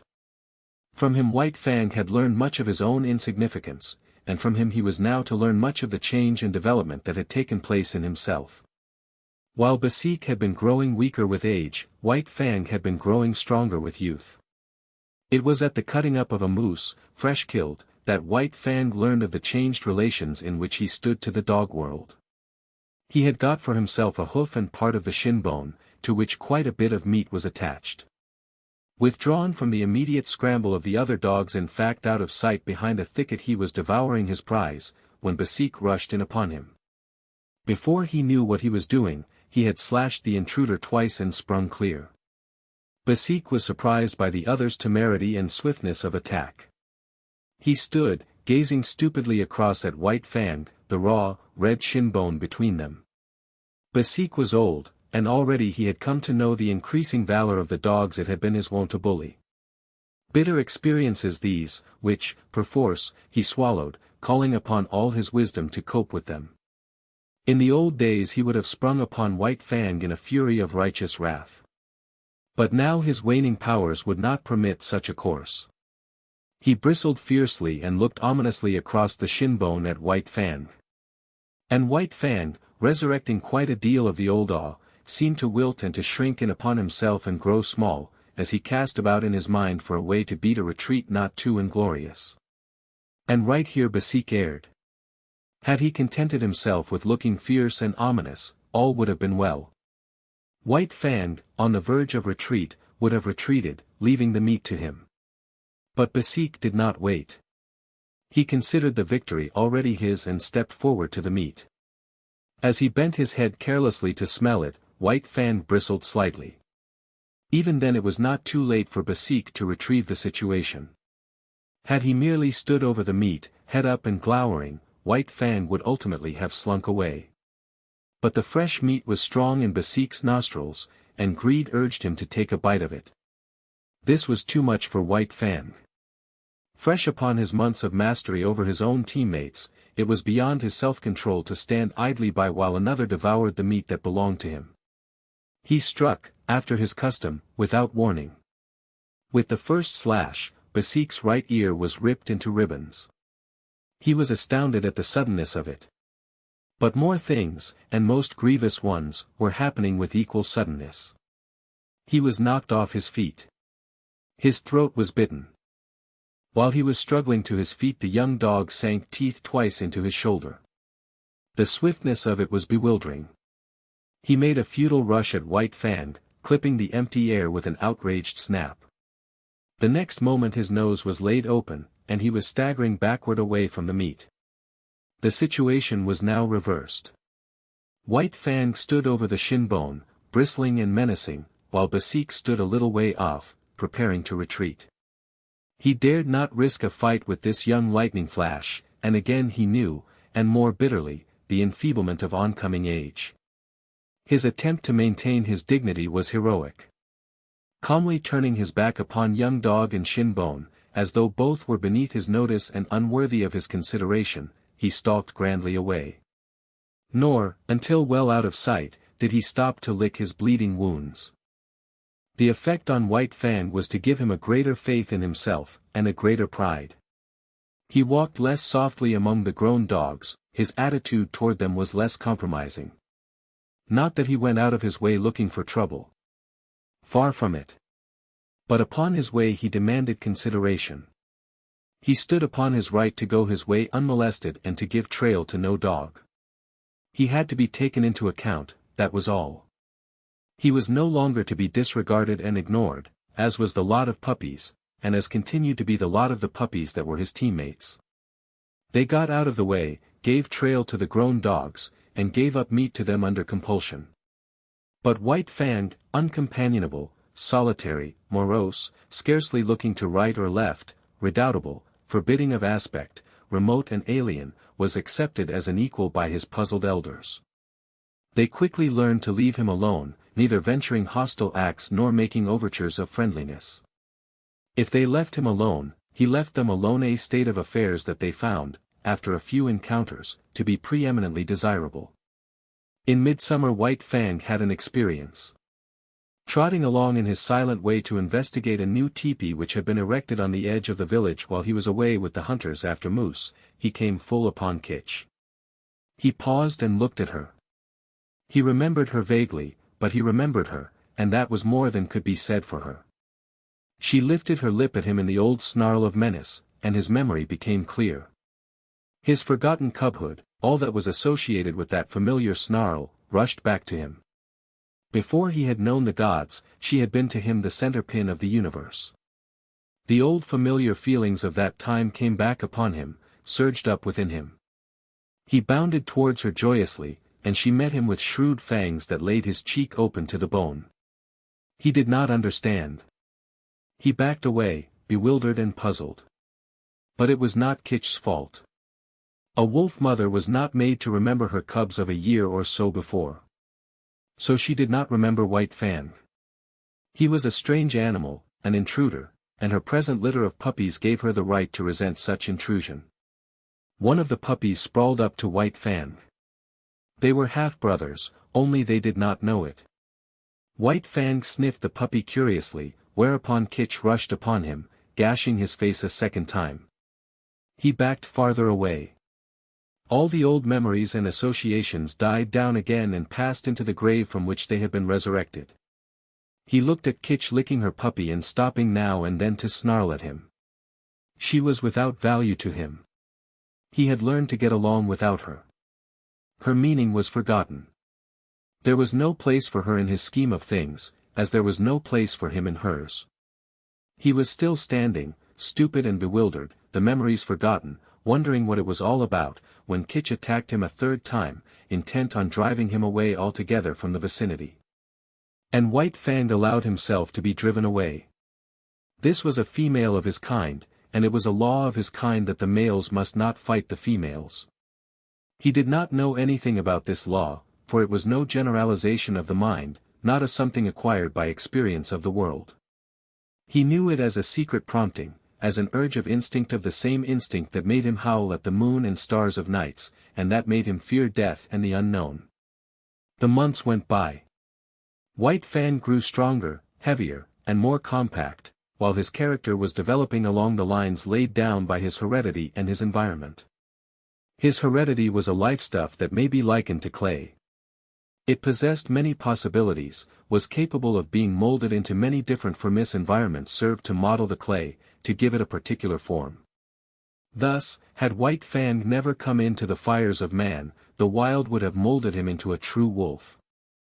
But the gods had given him a different environment, and he was molded into a dog that was rather wolfish, but that was a dog and not a wolf. And so, according to the clay of his nature and the pressure of his surroundings, his character was being molded into a certain particular shape. There was no escaping it. He was becoming more morose, more uncompanionable, more solitary, more ferocious, while the dogs were learning more and more that it was better to be at peace with him than at war. And Grey Beaver was coming to prize him more greatly with the passage of each day. White Fang, seeming to sum up strength in all his qualities, nevertheless suffered from one besetting weakness. He could not stand being laughed at. The laughter of men was a hateful thing. They might laugh among themselves about anything they pleased except himself, and he did not mind. But the moment laughter was turned upon him he would fly into a most terrible rage. Grave, dignified, somber, a laugh made him frantic to ridiculousness. It so outraged him and upset him that for hours he would behave like a demon. And woe to the dog that at such times ran foul of him. He knew the law too well to take it out on Grey Beaver. Behind Grey Beaver were a club and Godhead. But behind the dogs there was nothing but space, and into this space they flew when White Fang came on the scene, made mad by laughter. In the 3rd year of his life there came a great famine to the Mackenzie Indians. In the summer the fish failed. In the winter the caribou forsook their accustomed track. Moose were scarce, the rabbits almost disappeared, hunting and preying animals perished. Denied their usual food supply, weakened by hunger, they fell upon and devoured one another. Only the strong survived. White Fang's gods were always hunting animals. The old and the weak of them died of hunger. There was wailing in the village. Where the women and children went without in order that what little they had might go into the bellies of the lean and hollow-eyed hunters who trod the forest in the vain pursuit of meat. To such extremity were the gods driven that they ate the soft tanned leather of their moccasins and mittens, while the dogs ate the harnesses off their backs and the very whiplashes. Also, the dogs ate one another, and also the gods ate the dogs. The weakest and the more worthless were eaten first. The dogs that still lived, looked on and understood. A few of the boldest and wisest forsook the fires of the gods, which had now become a shambles, and fled into the forest, where, in the end, they starved to death or were eaten by wolves. In this time of misery, White Fang, too, stole away into the woods. He was better fitted for the life than the other dogs, for he had the training of his cubhood to guide him. Especially adept did he become in stalking small living things. He would lie concealed for hours, following every movement of a cautious tree squirrel, waiting, with a patience as huge as the hunger he suffered from, until the squirrel ventured out upon the ground. Even then, White Fang was not premature. He waited until he was sure of striking before the squirrel could gain a tree refuge. Then, and not until then, would he flash from his hiding place, a gray projectile, incredibly swift, never failing its mark the fleeing squirrel that fled not fast enough. Successful as he was with squirrels, there was one difficulty that prevented him from living and growing fat on them. There were not enough squirrels. So he was driven to hunt still smaller things. So acute did his hunger become at times that he was not above rooting out wood mice from their burrows in the ground. Nor did he scorn to do battle with a weasel as hungry as himself and many times more ferocious. In the worst pinches of the famine he stole back to the fires of the gods. But he did not go into the fires.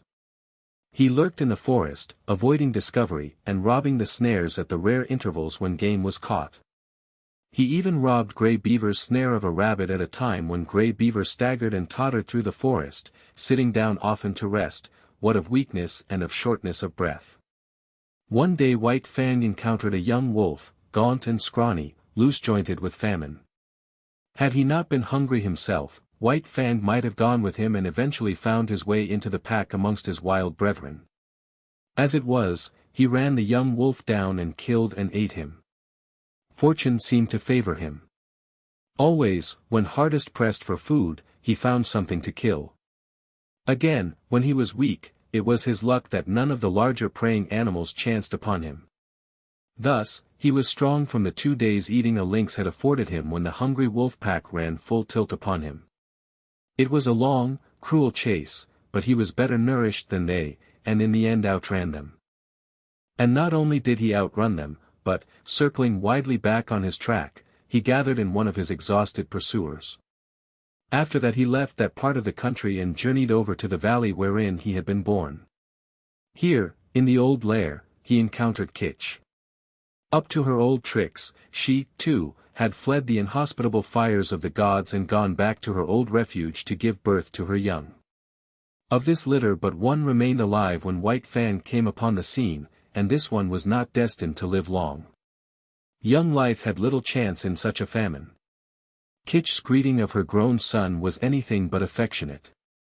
But White Fang did not mind. He had outgrown his mother. So he turned tail philosophically and trotted on up the stream. At the forks he took the turning to the left, where he found the lair of the lynx with whom his mother and he had fought long before. Here, in the abandoned lair, he settled down and rested for a day. During the early summer, in the last days of the famine, he met Lip Lip, who had likewise taken to the woods, where he had eked out a miserable existence. White Fang came upon him unexpectedly. Trotting in opposite directions along the base of a high bluff, they rounded a corner of rock and found themselves face to face. They paused with instant alarm, and looked at each other suspiciously. White Fang was in splendid condition. His hunting had been good, and for a week he had eaten his fill. He was even gorged from his latest kill. But in the moment he looked at Lip Lip his hair rose on end all along his back.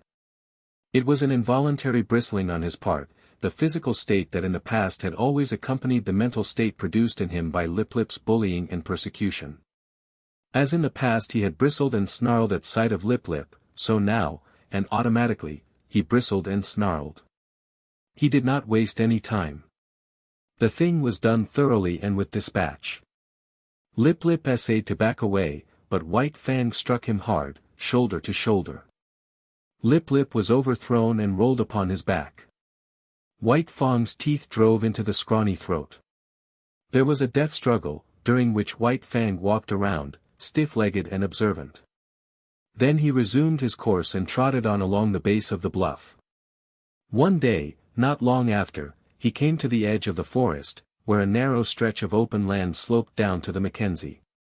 He had been over this ground before, when it was bare, but now a village occupied it. Still hidden amongst the trees, he paused to study the situation. Sights and sounds and scents were familiar to him. It was the old village changed to a new place. But sights and sounds and smells were different from those he had last had when he fled away from it. There was no whimpering nor wailing. Contented sound saluted his ear, and when he heard the angry voice of a woman he knew it to be the anger that proceeds from a full stomach. And there was a smell in the air of fish. There was food. The famine was gone. He came out boldly from the forest and trotted into camp straight to Grey Beaver's teepee. Grey Beaver was not there, but Klukooch welcomed him with glad cries and the whole of a fresh-caught fish, and he lay down to wait Grey Beaver's coming.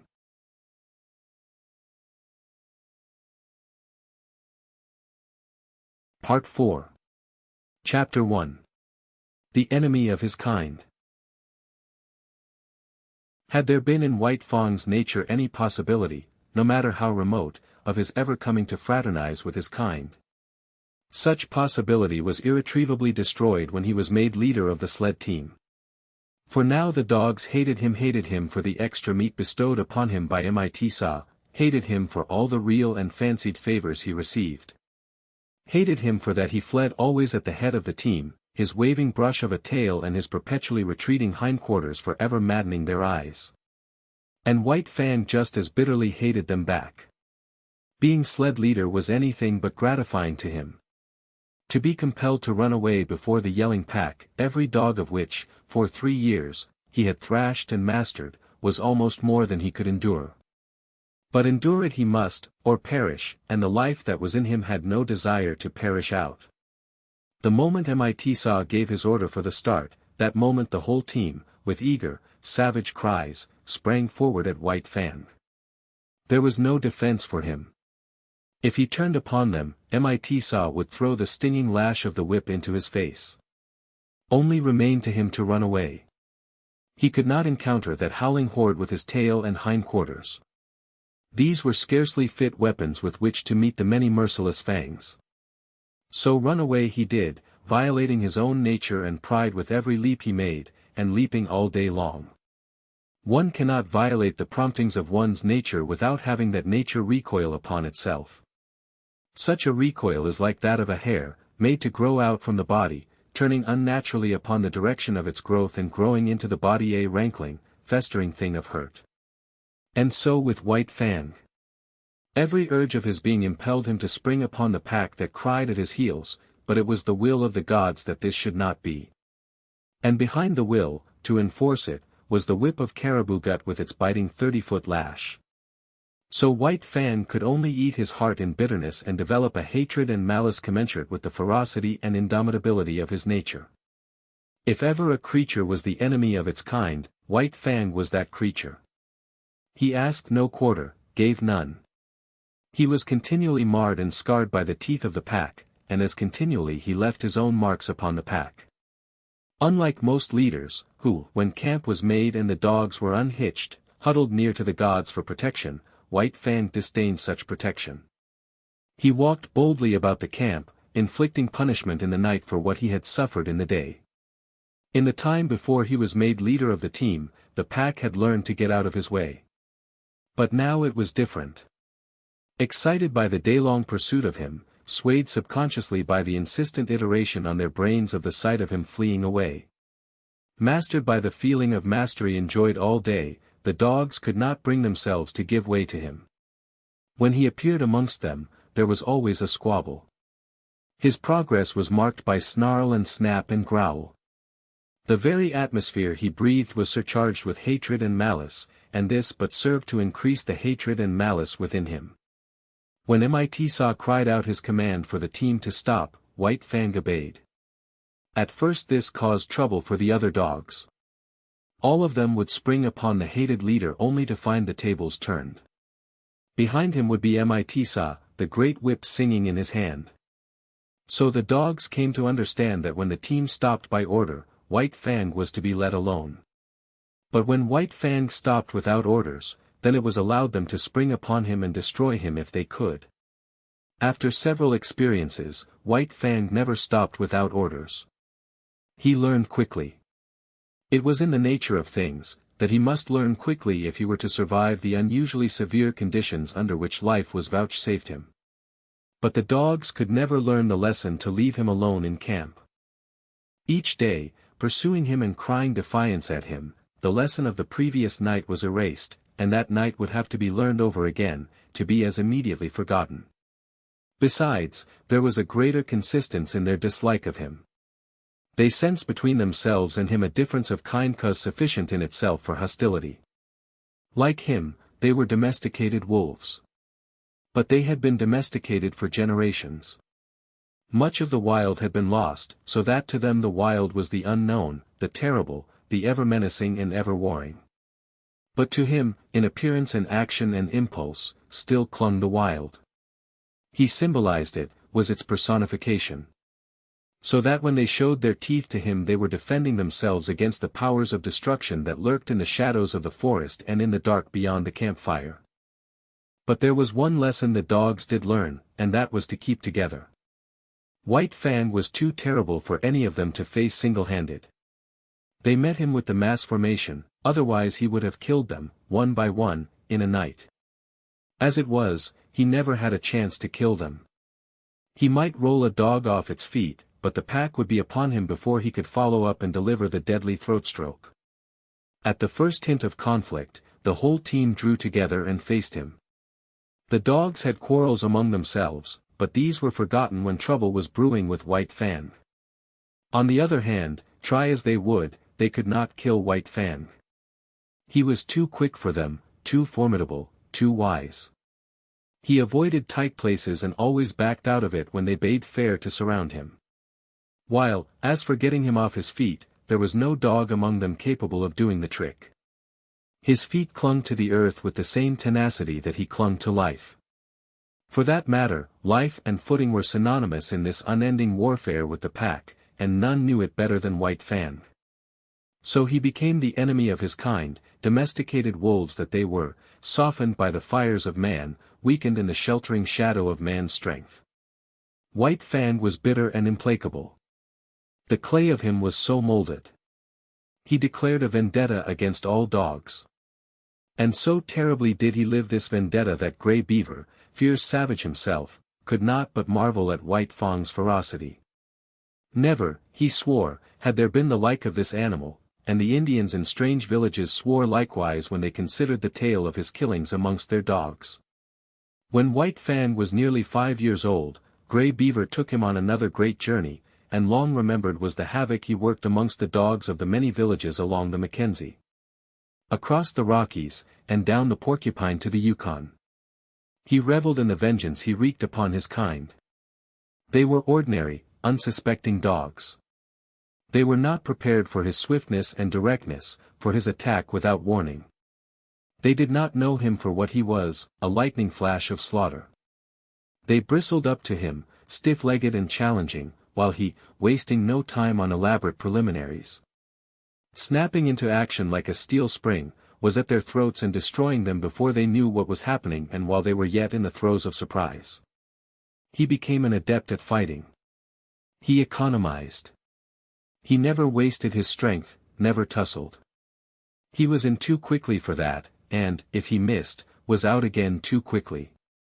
The dislike of the wolf for close quarters was his to an unusual degree.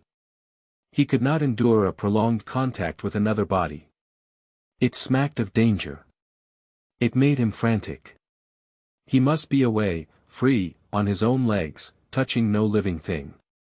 It was the wild still clinging to him, asserting itself through him. This feeling had been accentuated by the Ishmaelite life he had led from his puppyhood. Danger lurked in contacts. It was the trap, ever the trap, the fear of it lurking deep in the life of him, woven into the fiber of him. In consequence, the strange dogs he encountered had no chance against him. He eluded their fangs. He got them, or got away, himself untouched in either event. In the natural course of things there were exceptions to this. There were times when several dogs, pitching on to him, punished him before he could get away, and there were times when a single dog scored deeply on him. But these were accidents. In the main, so efficient a fighter had he become, he went his way unscathed. Another advantage he possessed was that of correctly judging time and distance. Not that he did this consciously, however. He did not calculate such things. It was all automatic. His eyes saw correctly, and the nerves carried the vision correctly to his brain. The parts of him were better adjusted than those of the average dog. They worked together more smoothly and steadily.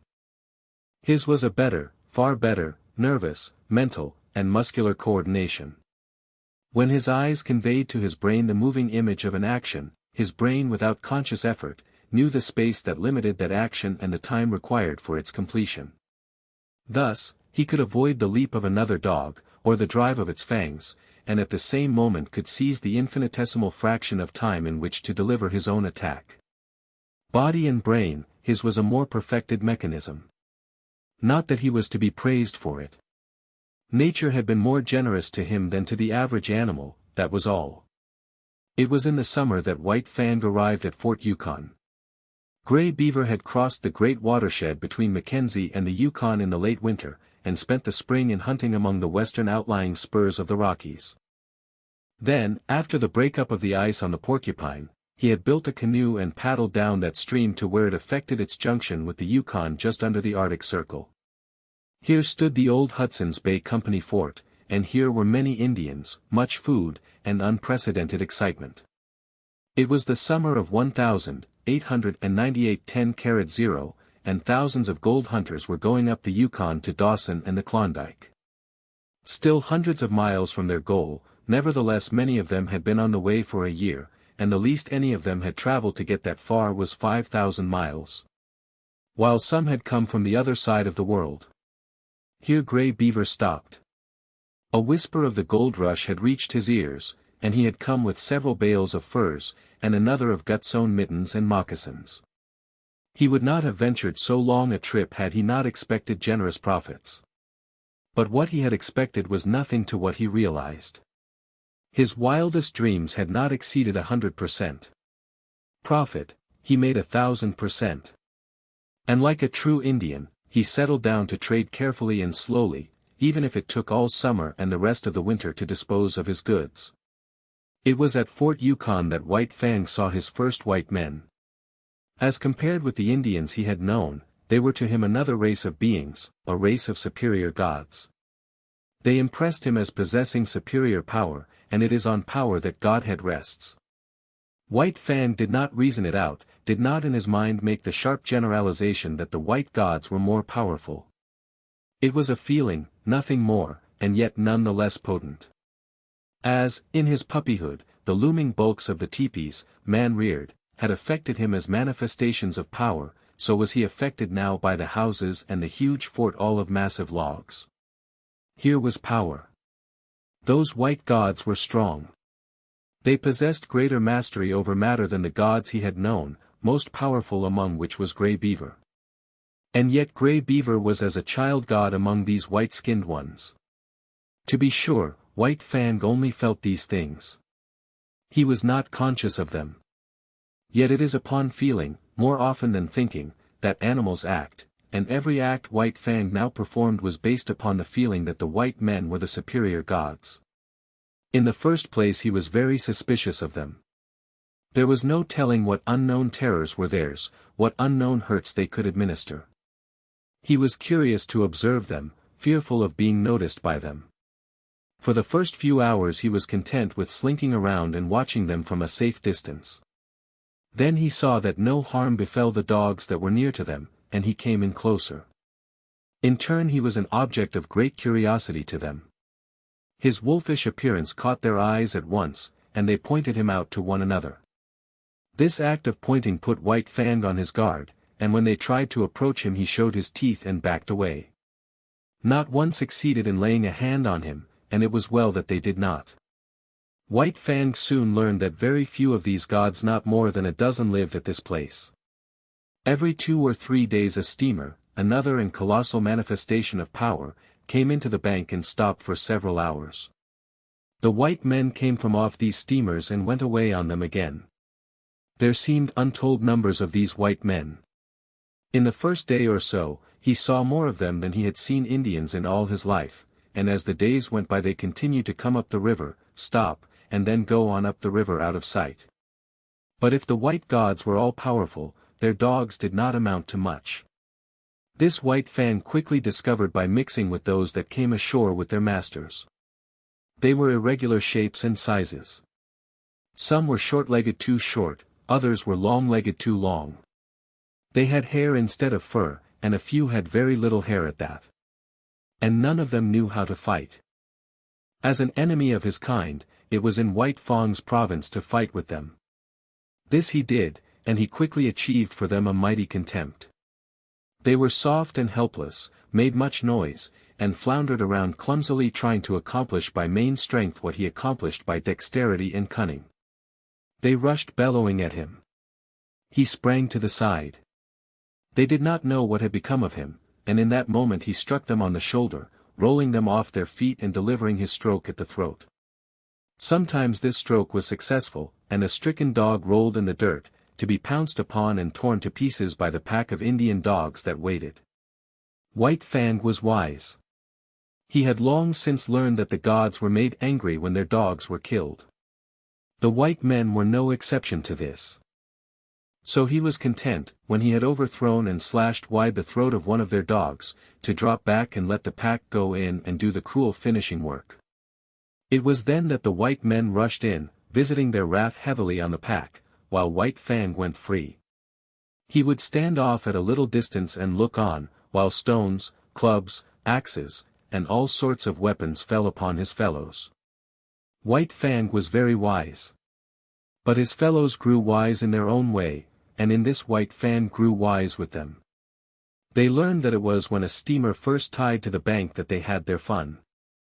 After the first 2 or 3 strange dogs had been downed and destroyed, the white men hustled their own animals back on board and wreaked savage vengeance on the offenders. One white man, having seen his dog, a setter, torn to pieces before his eyes, drew a revolver. He fired rapidly, 6 times, and 6 of the pack lay dead or dying, another manifestation of power that sank deep into White Fang's consciousness. White Fang enjoyed it all. He did not love his kind, and he was shrewd enough to escape hurt himself. At first, the killing of the white men's dogs had been a diversion. After a time it became his occupation. There was no work for him to do. Gray Beaver was busy trading and getting wealthy. So White Fang hung around the landing with the disreputable gang of Indian dogs, waiting for steamers. With the arrival of a steamer the fun began. After a few minutes, by the time the white men had got over their surprise, the gang scattered. The fun was over until the next steamer should arrive. But it can scarcely be said that White Fang was a member of the gang. He did not mingle with it, but remained aloof, always himself, and was even feared by it. It is true, he worked with it. He picked the quarrel with the strange dog while the gang waited. And when he had overthrown the strange dog the gang went in to finish it. But it is equally true that he then withdrew, leaving the gang to receive the punishment of the outraged gods. It did not require much exertion to pick these quarrels. All he had to do, when the strange dogs came ashore, was to show himself. When they saw him they rushed for him. It was their instinct. He was the wild, the unknown, the terrible, the ever menacing, the thing that prowled in the darkness around the fires of the primeval world when they, cowering close to the fires, were reshaping their instincts, learning to fear the wild out of which they had come, and which they had deserted and betrayed. Generation by generation, down all the generations, had this fear of the wild been stamped into their natures. For centuries the wild had stood for terror and destruction. And during all this time free license had been theirs, from their masters, to kill the things of the wild. In doing this they had protected both themselves and the gods whose companionship they shared.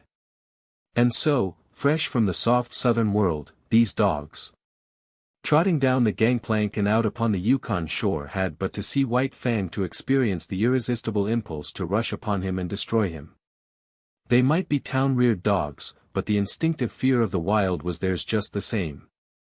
Not alone with their own eyes did they see the wolfish creature in the clear light of day, standing before them. They saw him with the eyes of their ancestors, and by their inherited memory they knew White Fang for the wolf, and they remembered the ancient feud.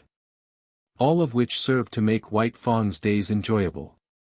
If the sight of him drove these strange dogs upon him, so much the better for him, so much the worse for them. They looked upon him as legitimate prey, and as legitimate prey he looked upon them.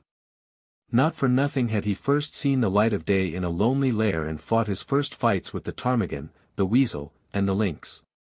And not for nothing had his puppyhood been made bitter by the persecution of Lip Lip and the whole puppy pack. It might have been otherwise, and he would then have been otherwise. Had Lip Lip not existed, he would have passed his puppyhood with the other puppies and grown up more dog-like and with more liking for dogs.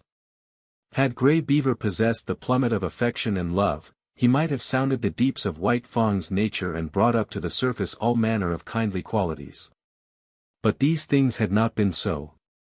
The clay of White Fang had been molded until he became what he was, morose and lonely, unloving and ferocious, the enemy of all his kind. Chapter 2. The Mad God. A small number of white men lived in Fort Yukon. These men had been long in the country. They called themselves sourdoughs, and took great pride in so classifying themselves. For other men, new in the land, they felt nothing but disdain. The men who came ashore from the steamers were newcomers. They were known as Chechaquos, and they always wilted at the application of the name. They made their bread with baking powder. This was the invidious distinction between them and the sourdoughs, who, forsooth, made their bread from sourdough because they had no baking powder. All of which is neither here nor there. The men in the fort disdained the newcomers and enjoyed seeing them come to grief. Especially did they enjoy the havoc worked amongst the newcomers' dogs by White Fang and his disreputable gang. When a steamer arrived, the men of the fort made it a point always to come down to the bank and see the fun. They looked forward to it with as much anticipation as did the Indian dogs, while they were not slow to appreciate the savage and crafty part played by White Fang. But there was one man amongst them who particularly enjoyed the sport. He would come running at the first sound of a steamboat's whistle, and when the last fight was over and White Fang and the pack had scattered, he would return slowly to the fort, his face heavy with regret. Sometimes, when a soft Southland dog went down, shrieking its death cry under the fangs of the pack, this man would be unable to contain himself, and would leap into the air and cry out with delight. And always he had a sharp and covetous eye for White Fang. This man was called Beauty by the other men of the fort. No one knew his first name, and in general he was known in the country as Beauty Smith. But he was anything save a beauty. To antithesis was due his naming. He was preeminently unbeautiful. Nature had been niggardly with him. He was a small man to begin with, and upon his meager frame was deposited an even more strikingly meager head. Its apex might be likened to a point. In fact, in his boyhood, before he had been named Beauty by his fellows, he had been called Pinhead. Backward, from the apex, his head slanted down to his neck, and forward it slanted uncompromisingly to meet a low and remarkably wide forehead. Beginning here, as though regretting her parsimony, nature had spread his features with a lavish hand. His eyes were large, and between them was the distance of two eyes. His face, in relation to the rest of him, was prodigious. In order to discover the necessary area, nature had given him an enormous prognathous jaw. It was wide and heavy, and protruded outward and down until it seemed to rest on his chest. Possibly this appearance was due to the weariness of the slender neck, unable properly to support so great a burden. This jaw gave the impression of ferocious determination. But something lacked. Perhaps it was from excess. Perhaps the jaw was too large. At any rate, it was a lie. Beauty Smith was known far and wide as the weakest of weak-kneed and sniveling cowards. To complete his description, his teeth were large and yellow, while the two eye teeth, larger than their fellows, showed under his lean lips like fangs. His eyes were yellow and muddy, as though nature had run short on pigments and squeezed together the dregs of all her tubes. It was the same with his hair, sparse and irregular of growth, muddy yellow and dirty yellow, rising on his head and sprouting out of his face in unexpected tufts and bunches. In appearance like clumped and wind-blown grain. In short, Beauty Smith was a monstrosity, and the blame of it lay elsewhere. He was not responsible. The clay of him had been so molded in the making. He did the cooking for the other men in the fort, the dishwashing and the drudgery. They did not despise him. Rather did they tolerate him in a broad human way, as one tolerates any creature evilly treated in the making. Also, they feared him. His cowardly rages made them dread a shot in the back or poison in their coffee. But somebody had to do the cooking, and whatever else his shortcomings, Beauty Smith could cook. This was the man that looked at White Fang, delighted in his ferocious prowess, and desired to possess him. He made overtures to White Fang from the first. White Fang began by ignoring him. Later on, when the overtures became more insistent, White Fang bristled and bared his teeth and backed away. He did not like the man. The feel of him was bad. He sensed the evil in him, and feared the extended hand and the attempts at soft-spoken speech. Because of all this, he hated the man. With the simpler creatures, good and bad are things simply understood. The good stands for all things that bring easement and satisfaction and surcease from pain. Therefore, the good is liked. The bad stands for all things that are fraught with discomfort, menace, and hurt, and is hated accordingly. White Fang's feel of Beauty Smith was bad. From the man's distorted body and twisted mind, in occult ways, like mists rising from malarial marshes, came emanations of the unhealth within. Not by reasoning, not by the five senses alone, but by other and remoter and uncharted senses, came the feeling to White Fang that the man was ominous with evil. Pregnant with hurtfulness, and therefore a thing bad, and wisely to be hated. White Fang was in Grey Beaver's camp when Beauty Smith first visited it.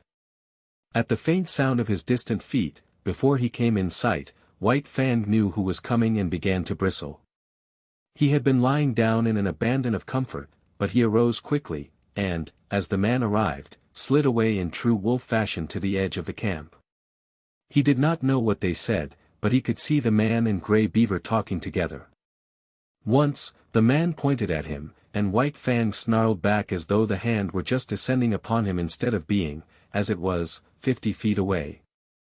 The man laughed at this, and White Fang slunk away to the sheltering woods, his head turned to observe as he glided softly over the ground. Gray Beaver refused to sell the dog. He had grown rich with his trading and stood in need of nothing. Besides, White Fang was a valuable animal, the strongest sled dog he had ever owned, and the best leader. Furthermore, there was no dog like him on the Mackenzie nor the Yukon. He could fight. He killed other dogs as easily as men killed mosquitoes. Beauty Smith's eyes lighted up at this, and he licked his thin lips with an eager tongue. No, White Fang was not for sale at any price. But Beauty Smith knew the ways of Indians. He visited Gray Beaver's camp often, and hidden under his coat was always a black bottle or so. One of the potencies of whiskey is the breeding of thirst. Gray Beaver got the thirst. His fevered membranes and burnt stomach began to clamor for more and more of the scorching fluid, while his brain, thrust all awry by the unwanted stimulant, permitted him to go any length to obtain it. The money he had received for his furs and mittens and moccasins began to go. It went faster and faster, and the shorter his money sack grew, the shorter grew his temper. In the end his money and goods and temper were all gone. Nothing remained to him but his thirst, a prodigious possession in itself that grew more prodigious with every sober breath he drew. Then it was that Beauty Smith had talked with him again about the sale of White Fang, but this time the price offered was in bottles, not dollars, and Gray Beaver's ears were more eager to hear. "You catch dog, you take all right," was his last word. The bottles were delivered, but after 2 days. "You catch dog," were Beauty Smith's words to Gray Beaver. White Fang slunk into camp one evening and dropped down with a sigh of content. The dreaded white god was not there. For days his manifestations of desire to lay hands on him had been growing more insistent, and during that time White Fang had been compelled to avoid the camp. He did not know what evil was threatened by those insistent hands. He knew only that they did threaten evil of some sort, and that it was best for him to keep out of their reach. But scarcely had he lain down when Gray Beaver staggered over to him and tied a leather thong around his neck. He sat down beside White Fang, holding the end of the thong in his hand. In the other hand he held a bottle, which, from time to time, was inverted above his head to the accompaniment of gurgling noises. An hour of this passed, when the vibrations of feet in contact with the ground foreran the one who approached. White Fang heard it first, and he was bristling with recognition while Gray Beaver still nodded stupidly. White Fang tried to draw the thong softly out of his master's hand, but the relaxed fingers closed tightly and Gray Beaver roused himself. Beauty Smith strode into camp and stood over White Fang. He snarled softly up at the thing of fear, watching keenly the deportment of the hands. One hand extended outward and began to descend upon his head. His soft snarl grew tense and harsh. The hand continued slowly to descend, while he crouched beneath it, eyeing it malignantly, his snarl growing shorter and shorter as, with quickening breath, it approached its culmination. Suddenly he snapped, striking with his fangs like a snake. The hand was jerked back, and the teeth came together emptily with a sharp click. Beauty Smith was frightened and angry. Gray Beaver clout White Fang alongside the head, so that he cowered down close to the earth in respectful obedience. White Fang's suspicious eyes followed every movement. He saw Beauty Smith go away and return with a stout club. Then the end of the thong was given over to him by Gray Beaver. Beauty Smith started to walk away. The thong grew taut. White Fang resisted it. Gray Beaver clout him right and left to make him get up and follow. He obeyed, but with a rush, hurling himself upon the stranger who was dragging him away. Beauty Smith did not jump away. He had been waiting for this. He swung the club smartly, stopping the rush midway and smashing White Fang down upon the ground. Gray Beaver laughed and nodded approval. Beauty Smith tightened the thong again, and White Fang crawled limply and dizzily to his feet. He did not rush a second time. One smash from the club was sufficient to convince him that the white god knew how to handle it, and he was too wise to fight the inevitable. So he followed morosely at Beauty Smith's heels, his tail between his legs, yet snarling softly under his breath. But Beauty Smith kept a wary eye on him, and the club was held always ready to strike. At the fort Beauty Smith left him securely tied and went into bed. White Fang waited an hour. Then he applied his teeth to the thong, and in the space of 10 seconds was free. He had wasted no time with his teeth. There had been no useless gnawing. The thong was cut across, diagonally, almost as clean as though done by a knife. White Fang looked up at the fort, at the same time bristling and growling.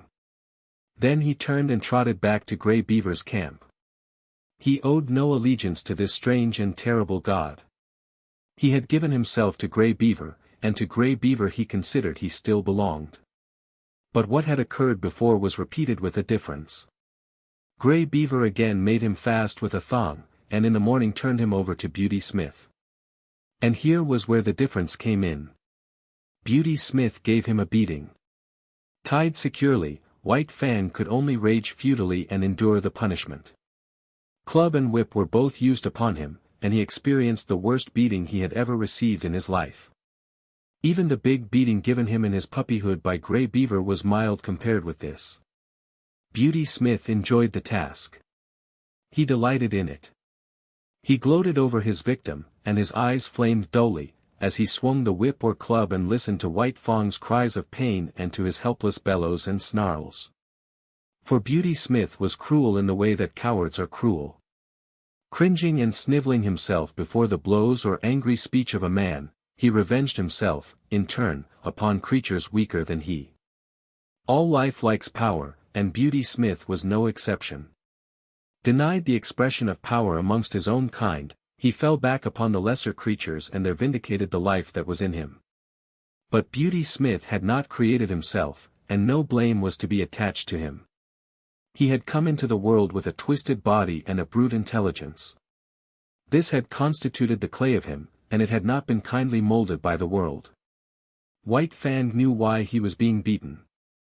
When Grey Beaver tied the thong around his neck, and passed the end of the thong into Beauty Smith's keeping, White Fang knew that it was his God's will for him to go with Beauty Smith.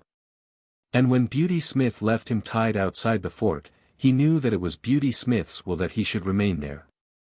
Therefore, he had disobeyed the will of both the gods, and earned the consequent punishment. He had seen dogs change owners in the past, and he had seen the runaways beaten as he was being beaten. He was wise, and yet in the nature of him there were forces greater than wisdom. One of these was fidelity. He did not love Grey Beaver, yet, even in the face of his will and his anger, he was faithful to him. He could not help it. This faithfulness was a quality of the clay that composed him. It was the quality that was peculiarly the possession of his kind, the quality that set apart his species from all other species. The quality that has enabled the wolf and the wild dog to come in from the open and be the companions of man. After the beating, White Fang was dragged back to the fort. But this time Beauty Smith left him tied with a stick. One does not give up a god easily, and so with White Fang.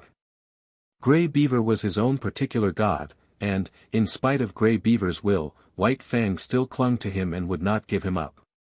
Grey Beaver had betrayed and forsaken him, but that had no effect upon him. Not for nothing had he surrendered himself body and soul to Grey Beaver. There had been no reservation on White Fang's part, and the bond was not to be broken easily. So, in the night, when the men in the fort were asleep, White Fang applied his teeth to the stick that held him. The wood was seasoned and dry, and it was tied so closely to his neck that he could scarcely get his teeth to it. It was only by the severest muscular exertion and neck-arching that he succeeded in getting the wood between his teeth. And barely between his teeth at that, and it was only by the exercise of an immense patience, extending through many hours, that he succeeded in gnawing through the stick. This was something that dogs were not supposed to do. It was unprecedented. But White Fang did it, trotting away from the fort in the early morning, with the end of the stick hanging to his neck. He was wise. But had he been merely wise he would not have gone back to Grey Beaver who had already twice betrayed him. But there was his faithfulness, and he went back to be betrayed yet a third time. Again he yielded to the tying of a thong around his neck by Grey Beaver, and again Beauty Smith came to claim him. And this time he was beaten even more severely than before. Grey Beaver looked on stolidly while the white man wielded the whip. He gave no protection. It was no longer his dog. When the beating was over, White Fang was sick. A soft Southland dog would have died under it, but not he. His school of life had been sterner, and he was himself of sterner stuff. He had too great vitality. His clutch on life was too strong. But he was very sick. At first he was unable to drag himself along, and Beauty Smith had to wait half an hour for him. And then, blind and reeling, he followed at Beauty Smith's heels back to the fort. But now he was tied with a chain that defied his teeth, and he strove in vain, by lunging, to draw the staple from the timber into which it was driven.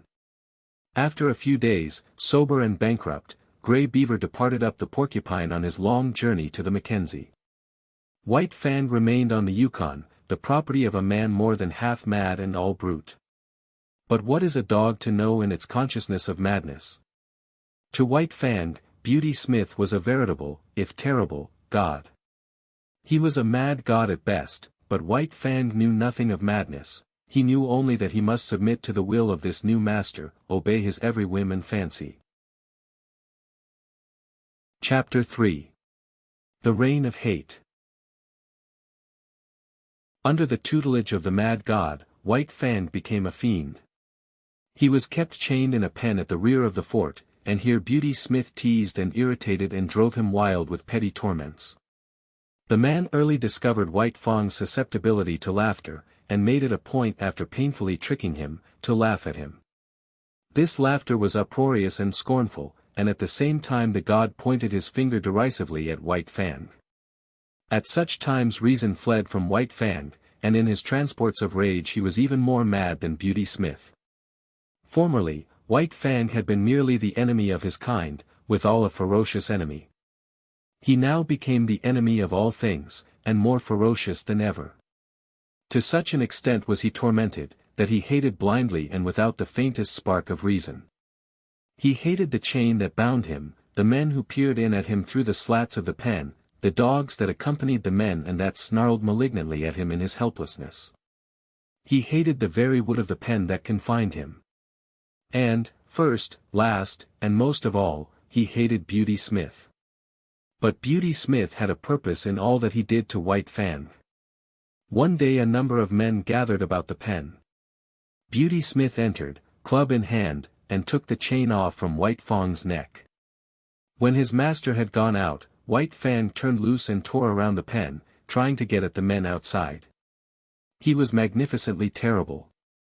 Fully 5 feet in length, and standing 2½ feet at the shoulder, he far outweighed a wolf of corresponding size.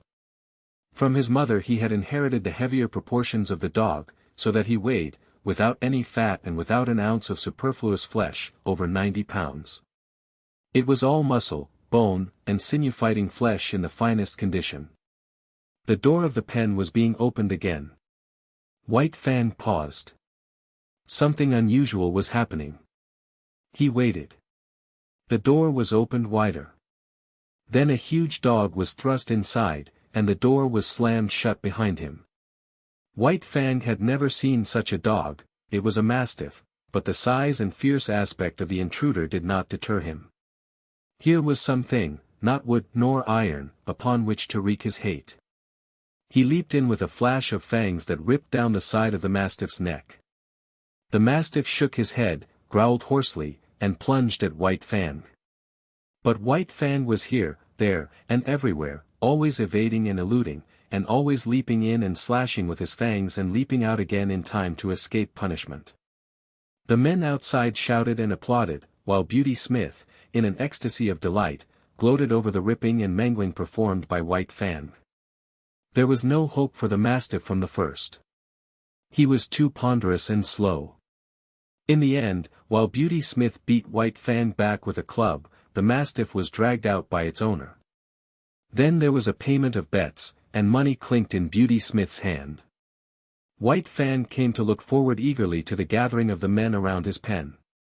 It meant a fight, and this was the only way that was now vouchsafed him of expressing the life that was in him. Tormented, incited to hate, he was kept a prisoner so that there was no way of satisfying that hate except at the times his master saw fit to put another dog against him. Beauty Smith had estimated his powers well, for he was invariably the victor. One day, 3 dogs were turned in upon him in succession. Another day a full-grown wolf, fresh caught from the wild, was shoved in through the door of the pen. And on still another day 2 dogs were set against him at the same time. This was his severest fight, and though in the end he killed them both, he was himself half killed in doing it. In the fall of the year, when the first snows were falling and mush ice was running in the river, Beauty Smith took passage for himself and White Fang on a steamboat bound up the Yukon to Dawson. White Fang had now achieved a reputation in the land. As the Fighting Wolf, he was known far and wide, and the cage in which he was kept on the steamboat's deck was usually surrounded by curious men. He raged and snarled at them, or lay quietly and studied them with cold hatred. Why should he not hate them? He never asked himself the question. He knew only hate and lost himself in the passion of it. Life had become a hell to him. He had not been made for the close confinement wild beasts endure at the hands of men. And yet it was in precisely this way that he was treated. Men stared at him, poked sticks between the bars to make him snarl, and then laughed at him. They were his environment, these men, and they were molding the clay of him into a more ferocious thing than had been intended by nature. Nevertheless, nature had given him plasticity. Where many another animal would have died or had its spirit broken, he adjusted himself and lived, and at no expense of the spirit. Possibly Beauty Smith, archfiend and tormentor, was capable of breaking White Fang's spirit, but as yet there were no signs of his succeeding. If Beauty Smith had in him a devil, White Fang had another, and the two of them raged against each other unceasingly. In the days before, White Fang had the wisdom to cower down and submit to a man with a club in his hand, but this wisdom now left him. The mere sight of Beauty Smith was sufficient to send him into transports of fury. And when they came to close quarters, and he had been beaten back by the club, he went on growling and snarling, and showing his fangs. The last growl could never be extracted from him. No matter how terribly he was beaten, he had always another growl, and when Beauty Smith gave up and withdrew, the defiant growl followed after him, or White Fang sprang at the bars of the cage bellowing his hatred. When the steamboat arrived at Dawson, White Fang went ashore. But he still lived a public life, in a cage, surrounded by curious men. He was exhibited as the Fighting Wolf, and men paid 50 cents in gold dust to see him. He was given no rest. Did he lie down to sleep, he was stirred up by a sharp stick so that the audience might get its money's worth. In order to make the exhibition interesting, he was kept in a rage most of the time. But worse than all this, was the atmosphere in which he lived. He was regarded as the most fearful of wild beasts, and this was borne in to him through the bars of the cage. Every word, every cautious action, on the part of the men, impressed upon him his own terrible ferocity. It was so much added fuel to the flame of his fierceness. There could be but one result, and that was that his ferocity fed upon itself and increased. It was another instance of the plasticity of his clay, of his capacity for being molded by the pressure of environment. In addition to being exhibited, he was a professional fighting animal. At irregular intervals, whenever a fight could be arranged, he was taken out of his cage and led off into the woods a few miles from town. Usually this occurred at night, so as to avoid interference from the mounted police of the territory. After a few hours of waiting, when daylight had come, the audience and the dog with which he was to fight arrived. In this manner it came about that he fought all sizes and breeds of dogs. It was a savage land, the men were savage, and the fights were usually to the death. Since White Fang continued to fight, it is obvious that it was the other dogs that died. He never knew defeat. His early training, when he fought with Lip Lip and the whole puppy pack, stood him in good stead. There was the tenacity with which he clung to the earth. No dog could make him lose his footing. This was the favorite trick of the wolf breeds, to rush in upon him, either directly or with an unexpected swerve, in the hope of striking his shoulder and overthrowing him. Mackenzie hounds, Eskimo and Labrador dogs, huskies and Malamutes all tried it on him, and all failed. He was never known to lose his footing. Men told this to one another, and looked each time to see it happen, but White Fang always disappointed them. Then there was his lightning quickness. It gave him a tremendous advantage over his antagonists. No matter what their fighting experience, they had never encountered a dog that moved so swiftly as he. Also to be reckoned with, was the immediateness of his attack. The average dog was accustomed to the preliminaries of snarling and bristling and growling. And the average dog was knocked off his feet and finished before he had begun to fight or recovered from his surprise. So often did this happen, that it became the custom to hold White Fang until the other dog went through its preliminaries, was good and ready, and even made the first attack. But greatest of all the advantages in White Fang's favor, was his experience. He knew more about fighting than did any of the dogs that faced him. He had fought more fights, knew how to meet more tricks and methods, and had more tricks himself, while his own method was scarcely to be improved upon. As the time went by, he had fewer and fewer fights. Men despaired of matching him with an equal, and Beauty Smith was compelled to pit wolves against him. These were trapped by the Indians for the purpose, and a fight between White Fang and a wolf was always sure to draw a crowd. Once, a full-grown female lynx was secured, and this time White Fang fought for his life. Her quickness matched his, her ferocity equaled his, while he fought with his fangs alone, and she fought with her sharp-clawed feet as well. But after the lynx, all fighting ceased for White Fang. There were no more animals with which to fight, at least, there was none considered worthy of fighting with him. So he remained on exhibition until spring, when one Tim Keenan, a faro dealer, arrived in the land. With him came the first bulldog that had ever entered the Klondike. That this dog and White Fang should come together was inevitable, and for a week the anticipated fight was the mainspring of conversation in certain quarters of the town. Chapter 4. The Clinging Death. Beauty Smith slipped the chain from his neck and stepped back. For once White Fang did not make an immediate attack. He stood still, ears pricked forward, alert and curious, surveying the strange animal that faced him. He had never seen such a dog before.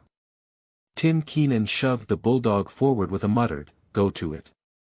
The animal waddled toward the center of the circle, short and squat and ungainly. He came to a stop and blinked across at White Fang. There were cries from the crowd of, "Go to him, Cherokee. Sick Cherokee. Eat up." But Cherokee did not seem anxious to fight. He turned his head and blinked at the men who shouted, at the same time wagging his stump of a tail good-naturedly. He was not afraid, but merely lazy. Besides, it did not seem to him that it was intended he should fight with the dog he saw before him. He was not used to fighting with that kind of dog, and he was waiting for them to bring on the real dog. Tim Keenan stepped in and bent over Cherokee, fondling him on both sides of the shoulders with hands that rubbed against the grain of the hair and that made slight, pushing forward movements. These were so many suggestions. Also, their effect was irritating, for Cherokee began to growl, very softly, deep down in his throat. There was a correspondence in rhythm between the growls and the movements of the man's hands. The growl rose in the throat with the culmination of each forward-pushing movement, and ebbed down to start up afresh with the beginning of the next movement. The end of each movement was the accent of the rhythm, the movement ending abruptly and the growling rising with a jerk. This was not without its effect on White Fang. The hair began to rise on his neck and across the shoulders. Tim Keenan gave a final shove forward and stepped back again. As the impetus that carried Cherokee forward died down, he continued to go forward of his own volition, in a swift, bow-legged run. Then White Fang struck. A cry of startled admiration went up. He had covered the distance and gone in more like a cat than a dog, and with the same cat-like swiftness he had slashed with his fangs and leaped clear. The bulldog was bleeding back of one ear from a rip in his thick neck. He gave no sign, did not even snarl, but turned and followed after White Fang. The display on both sides, the quickness of the one and the steadiness of the other, had excited the partisan spirit of the crowd, and the men were making new bets and increasing original bets. Again, and yet again, White Fang sprang in, slashed, and got away untouched, and still his strange foe followed after him. Without too great haste, not slowly, but deliberately and determinedly, in a business-like sort of way. There was purpose in his method, something for him to do that he was intent upon doing and from which nothing could distract him. His whole demeanor, every action, was stamped with this purpose. It puzzled White Fang. Never had he seen such a dog. It had no hair protection. It was soft, and bled easily. There was no thick mat of fur to baffle White Fang's teeth as they were often baffled by dogs of his own breed. Each time that his teeth struck they sank easily into the yielding flesh, while the animal did not seem able to defend itself. Another disconcerting thing was that it made no outcry, such as he had been accustomed to with the other dogs he had fought. Beyond a growl or a grunt, the dog took its punishment silently. And never did it flag in its pursuit of him. Not that Cherokee was slow. He could turn and whirl swiftly enough, but White Fang was never there. Cherokee was puzzled, too. He had never fought before with a dog with which he could not close. The desire to close had always been mutual. But here was a dog that kept at a distance, dancing and dodging here and there and all about. And when it did get its teeth into him, it did not hold on but let go instantly and darted away again. But White Fang could not get at the soft underside of the throat. The bulldog stood too short, while its massive jaws were an added protection. White Fang darted in and out unscathed, while Cherokee's wounds increased. Both sides of his neck and head were ripped and slashed. He bled freely, but showed no signs of being disconcerted. He continued his plodding pursuit, though once, for the moment baffled, he came to a full stop and blinked at the men who looked on. At the same time wagging his stump of a tail as an expression of his willingness to fight. In that moment White Fang was in upon him and out, in passing ripping his trimmed remnant of an ear. With a slight manifestation of anger, Cherokee took up the pursuit again, running on the inside of the circle White Fang was making, and striving to fasten his deadly grip on White Fang's throat. The bulldog missed by a hair's breadth, and cries of praise went up as White Fang doubled suddenly out of danger in the opposite direction. The time went by. White Fang still danced on, dodging and doubling, leaping in and out, and ever inflicting damage. And still the bulldog, with grim certitude, toiled after him. Sooner or later he would accomplish his purpose, get the grip that would win the battle. In the meantime, he accepted all the punishment the other could deal him. His tufts of ears had become tassels, his neck and shoulders were slashed in a score of places. And his very lips were cut and bleeding, all from these lightning snaps that were beyond his foreseeing and guarding. Time and again White Fang had attempted to knock Cherokee off his feet, but the difference in their height was too great. Cherokee was too squat, too close to the ground. White Fang tried the trick once too often. The chance came in one of his quick doublings and counter-circlings. He caught Cherokee with head turned away as he whirled more slowly. His shoulder was exposed. White Fang drove in upon it, but his own shoulder was high above, while he struck with such force that his momentum carried him on across over the other's body. For the first time in his fighting history, men saw White Fang lose his footing. His body turned a half-somersault in the air, and he would have landed on his back had he not twisted, cat-like, still in the air, in the effort to bring his feet to the earth. As it was, he struck heavily on his side. The next instant he was on his feet, but in that instant Cherokee's teeth closed on his throat. It was not a good grip, being too low down toward the chest, but Cherokee held on. White Fang sprang to his feet and tore wildly around, trying to shake off the bulldog's body. It made him frantic, this clinging, dragging weight. It bound his movements, restricted his freedom. It was like the trap, and all his instinct resented it and revolted against it. It was a mad revolt. For several minutes he was to all intents insane. The basic life that was in him took charge of him. The will to exist of his body surged over him. He was dominated by this mere flesh love of life. All intelligence was gone. It was as though he had no brain. His reason was unseated by the blind yearning of the flesh to exist and move, at all hazards to move, to continue to move, for movement was the expression of its existence. Round and round he went, whirling and turning and reversing, trying to shake off the 50-pound weight that dragged at his throat. The bulldog did little but keep his grip. Sometimes, and rarely, he managed to get his feet to the earth and for a moment to brace himself against White Fang. But the next moment his footing would be lost and he would be dragging around in the whirl of one of White Fang's mad gyrations. Cherokee identified himself with his instinct. He knew that he was doing the right thing by holding on, and there came to him certain blissful thrills of satisfaction. At such moments he even closed his eyes and allowed his body to be hurled hither and thither, willy-nilly, careless of any hurt that might thereby come to it. That did not count. The grip was the thing, and the grip he kept. White Fang ceased only when he had tired himself out.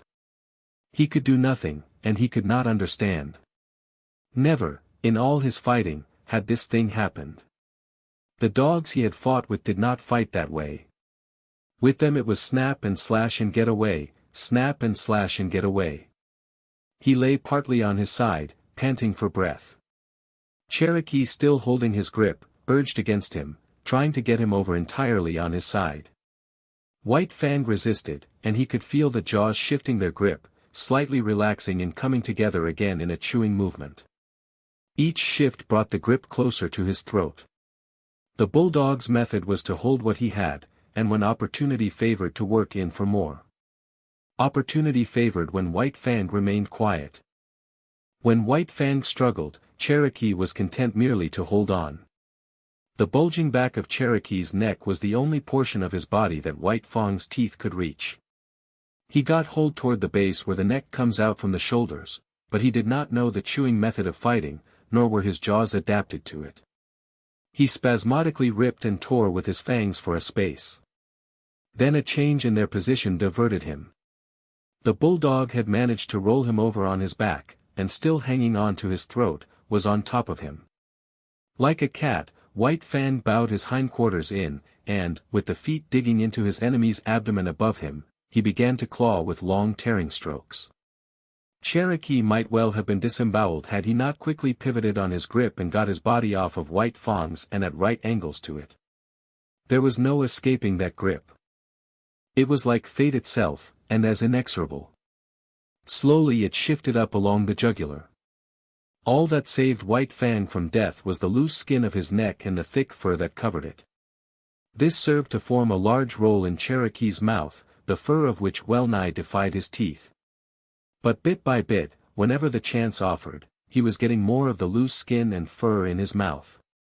The result was that he was slowly throttling White Fang. The latter's breath was drawn with greater and greater difficulty as the moments went by. It began to look as though the battle were over. The backers of Cherokee waxed jubilant and offered ridiculous odds. White Fang's backers were correspondingly depressed, and refused bets of 10-1 and 20-1, though one man was rash enough to close a wager of 50-1. This man was Beauty Smith. He took a step into the ring and pointed his finger at White Fang. Then he began to laugh derisively and scornfully. This produced the desired effect. White Fang went wild with rage. He called up his reserves of strength, and gained his feet. As he struggled around the ring, the 50 pounds of his foe ever dragging on his throat, his anger passed on into panic. The basic life of him dominated him again, and his intelligence fled before the will of his flesh to live. Round and back again, stumbling and falling and rising, even uprearing at times on his hind legs and lifting his foe clear of the earth, he struggled vainly to shake off the clinging death.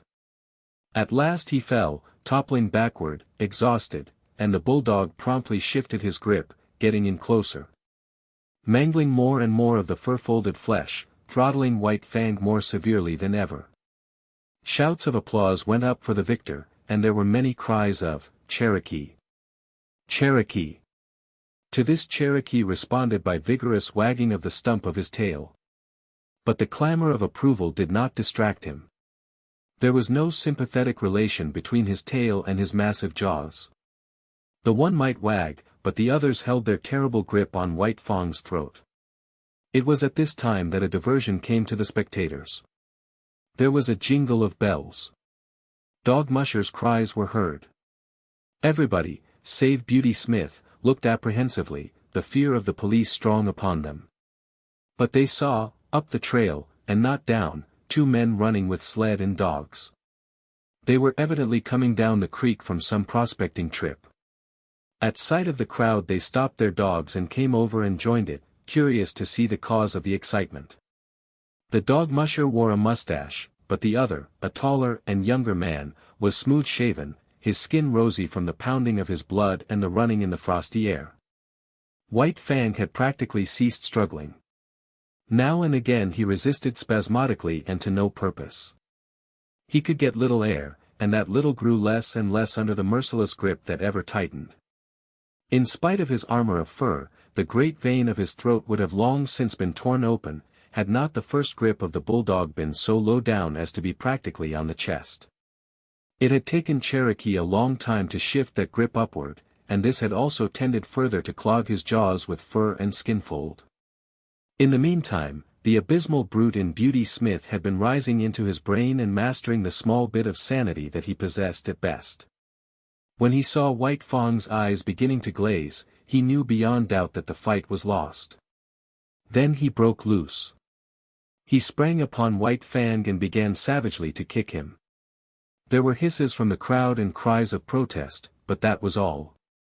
While this went on, and Beauty Smith continued to kick White Fang, there was a commotion in the crowd.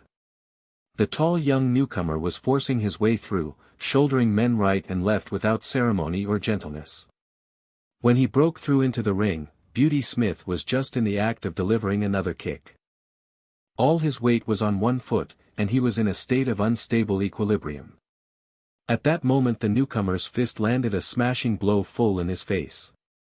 Beauty Smith's remaining leg left the ground, and his whole body seemed to lift into the air as he turned over backward and struck the snow. The newcomer turned upon the crowd. "You cowards!" he cried. "You beasts!" He was in a rage himself, a sane rage. His gray eyes seemed metallic and steel-like as they flashed upon the crowd. Beauty Smith regained his feet and came toward him, sniffling and cowardly. The newcomer did not understand. He did not know how abject a coward the other was, and thought he was coming back intent on fighting. So, with a, "You beast!"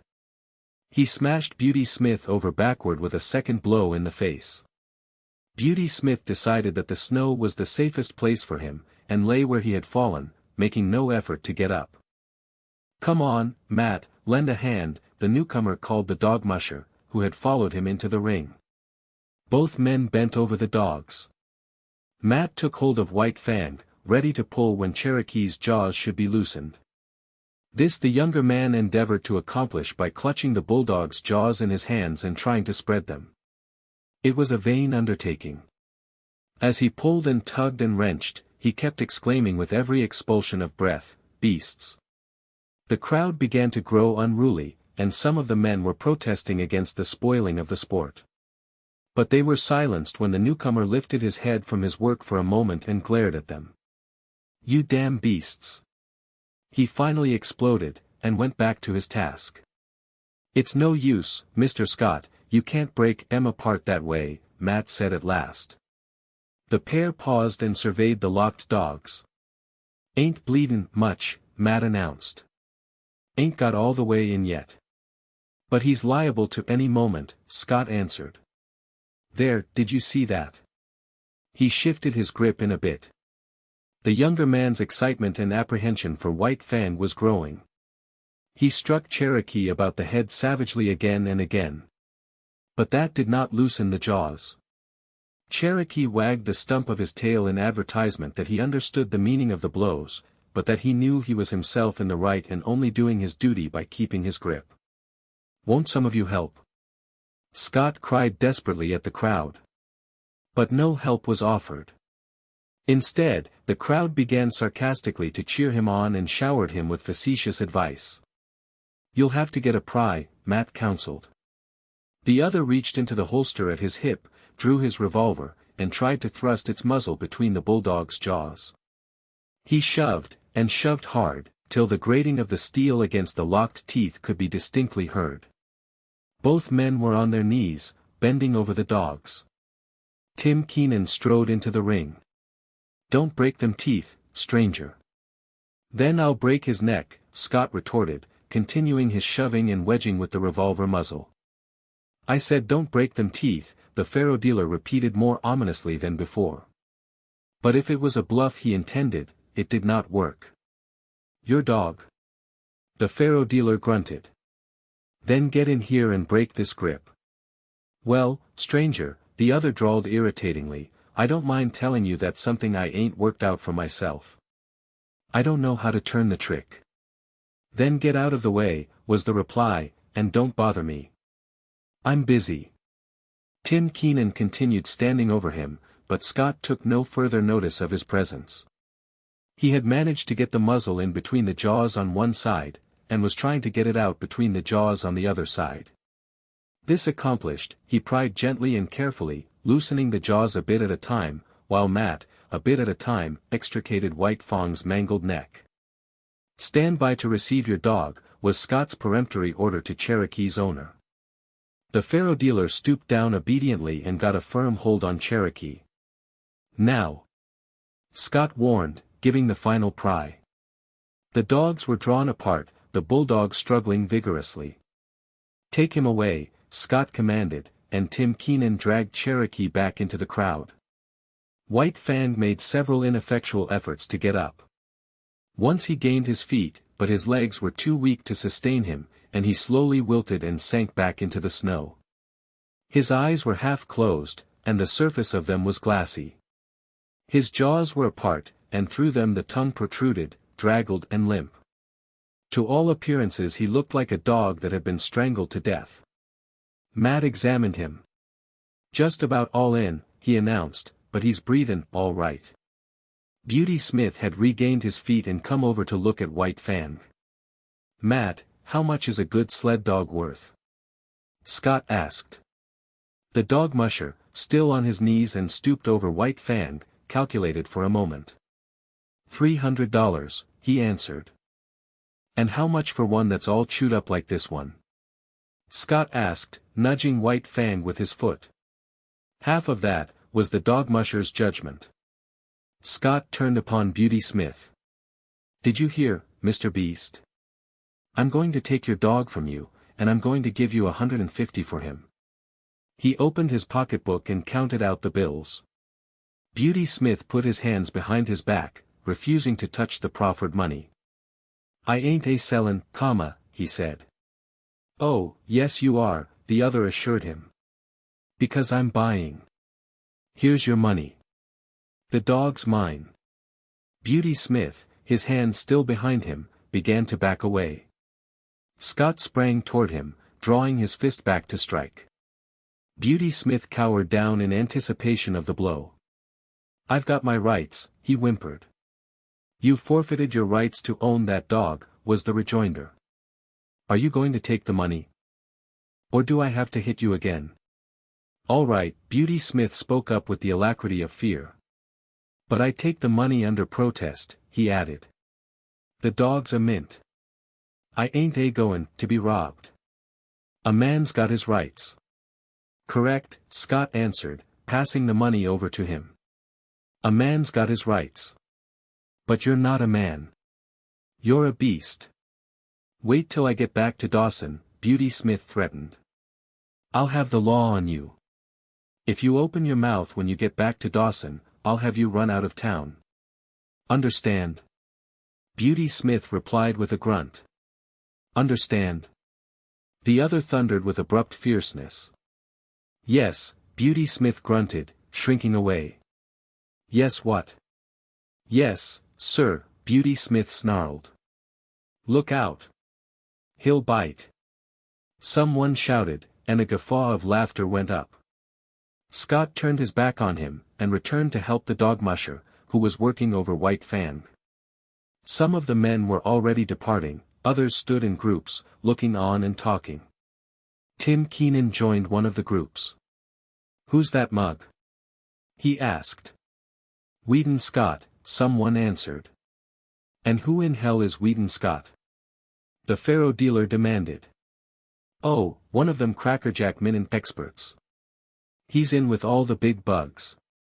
If you want to keep out of trouble, you'll steer clear of him, that's my talk. He's all hunky with the officials. The Gold Commissioner's a special pal of his." "I thought he must be somebody," was the faro dealer's comment. "That's why I kept my hands off him at the start." Chapter 5. The Indomitable.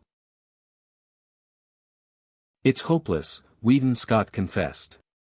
He sat on the step of his cabin and stared at the dog musher, who responded with a shrug that was equally hopeless. Together they looked at White Fang at the end of his stretched chain, bristling, snarling, ferocious, straining to get at the sled dogs. Having received sundry lessons from Matt, said lessons being imparted by means of a club, the sled dogs had learned to leave White Fang alone. And even then they were lying down at a distance, apparently oblivious of his existence. "It's a wolf and there's no taming it," Weedon Scott announced. "Oh, I don't know about that," Matt objected. "Might be a lot of dog in them, for all you can tell. But there's one thing I know sure, and that there's no gettin' away from." The dog musher paused and nodded his head confidentially at Moosehide Mountain.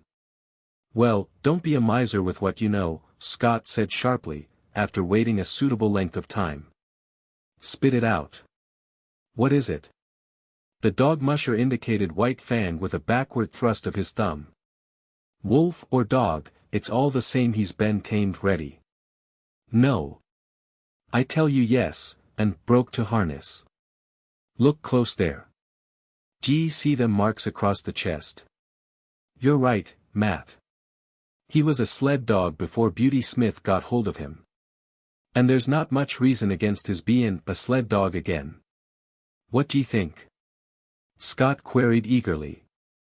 Then the hope died down as he added, shaking his head, "We've had him 2 weeks now, and if anything he's wilder than ever at the present moment." "Give him a chance," Matt counseled. "Turn him loose for a spell." The other looked at him incredulously. "Yes," Matt went on, "I know you've tried to, but you didn't take a club. You try it then." The dog musher secured a club and went over to the chained animal. White Fang watched the club after the manner of a caged lion watching the whip of its trainer. "See him keep his eye on that club," Matt said. "That's a good sign. He's no fool. Don't dast tackle me so long as I got that club handy. He's not clean crazy, sure." As the man's hand approached his neck, White Fang bristled and snarled and crouched down. But while he eyed the approaching hand, he at the same time contrived to keep track of the club in the other hand, suspended threateningly above him. Matt unsnapped the chain from the collar and stepped back. White Fang could scarcely realize that he was free. Many months had gone by since he passed into the possession of Beauty Smith. And in all that period he had never known a moment of freedom except at the times he had been loose to fight with other dogs. Immediately after such fights he had always been imprisoned again. He did not know what to make of it. Perhaps some new devilry of the gods was about to be perpetrated on him. He walked slowly and cautiously, prepared to be assailed at any moment.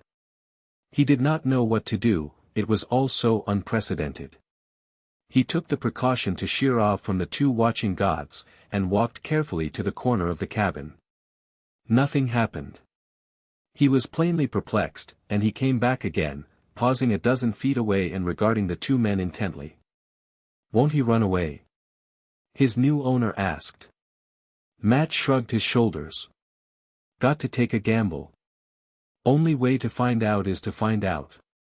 "Poor devil," Scott murmured pityingly.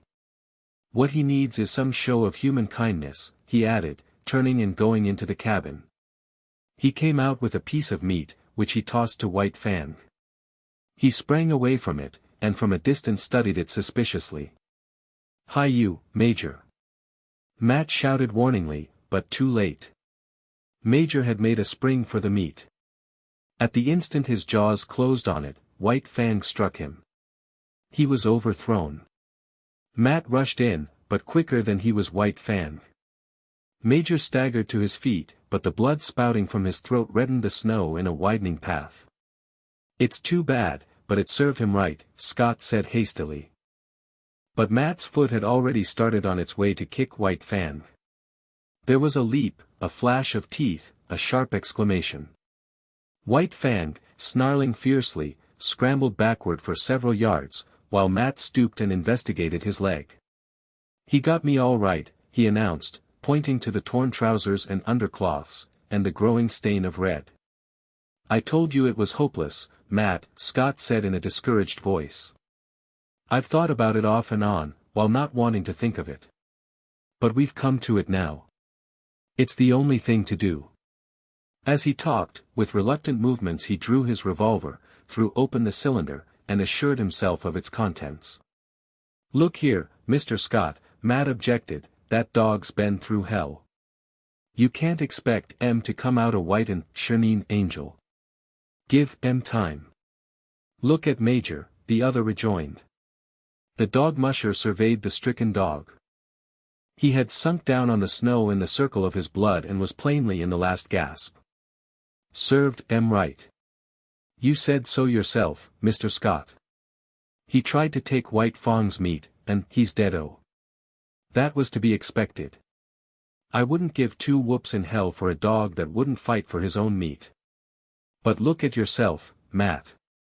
It's all right about the dogs, but we must draw the line somewhere." "Served me right," Matt argued stubbornly. "What did I want to kick him for? You said yourself that he'd done right. Then I had no right to kick him." "It would be a mercy to kill him," Scott insisted. "He's untamable. Now look here, Mr. Scott, give the poor devil a fightin' chance. He ain't had no chance yet. He's just come through hell, and this is the first time he's been loose. Give him a fair chance, and if he don't deliver the goods, I'll kill him myself. There."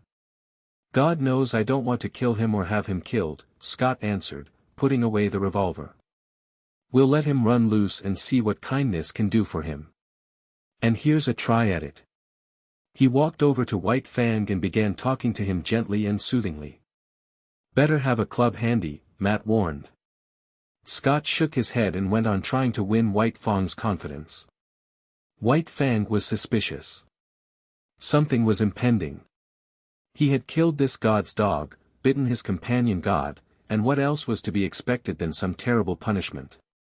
But in the face of it he was indomitable. He bristled and showed his teeth, his eyes vigilant, his whole body wary and prepared for anything. The god had no club, so he suffered him to approach quite near. The god's hand had come out and was descending upon his head. White Fang shrank together and grew tense as he crouched under it. Here was danger, some treachery or something. He knew the hands of the gods, their proved mastery, their cunning to hurt. Besides, there was his old antipathy to being touched. He snarled more menacingly, crouched still lower, and still the hand descended. He did not want to bite the hand, and he endured the peril of it until his instinct surged up in him, mastering him with its insatiable yearning for life. Weedon Scott had believed that he was quick enough to avoid any snap or slash. But he had yet to learn the remarkable quickness of White Fang, who struck with the certainty and swiftness of a coiled snake. Scott cried out sharply with surprise, catching his torn hand and holding it tightly in his other hand. Matt uttered a great oath and sprang to his side. White Fang crouched down, and backed away, bristling, showing his fangs, his eyes malignant with menace. Now he could expect a beating as fearful as any he had received from Beauty Smith. "Here! What are you doing?" Scott cried suddenly. Matt had dashed into the cabin and come out with a rifle. "Nothin', he said slowly, with a careless calmness that was assumed, only goin' to keep that promise I made. I reckon it's up to me to kill him as I said I'd do." "No you don't." "Yes I do. Watch me." As Matt had pleaded for White Fang when he had been bitten, it was now Weedon Scott's turn to plead. You said to give him a chance. Well, give it to him. We've only just started, and we can't quit at the beginning. It served me right, this time. And look at him. White Fang, near the corner of the cabin and 40 feet away, was snarling with blood-curdling viciousness, not at Scott, but at the dog musher. Well, I'll be everlastingly gosh swoggled, was the dog musher's expression of astonishment. Look at the intelligence of him, Scott went on hastily. He knows the meaning of firearms as well as you do. He's got intelligence and we've got to give that intelligence a chance. Put up the gun. All right, I'm willin', Matt agreed, leaning the rifle against the woodpile. But will you look at that? He exclaimed the next moment. White Fang had quieted down and ceased snarling. This is worth investigatin'. Watch. Matt reached for the rifle, and at the same moment White Fang snarled. He stepped away from the rifle, and White Fang's lifted lips descended, covering his teeth. Now, just for fun. Matt took the rifle and began slowly to raise it to his shoulder. White Fang's snarling began with the movement, and increased as the movement approached its culmination. But the moment before the rifle came to a level on him, he leaped sidewise behind the corner of the cabin. Matt stood staring along the sights at the empty space of snow which had been occupied by White Fang.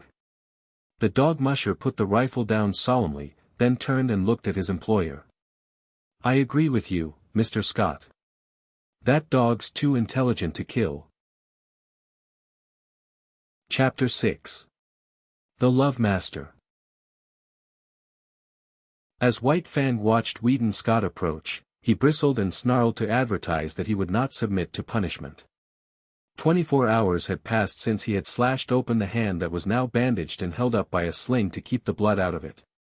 In the past White Fang had experienced delayed punishments, and he apprehended that such a one was about to befall him. How could it be otherwise? He had committed what was to him sacrilege, sunk his fangs into the holy flesh of a god, and of a white-skinned superior god at that. In the nature of things, and of intercourse with gods, something terrible awaited him. The god sat down several feet away. White Fang could see nothing dangerous in that. When the gods administered punishment they stood on their legs. Besides, this god had no club, no whip, no firearm. And furthermore, he himself was free. No chain nor stick bound him. He could escape into safety while the god was scrambling to his feet. In the meantime he would wait and see. The god remained quiet, made no movement, and White Fang's snarl slowly dwindled to a growl that ebbed down in his throat and ceased. Then the god spoke, and at the first sound of his voice, the hair rose on White Fang's neck and the growl rushed up in his throat. But the god made no hostile movement, and went on calmly talking. For a time White Fang growled in unison with him, a correspondence of rhythm being established between growl and voice. But the god talked on interminably. He talked to White Fang as White Fang had never been talked to before. He talked softly and soothingly, with a gentleness that somehow, somewhere, touched White Fang. In spite of himself and all the pricking warnings of his instinct, White Fang began to have confidence in this god. He had a feeling of security that was belied by all his experience with men. After a long time, the god got up and went into the cabin. White Fang scanned him apprehensively when he came out. He had neither whip nor club nor weapon. Nor was his uninjured hand behind his back hiding something. He sat down as before, in the same spot, several feet away. He held out a small piece of meat. White Fang pricked his ears and investigated it suspiciously, managing to look at the same time both at the meat and the god. Alert for any overt act, his body tense and ready to spring away at the first sign of hostility. Still the punishment delayed. The god merely held near to his nose a piece of meat. And about the meat there seemed nothing wrong. Still White Fang suspected, and though the meat was proffered to him with short inviting thrusts of the hand, he refused to touch it. The gods were all wise, and there was no telling what masterful treachery lurked behind that apparently harmless piece of meat. In past experience, especially in dealing with squaws, meat and punishment had often been disastrously related. In the end, the god tossed the meat on the snow at White Fang's feet.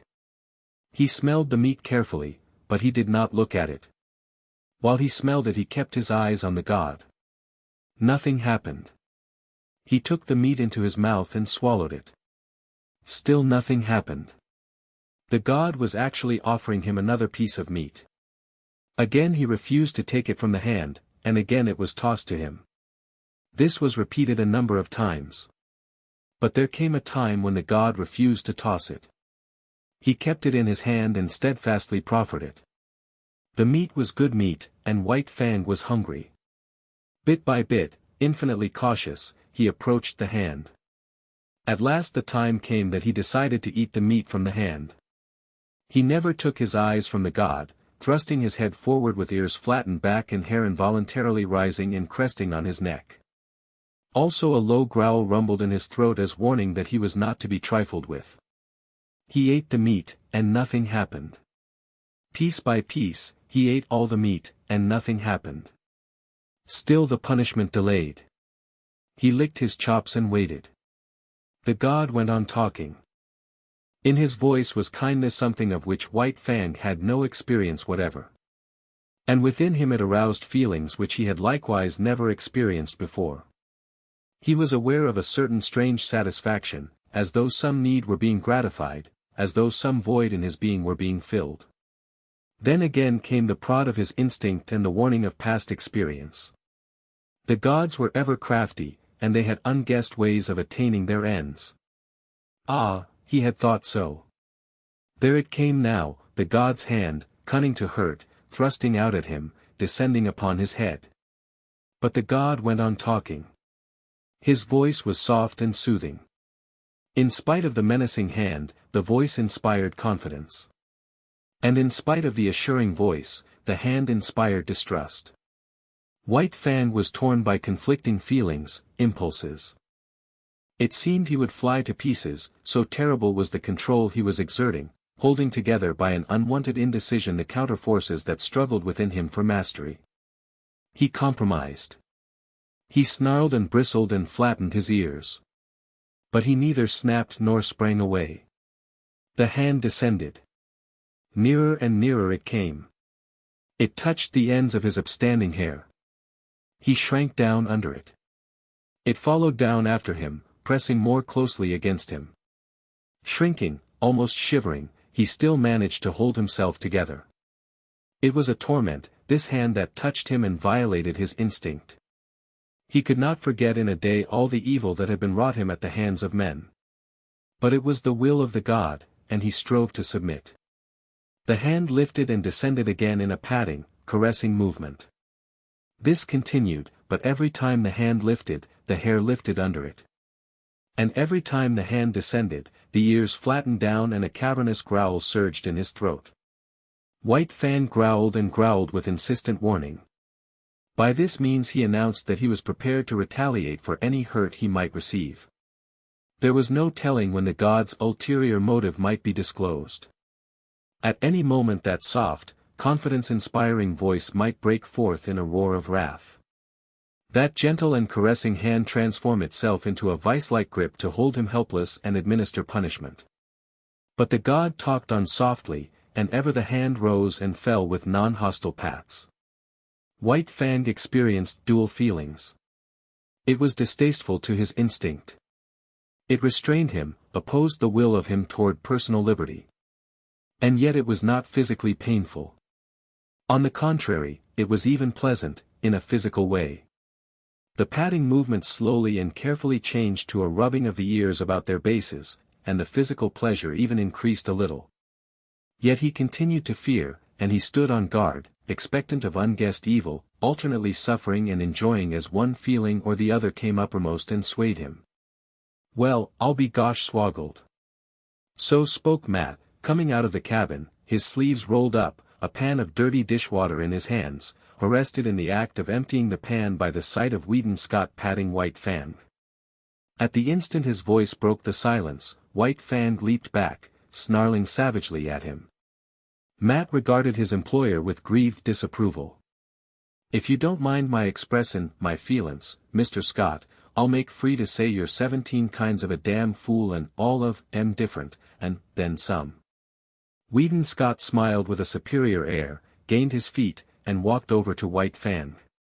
He talked soothingly to him, but not for long, then slowly put out his hand, rested it on White Fang's head, and resumed the interrupted patting. White Fang endured it, keeping his eyes fixed suspiciously, not upon the man that patted him, but upon the man that stood in the doorway.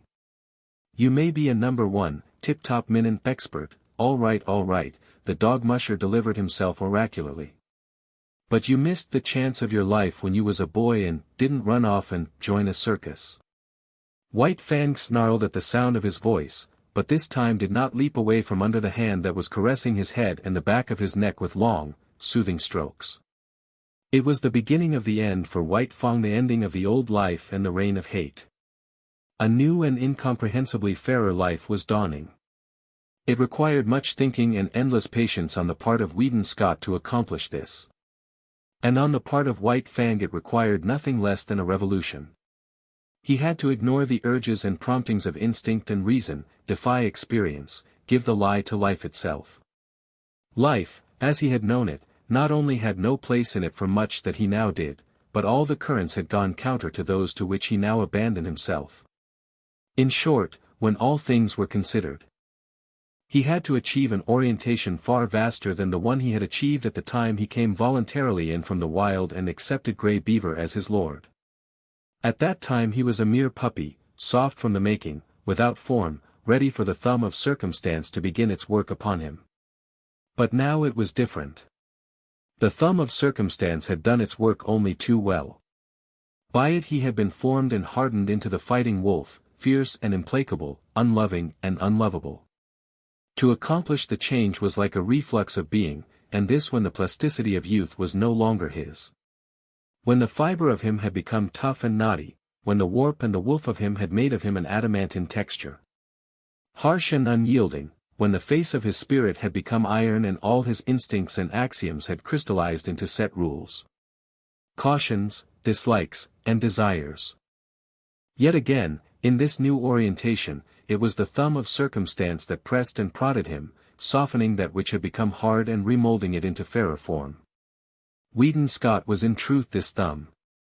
He had gone to the roots of White Fang's nature, and with kindness touched to life potencies that had languished and well-nigh perished. One such potency was love.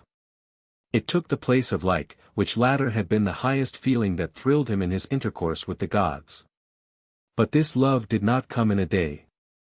It began with like and out of it slowly developed. White Fang did not run away, though he was allowed to remain loose, because he liked this new god. This was certainly better than the life he had lived in the cage of Beauty Smith, and it was necessary that he should have some god. The lordship of man was a need of his nature.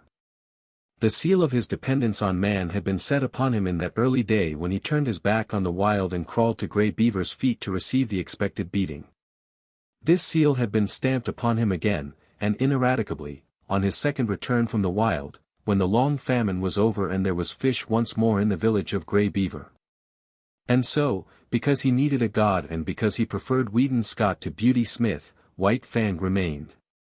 In acknowledgment of fealty, he proceeded to take upon himself the guardianship of his master's property. He prowled about the cabin while the sled dogs slept, and the first night visitor to the cabin fought him off with a club until Weedon Scott came to the rescue.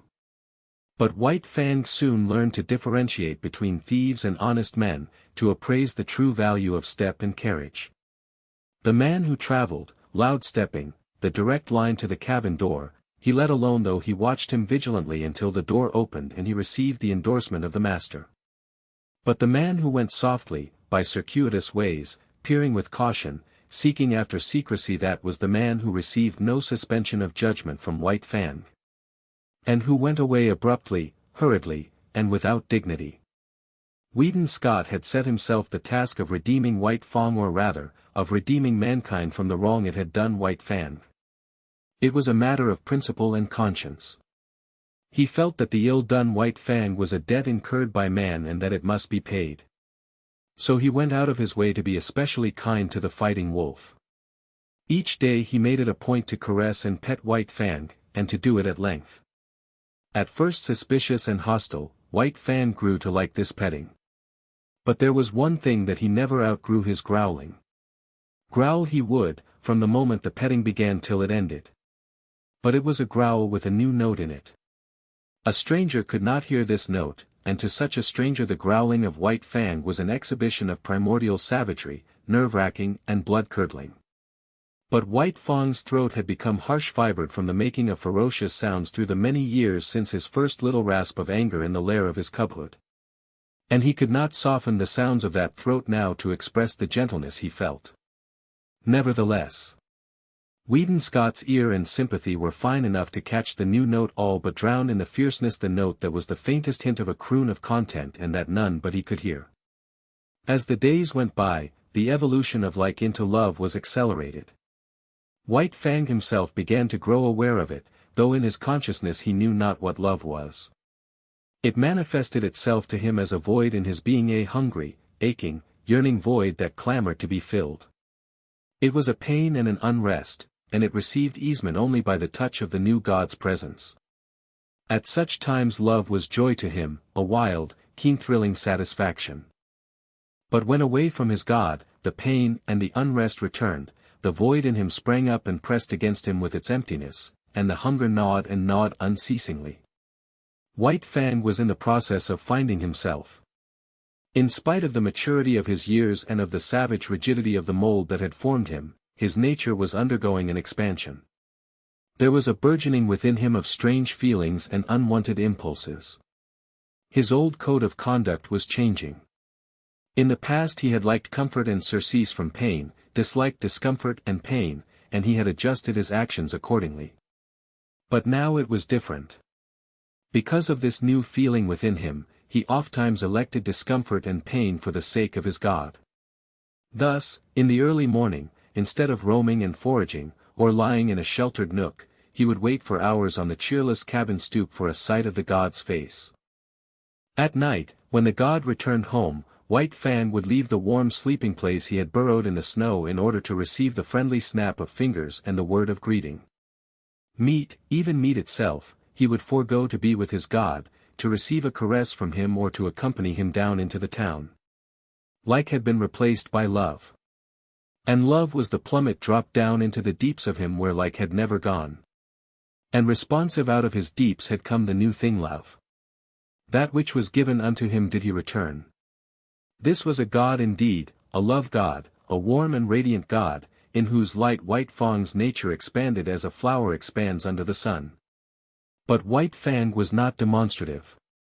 He was too old, too firmly molded, to become adept at expressing himself in new ways. He was too self-possessed, too strongly poised in his own isolation. Too long had he cultivated reticence, aloofness, and moroseness. He had never barked in his life, and he could not now learn to bark a welcome when his God approached. He was never in the way, never extravagant nor foolish in the expression of his love. He never ran to meet his God. He waited at a distance, but he always waited, was always there. His love partook of the nature of worship, dumb, inarticulate, a silent adoration. Only by the steady regard of his eyes did he express his love, and by the unceasing following with his eyes of his God's every movement. Also, at times, when his God looked at him and spoke to him, he betrayed an awkward self-consciousness, caused by the struggle of his love to express itself and his physical inability to express it. He learned to adjust himself in many ways to his new mode of life. It was borne in upon him that he must let his master's dogs alone. Yet his dominant nature asserted itself, and he had first to thrash them into an acknowledgement of his superiority and leadership. This accomplished, he had little trouble with them. They gave trail to him when he came and went or walked among them, and when he asserted his will they obeyed. In the same way, he came to tolerate Matt as a possession of his master. His master rarely fed him. Matt did that, it was his business, yet White Fang divined that it was his master's food he ate and that it was his master who thus fed him vicariously. Matt it was who tried to put him into the harness and make him haul sled with the other dogs.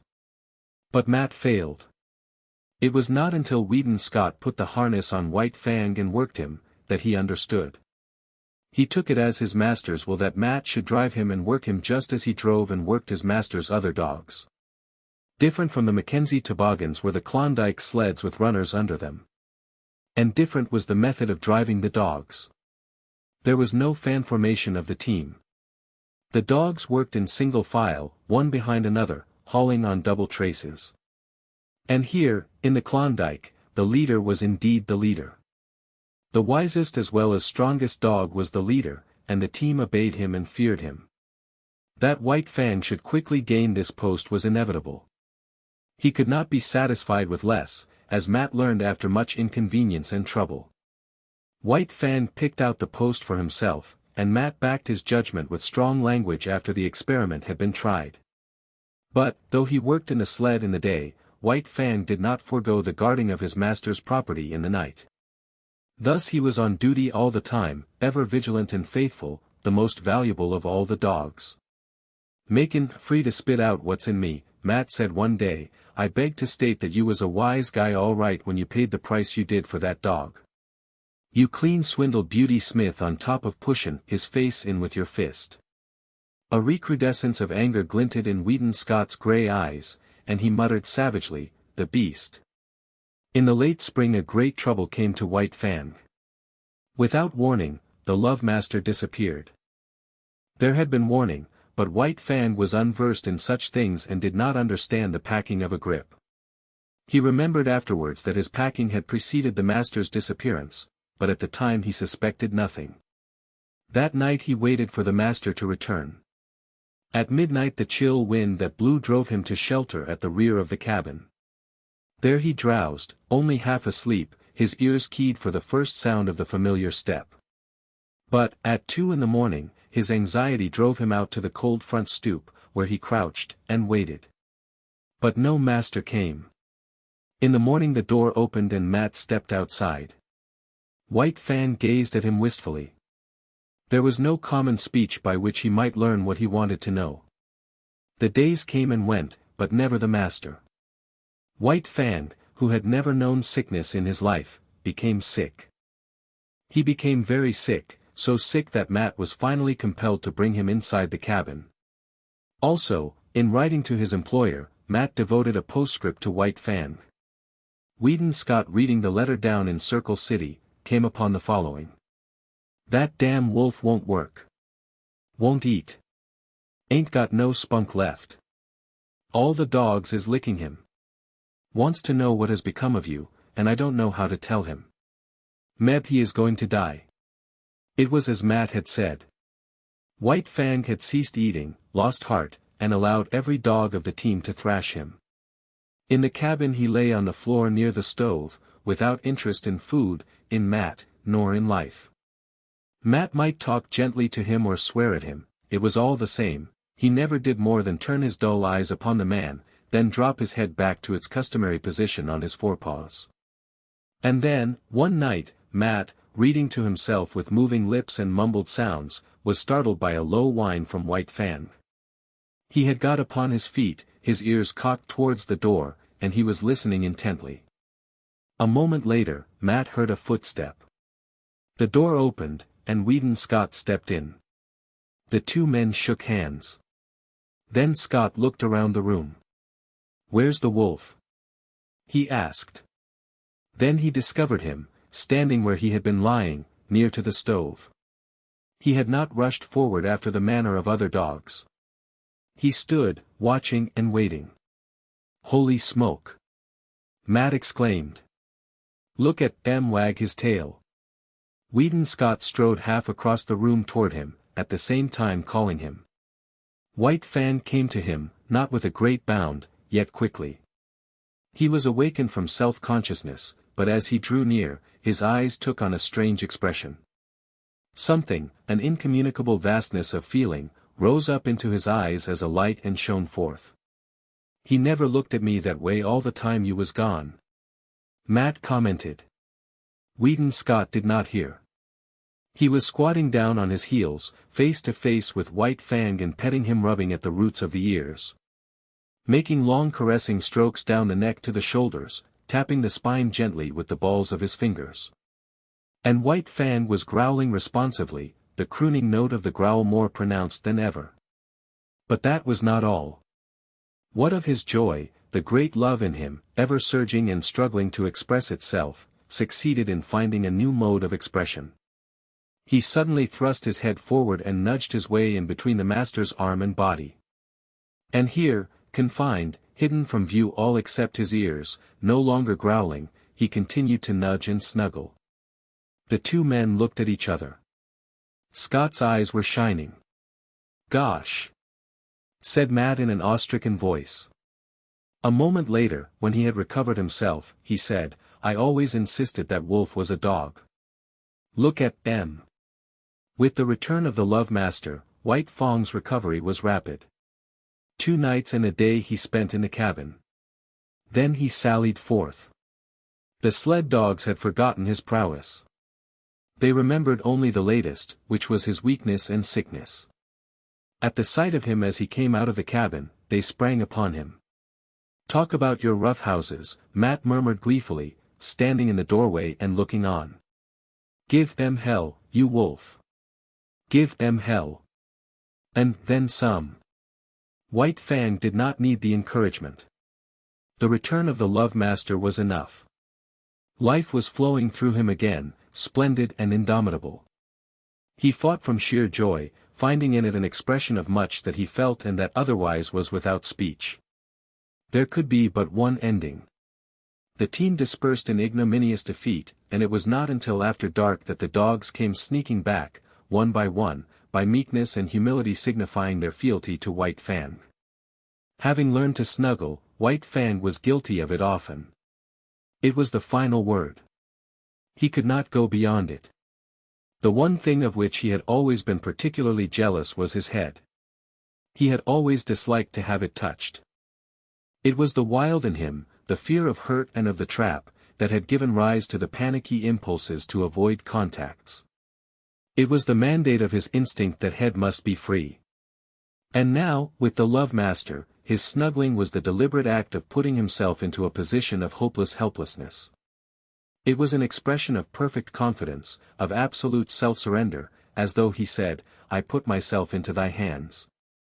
Work thou thy will with me." One night, not long after the return, Scott and Matt sat at a game of cribbage preliminary to going to bed.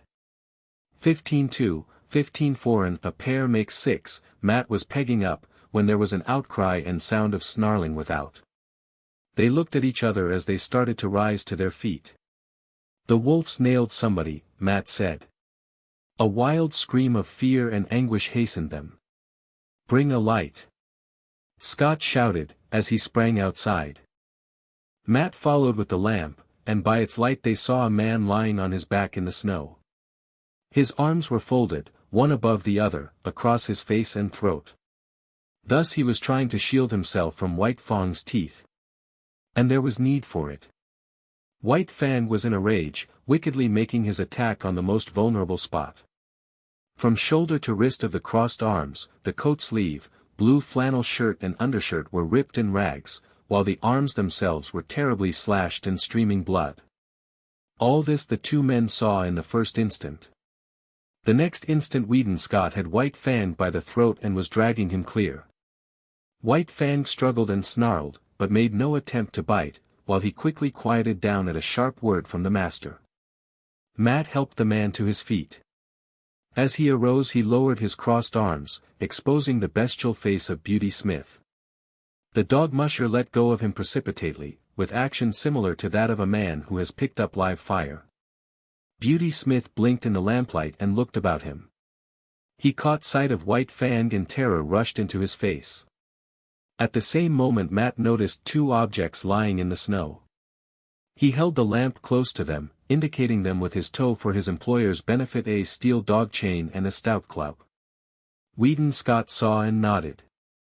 Not a word was spoken. The dog musher laid his hand on Beauty Smith's shoulder and faced him to the right about. No word needed to be spoken. Beauty Smith started. In the meantime the Love Master was patting White Fang and talking to him. Tried to steal you, eh? And you wouldn't have it. Well, he made a mistake, didn't he? Thought he had hold of 17 devils, the dog musher sniggered. White Fang, still wrought up and bristling, growled and growled, the hair slowly lying down, the crooning note remote and dim, but growing in his throat.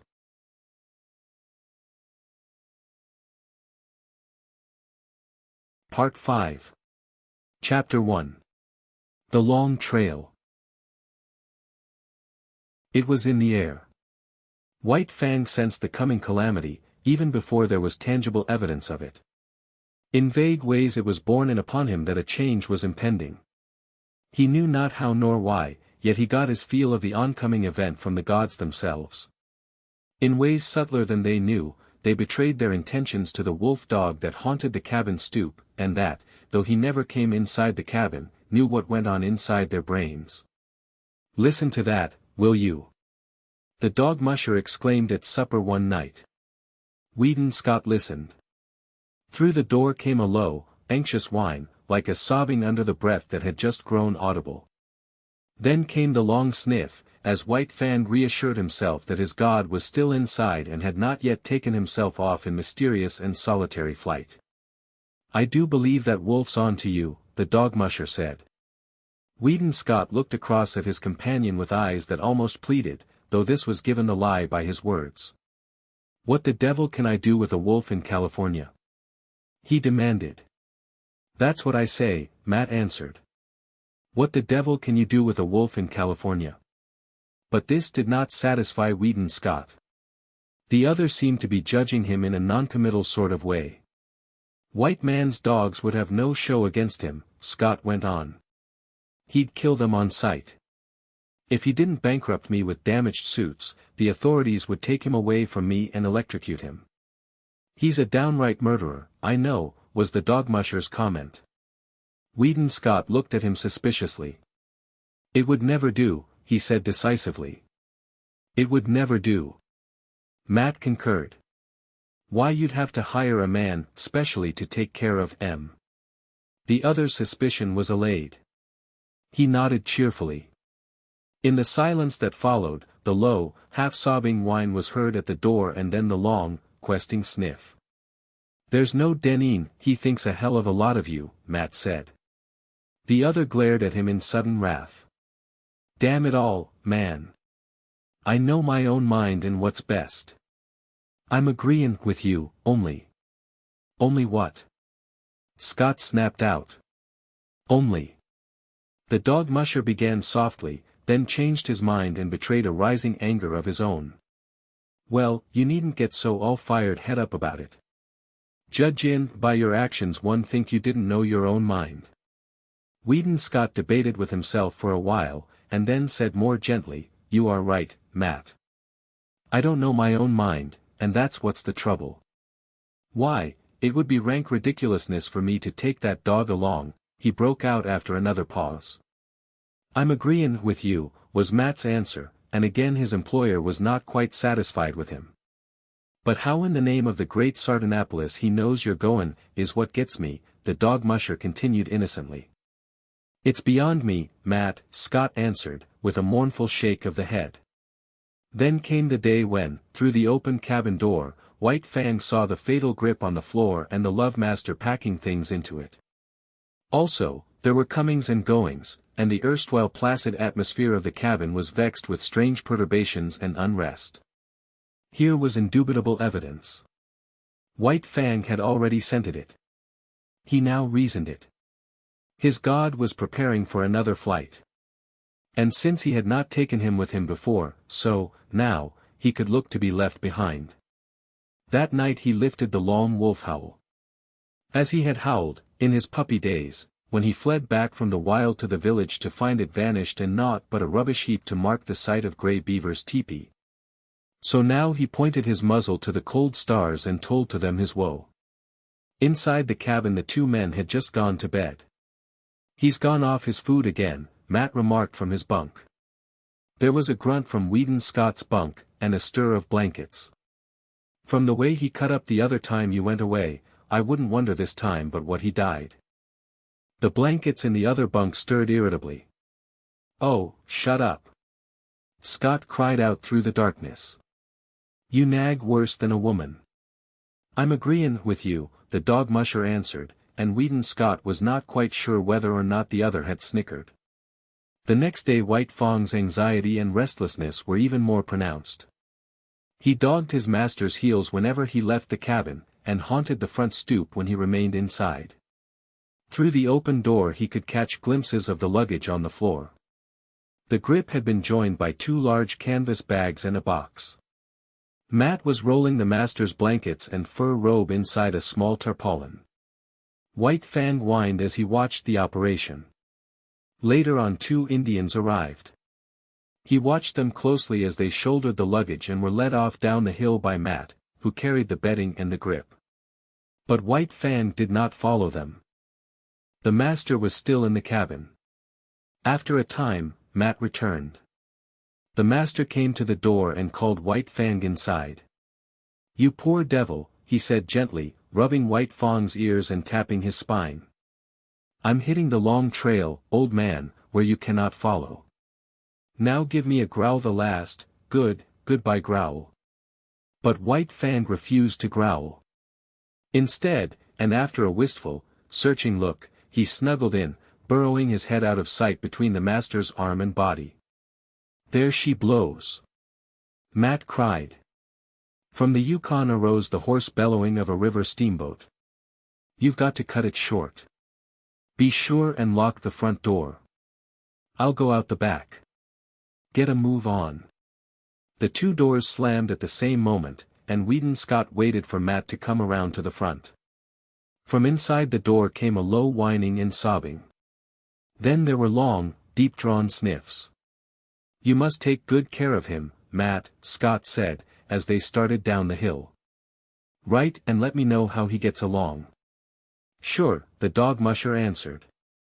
"But listen to that, will you?" Both men stopped. White Fang was howling as dogs howl when their masters lie dead. He was voicing an utter woe, his cry bursting upward in great heartbreaking rushes, dying down into quavering misery, and bursting upward again with a rush upon rush of grief. The Aurora was the first steamboat of the year for the outside, and her decks were jammed with prosperous adventurers and broken gold seekers. All equally as mad to get to the outside as they had been originally to get to the inside. Near the gangplank, Scott was shaking hands with Matt, who was preparing to go ashore. But Matt's hand went limp in the other's grasp as his gaze shot past and remained fixed on something behind him. Scott turned to see. Sitting on the deck several feet away and watching wistfully was White Fang. The dog musher swore softly, in awe-stricken accents. Scott could only look in wonder. "Did you lock the front door?" Matt demanded. The other nodded, and asked, "How about the back?" "You just bet I did," was the fervent reply. White Fang flattened his ears ingratiatingly, but remained where he was, making no attempt to approach. "I'll have to take Em ashore with me." Matt made a couple of steps toward White Fang, but the latter slid away from him. The dog musher made a rush of it, and White Fang dodged between the legs of a group of men. Ducking, turning, doubling, he slid about the deck, eluding the other's efforts to capture him. But when the love master spoke, White Fang came to him with prompt obedience. "Won't come to the hand that's fed Em all these months," the dog musher muttered resentfully. "And you ain't never fed Em after them first days of gettin' acquainted. I'm blamed if I can see how he works it out that you're the boss." Scott, who had been patting White Fang, suddenly bent closer and pointed out fresh-made cuts on his muzzle, and a gash between the eyes. Matt bent over and passed his hand along White Fang's belly. "We plump forgot the window. He's all cut and gouged underneath. Must, butted clean through it, b'gosh." But Weedon Scott was not listening. He was thinking rapidly. The Aurora's whistle hooted a final announcement of departure. Men were scurrying down the gangplank to the shore. Matt loosened the bandana from his own neck and started to put it around White Fang's. Scott grasped the dog musher's hand. "Goodbye, Matt, old man. About the wolf you needn't write." You see, I've... What? The dog musher exploded. You don't mean to say... The very thing I mean. Here's your bandana. I'll write to you about him. Matt paused halfway down the gangplank. He'll never stand the climate. He shouted back. Unless you clip M in warm weather. The gangplank was hauled in, and the Aurora swung out from the bank. Weedon Scott waved a last goodbye. Then he turned and bent over White Fang, standing by his side. Now growl, damn you, growl, he said, as he patted the responsive head and rubbed the flattening ears. Chapter 2. The Southland. White Fang landed from the steamer in San Francisco. He was appalled. Deep in him, below any reasoning process or act of consciousness, he had associated power with Godhead. And never had the white men seemed such marvelous gods as now, when he trod the slimy pavement of San Francisco. The log cabins he had known were replaced by towering buildings. The streets were crowded with Peral's wagons, carts, automobiles, great, straining horses pulling huge trucks. And monstrous cable and electric cars hooting and clanging through the midst, screeching their insistent menace after the manner of the lynxes he had known in the northern woods. All this was the manifestation of power. Through it all, behind it all, was man, governing and controlling, expressing himself, as of old, by his mastery over matter. It was colossal, stunning. White Fang was awed. Fear sat upon him. As in his cubhood he had been made to feel his smallness and puniness on the day he first came in from the wild to the village of Grey Beaver. So now, in his full-grown stature and pride of strength, he was made to feel small and puny. And there were so many gods. He was made dizzy by the swarming of them. The thunder of the streets smote upon his ears. He was bewildered by the tremendous and endless rush and movement of things. As never before, he felt his dependence on the Love Master, close at whose heels he followed, no matter what happened, never losing sight of him.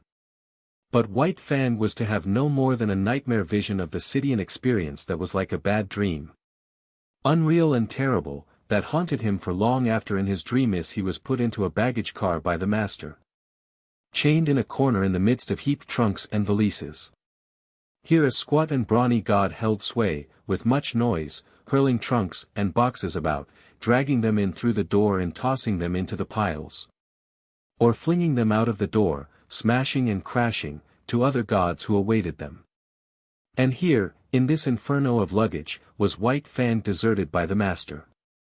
Or at least White Fang thought he was deserted, until he smelled out the master's canvas clothes bags alongside of him, and proceeded to mount guard over them. "'Bout time you come," growled the god of the car, an hour later, when Weedon Scott appeared at the door. "That dog of yourn won't let me lay a finger on your stuff." White Fang emerged from the car. He was astonished. The nightmare city was gone. The car had been to him no more than a room in a house, and when he had entered it the city had been all around him. In the interval the city had disappeared. The roar of it no longer dinned upon his ears. Before him was smiling country, streaming with sunshine, lazy with quietude. But he had little time to marvel at the transformation. He accepted it as he accepted all the unaccountable doings and manifestations of the gods. It was their way. There was a carriage waiting. A man and a woman approached the master. The woman's arms went out and clutched the master around the neck, a hostile act. The next moment Weedon Scott had torn loose from the embrace and closed with White Fang, who had become a snarling, raging demon. "It's all right, mother," Scott was saying as he kept tight hold of White Fang and placated him. "He thought you were going to injure me, and he wouldn't stand for it. It's all right. It's all right. He'll learn soon enough. And in the meantime I may be permitted to love my son when his dog is not around," she laughed, though she was pale and weak from the fright. She looked at White Fang, who snarled and bristled and glared malevolently. "He'll have to learn, and he shall, without postponement," Scott said. He spoke softly to White Fang until he had quieted him, then his voice became firm. "Down, sir. Down with you. This had been one of the things taught him by the master, and White Fang obeyed, though he lay down reluctantly and sullenly. Now, mother. Scott opened his arms to her, but kept his eyes on White Fang. Down. He warned. Down. White Fang, bristling silently, half-crouching as he rose, sank back and watched the hostile act repeated. But no harm came of it, nor of the embrace from the strange man-god that followed. Then the clothes bags were taken into the carriage, the strange gods and the love-master followed, and White Fang pursued. Now running vigilantly behind, now bristling up to the running horses and warning them that he was there to see that no harm befell the god they dragged so swiftly across the earth. At the end of 15 minutes, the carriage swung in through a stone gateway and on between a double row of arched and interlacing walnut trees. On either side stretched lawns, their broad sweep broken here and there by great sturdy-limbed oaks. In the near distance, in contrast with the young green of the tended grass, sunburnt hayfields showed tan and gold, while beyond were the tawny hills and upland pastures. From the head of the lawn, on the first soft swell from the valley level, looked down the deep-porched, many-windowed house. Little opportunity was given White Fang to see all this. Hardly had the carriage entered the grounds, when he was set upon by a sheep-dog, bright-eyed, sharp-muzzled, righteously indignant and angry. It was between him and the master, cutting him off. White Fang snarled no warning, but his hair bristled as he made his silent and deadly rush. This rush was never completed. He halted with awkward abruptness, with stiff forelegs bracing himself against his momentum, almost sitting down on his haunches. So desirous was he of avoiding contact with the dog he was in the act of attacking. It was a female, and the law of his kind thrust a barrier between. For him to attack her would require nothing less than a violation of his instinct. But with the sheepdog it was otherwise. Being a female, she possessed no such instinct. On the other hand, being a sheepdog, her instinctive fear of the wild, and especially of the wolf, was unusually keen. White Fang was to her a wolf, the hereditary marauder who had preyed upon her flocks from the time sheep were first herded and guarded by some dim ancestor of hers. And so, as he abandoned his rush at her and braced himself to avoid the contact, she sprang upon him. He snarled involuntarily as he felt her teeth in his shoulder, but beyond this made no offer to hurt her. He backed away, stiff-legged with self-consciousness, and tried to go around her. He dodged this way and that, and curved and turned, but to no purpose. She remained always between him and the way he wanted to go. "Here, collie," called the strange man in the carriage. Weedon Scott laughed. "Never mind, father. It is good discipline. White Fang will have to learn many things, and it's just as well that he begins now. He'll adjust himself all right." The carriage drove on, and still Collie blocked White Fang's way. He tried to outrun her by leaving the drive and circling across the lawn, but she ran on the inner and smaller circle, and was always there, facing him with her 2 rows of gleaming teeth. Back he circled, across the drive to the other lawn, and again she headed him off. The carriage was bearing the master away. White Fang caught glimpses of it disappearing amongst the trees. The situation was desperate. He essayed another circle. She followed, running swiftly. And then, suddenly, he turned upon her. It was his old fighting trick. Shoulder to shoulder, he struck her squarely. Not only was she overthrown. So fast had she been running that she rolled along, now on her back, now on her side, as she struggled to stop, clawing gravel with her feet and crying shrilly her hurt pride and indignation. White Fang did not wait. The way was clear, and that was all he had wanted. She took after him, never ceasing her outcry. It was the straightaway now, and when it came to real running, White Fang could teach her things. She ran frantically, hysterically, straining to the utmost, advertising the effort she was making with every leap.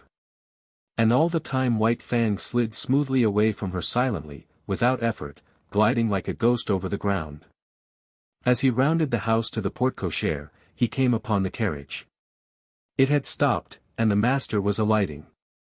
At this moment, still running at top speed, White Fang became suddenly aware of an attack from the side. It was a deerhound rushing upon him. White Fang tried to face it. But he was going too fast, and the hound was too close. It struck him on the side, and such was his forward momentum and the unexpectedness of it, White Fang was hurled to the ground and rolled clear over. He came out of the tangle a spectacle of malignancy, ears flattened back, lips writhing, nose wrinkling, his teeth clipping together as the fangs barely missed the hound's soft throat. The master was running up, but was too far away, and it was Kali that saved the hound's life. Before White Fang could spring in and deliver the fatal stroke, and just as he was in the act of springing in, Kali arrived. She had been outmaneuvered and outrun, to say nothing of her having been unceremoniously tumbled in the gravel. And her arrival was like that of a tornado made up of offended dignity, justifiable wrath, and instinctive hatred for this marauder from the wild. She struck White Fang at right angles in the midst of his spring, and again he was knocked off his feet and rolled over. The next moment the master arrived, and with one hand held White Fang, while the father called off the dogs. "I say, this is a pretty warm reception for a poor lone wolf from the Arctic," the master said, while White Fang calmed down under his caressing hand. "In all his life he's only been known once to go off his feet, and here he's been rolled twice in 30 seconds. The carriage had driven away, and other strange gods had appeared from out the house. Some of these stood respectfully at a distance, but 2 of them, women, perpetrated the hostile act of clutching the master around the neck. White Fang, however, was beginning to tolerate this act. No harm seemed to come of it, while the noises the gods made were certainly not threatening. These gods also made overtures to White Fang, but he warned them off with a snarl, and the master did likewise with word of mouth. At such times White Fang leaned in close against the master's legs and received reassuring pats on the head. The hound, under the command, "Dick! Lie down, sir!" had gone up the steps and lain down to one side of the porch, still growling and keeping a sullen watch on the intruder. Kali had been taken in charge by one of the woman gods, who held arms around her neck and petted and caressed her. But Kali was very much perplexed and worried, whining and restless, outraged by the permitted presence of this wolf and confident that the gods were making a mistake. All the gods started up the steps to enter the house. White Fang followed closely at the master's heels. Dick, on the porch, growled, and White Fang, on the steps, bristled and growled back. "Take Kali inside and leave the 2 of them to fight it out," suggested Scott's father. "After that they'll be friends. Then White Fang, to show his friendship, will have to be chief mourner at the funeral," laughed the master. The elder Scott looked incredulously, first at White Fang, then at Dick, and finally at his son. "You mean?" Wheaton nodded his head. "I mean just that. You'd have a dead Dick inside 1 minute 2 minutes at the farthest." He turned to White Fang. "Come on, you wolf. It's you that'll have to come inside." White Fang walked stiff-legged up the steps and across the porch, with tail rigidly erect, keeping his eyes on Dick to guard against a flank attack. And at the same time prepared for whatever fierce manifestation of the unknown that might pounce out upon him from the interior of the house. But no thing of fear pounced out, and when he had gained the inside he scouted carefully around, looking at it and finding it not. Then he lay down with a contented grunt at the master's feet, observing all that went on. Ever ready to spring to his feet and fight for life with the terrors he felt must lurk under the trap roof of the dwelling. Chapter 3. The God's Domain. Not only was White Fang adaptable by nature, but he had traveled much, and knew the meaning and necessity of adjustment. Here, in Sierra Vista, which was the name of Judge Scott's place, White Fang quickly began to make himself at home. He had no further serious trouble with the dogs. They knew more about the ways of the Southland gods than did he, and in their eyes he had qualified when he accompanied the gods inside the house. Wolf that he was, and unprecedented as it was, the gods had sanctioned his presence, and they, the dogs of the gods, could only recognize this sanction. Dick, perforce, had to go through a few stiff formalities at first, after which he calmly accepted White Fang as an addition to the premises. Had Dick had his way, they would have been good friends, but White Fang was averse to friendship. All he asked of other dogs was to be let alone. His whole life he had kept aloof from his kind, and he still desired to keep aloof. Dick's overtures bothered him, so he snarled Dick away. In the north he had learned the lesson that he must let the master's dogs alone, and he did not forget that lesson now. But he insisted on his own privacy and self-seclusion. And so thoroughly ignored Dick that good-natured creature finally gave him up and scarcely took as much interest in him as in the hitching post near the stable. Not so with Collie. While she accepted him because it was the mandate of the gods, that was no reason that she should leave him in peace. Woven into her being was the memory of countless crimes he and his had perpetrated against her ancestry. Not in a day nor a generation were the ravaged sheepfolds to be forgotten. All this was a spur to her, pricking her to retaliation. She could not fly in the face of the gods who permitted him, but that did not prevent her from making life miserable for him in petty ways. A feud, ages old, was between them, and she, for one, would see to it that he was reminded. So Collie took advantage of her sex to pick upon White Fang and maltreat him. His instinct would not permit him to attack her, while her persistence would not permit him to ignore her. When she rushed at him he turned his fur-protected shoulder to her sharp teeth and walked away stiff-legged and stately. When she forced him too hard, he was compelled to go about in a circle, his shoulder presented to her, his head turned from her, and on his face and in his eyes a patient and bored expression. Sometimes, however, a nip on his hindquarters hastened his retreat and made it anything but stately. But as a rule he managed to maintain a dignity that was almost solemnity. He ignored her existence whenever it was possible, and made it a point to keep out of her way. When he saw or heard her coming, he got up and walked off. There was much in other matters for White Fang to learn. Life in the Northland was simplicity itself when compared with the complicated affairs of Sierra Vista. First of all, he had to learn the family of the master. In a way he was prepared to do this. As Mitsa and Klukooch had belonged to Grey Beaver, sharing his food, his fire, and his blankets, so now, at Sierra Vista, belonged to the Love Master all the denizens of the house. But in this matter there was a difference, and many differences. Sierra Vista was a far vaster affair than the teepee of Grey Beaver. There were many persons to be considered. There was Judge Scott, and there was his wife. There were the master's two sisters, Beth and Mary. There was his wife, Alice, and then there were his children, Whedon and Maud, toddlers of 4 and 6. There was no way for anybody to tell him about all these people, and of blood ties and relationship he knew nothing whatever and never would be capable of knowing. Yet he quickly worked it out that all of them belonged to the master. Then, by observation, whenever opportunity offered, by study of action, speech, and the very intonations of the voice, he slowly learned the intimacy and the degree of favor they enjoyed with the master. And by this ascertained standard, White Fang treated them accordingly. What was of value to the master he valued, what was dear to the master was to be cherished by White Fang and guarded carefully. Thus it was with the two children. All his life he had disliked children. He hated and feared their hands. The lessons were not tender that he had learned of their tyranny and cruelty in the days of the Indian villages. When Whedon and Maud had first approached him, he growled warningly and looked malignant. A cuff from the master and a sharp word had then compelled him to permit their caresses, though he growled and growled under their tiny hands, and in the growl there was no crooning note.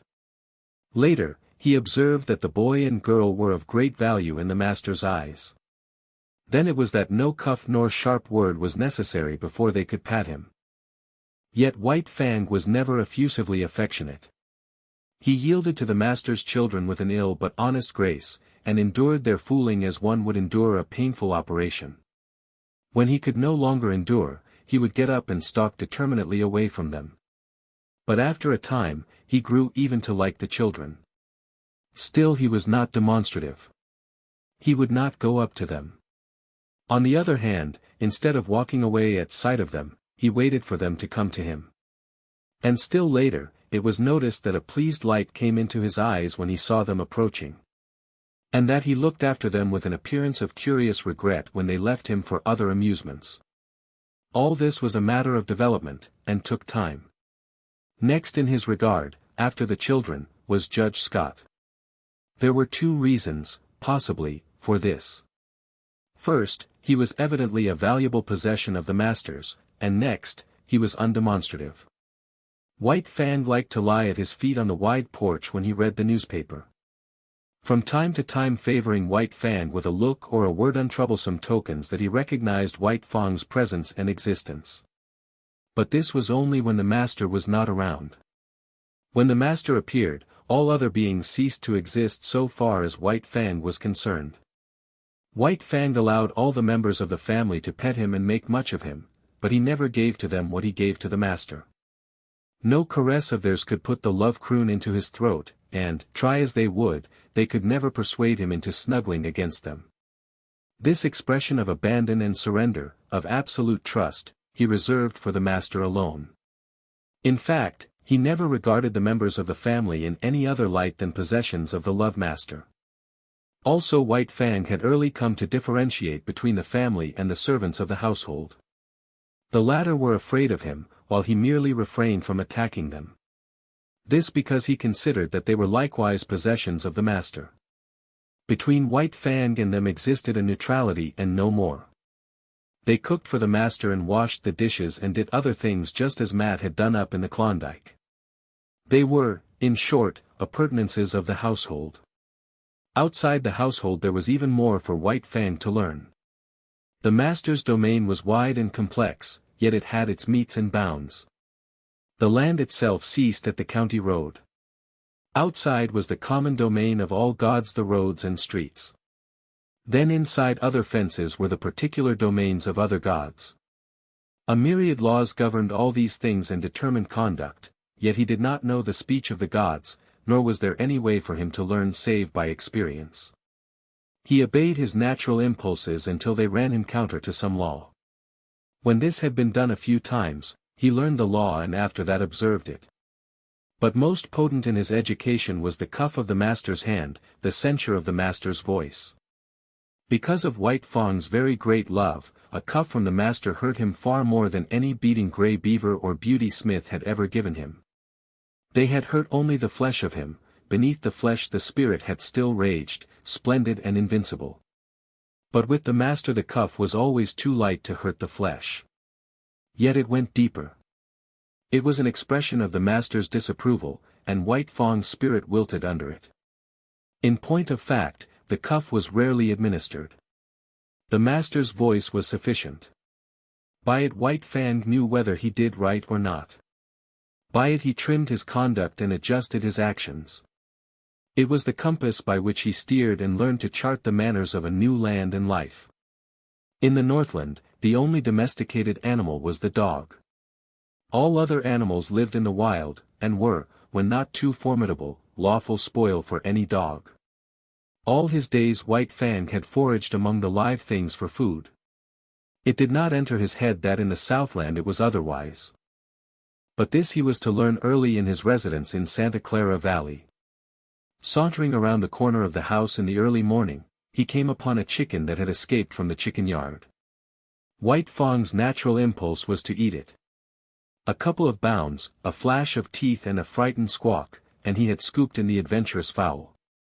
It was farm-bred and fat and tender, and White Fang licked his chops and decided that such fare was good. Later in the day, he chanced upon another stray chicken near the stables. One of the grooms ran to the rescue. He did not know White Fang's breed, so for weapon he took a light buggy whip. At the first cut of the whip, White Fang left the chicken for the man. A club might have stopped White Fang, but not a whip. Silently, without flinching, he took a second cut in his forward rush, and as he leaped for the throat the groom cried out, "My God!" and staggered backward. He dropped the whip and shielded his throat with his armis in consequence. His forearm was ripped open to the bone. The man was badly frightened. It was not so much White Fang's ferocity as it was his silence that unnerved the groom. Still protecting his throat and face with his torn and bleeding arm, he tried to retreat to the barn. And it would have gone hard with him had not Collie appeared on the scene. As she had saved Dick's life, she now saved the groom's. She rushed upon White Fang in frenzied wrath. She had been right. She had known better than the blundering gods. All her suspicions were justified. Here was the ancient marauder up to his old tricks again. The groom escaped into the stables, and White Fang backed away before Collie's wicked teeth, or presented his shoulder to them and circled round and round. But Collie did not give over, as was her wont, after a decent interval of chastisement. On the contrary, she grew more excited and angry every moment, until, in the end, White Fang flung dignity to the winds and frankly fled away from her across the fields. "He'll learn to leave chickens alone," the master said. "But I can't give him the lesson until I catch him in the act." 2 nights later came the act, but on a more generous scale than the master had anticipated. White Fang had observed closely the chicken yards and the habits of the chickens. In the night time, after they had gone to roost, he climbed to the top of a pile of newly hauled lumber. From there he gained the roof of a chicken house, passed over the ridgepole and dropped to the ground inside. A moment later he was inside the house, and the slaughter began. In the morning, when the master came out onto the porch, 50 white leghorn hens, laid out in a row by the groom, greeted his eyes. He whistled to himself, softly, first with surprise, and then, at the end, with admiration. His eyes were likewise greeted by White Fang, but about the latter there were no signs of shame nor guilt. He carried himself with pride, as though, forsooth, he had achieved a deed praiseworthy and meritorious. There was about him no consciousness of sin. The master's lips tightened as he faced the disagreeable task. Then he talked harshly to the unwitting culprit, and in his voice there was nothing but godlike wrath. Also, he held White Fang's nose down to the slain hens, and at the same time cuffed him soundly. White Fang never raided a chicken roost again. It was against the law, and he had learned it. Then the master took him into the chicken yards. White Fang's natural impulse, when he saw the live food fluttering about him and under his very nose, was to spring upon it.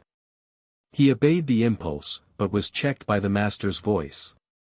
They continued in the yards for half an hour.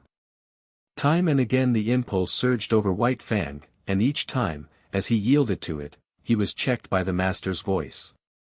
Thus it was he learned the law, and ere he left the domain of the chickens, he had learned to ignore their existence. You can never cure a chicken killer. Judge Scott shook his head sadly at luncheon table, when his son narrated the lesson he had given White Fang. Once they've got the habit and the taste of blood. Again he shook his head sadly. But Weedon Scott did not agree with his father. "I'll tell you what I'll do," he challenged finally. "I'll lock White Fang in with the chickens all afternoon." "But think of the chickens," objected the judge. "And furthermore," the son went on, "for every chicken he kills, I'll pay you $1 gold coin of the realm." "But you should penalize father, too," interposed Beth. Her sister seconded her, and a chorus of approval arose from around the table. Judge Scott nodded his head in agreement. "All right." Weedon Scott pondered for a moment. "And if, at the end of the afternoon White Fang hasn't harmed a chicken, for every 10 minutes of the time he has spent in the yard? You will have to say to him, gravely and with deliberation, just as if you were sitting on the bench and solemnly passing judgment. 'White Fang, you are smarter than I thought.'" From hidden points of vantage the family watched the performance. But it was a fizzle.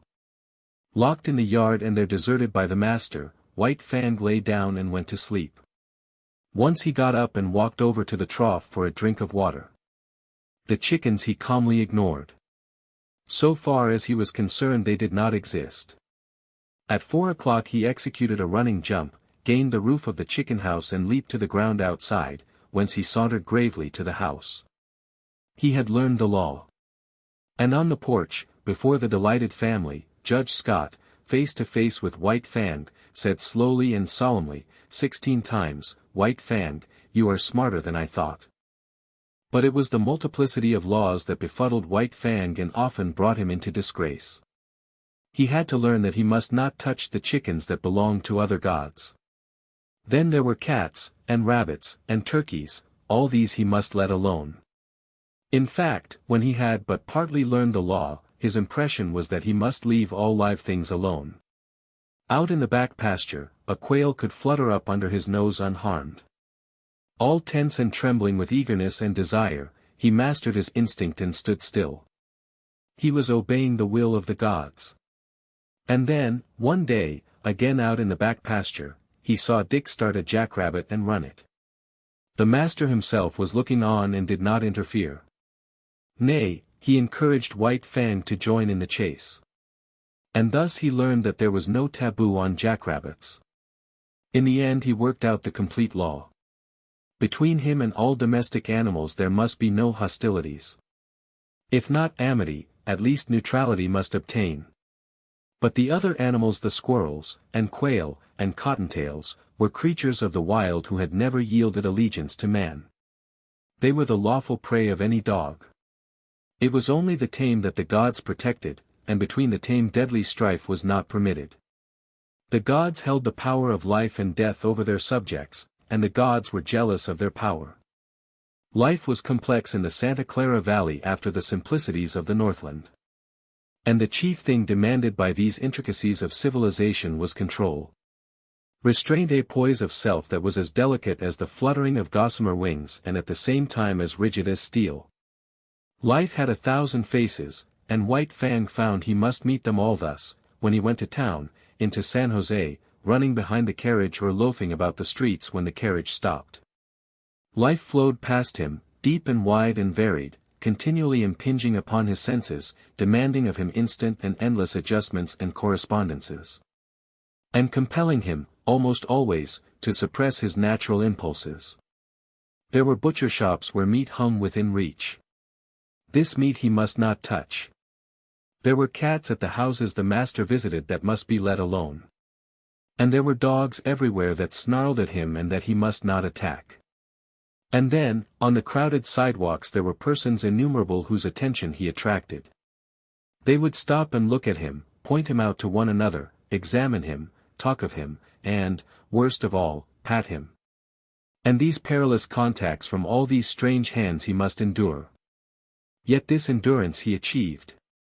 Furthermore, he got over being awkward and self-conscious. In a lofty way he received the attentions of the multitudes of strange gods. With condescension he accepted their condescension. On the other hand, there was something about him that prevented great familiarity.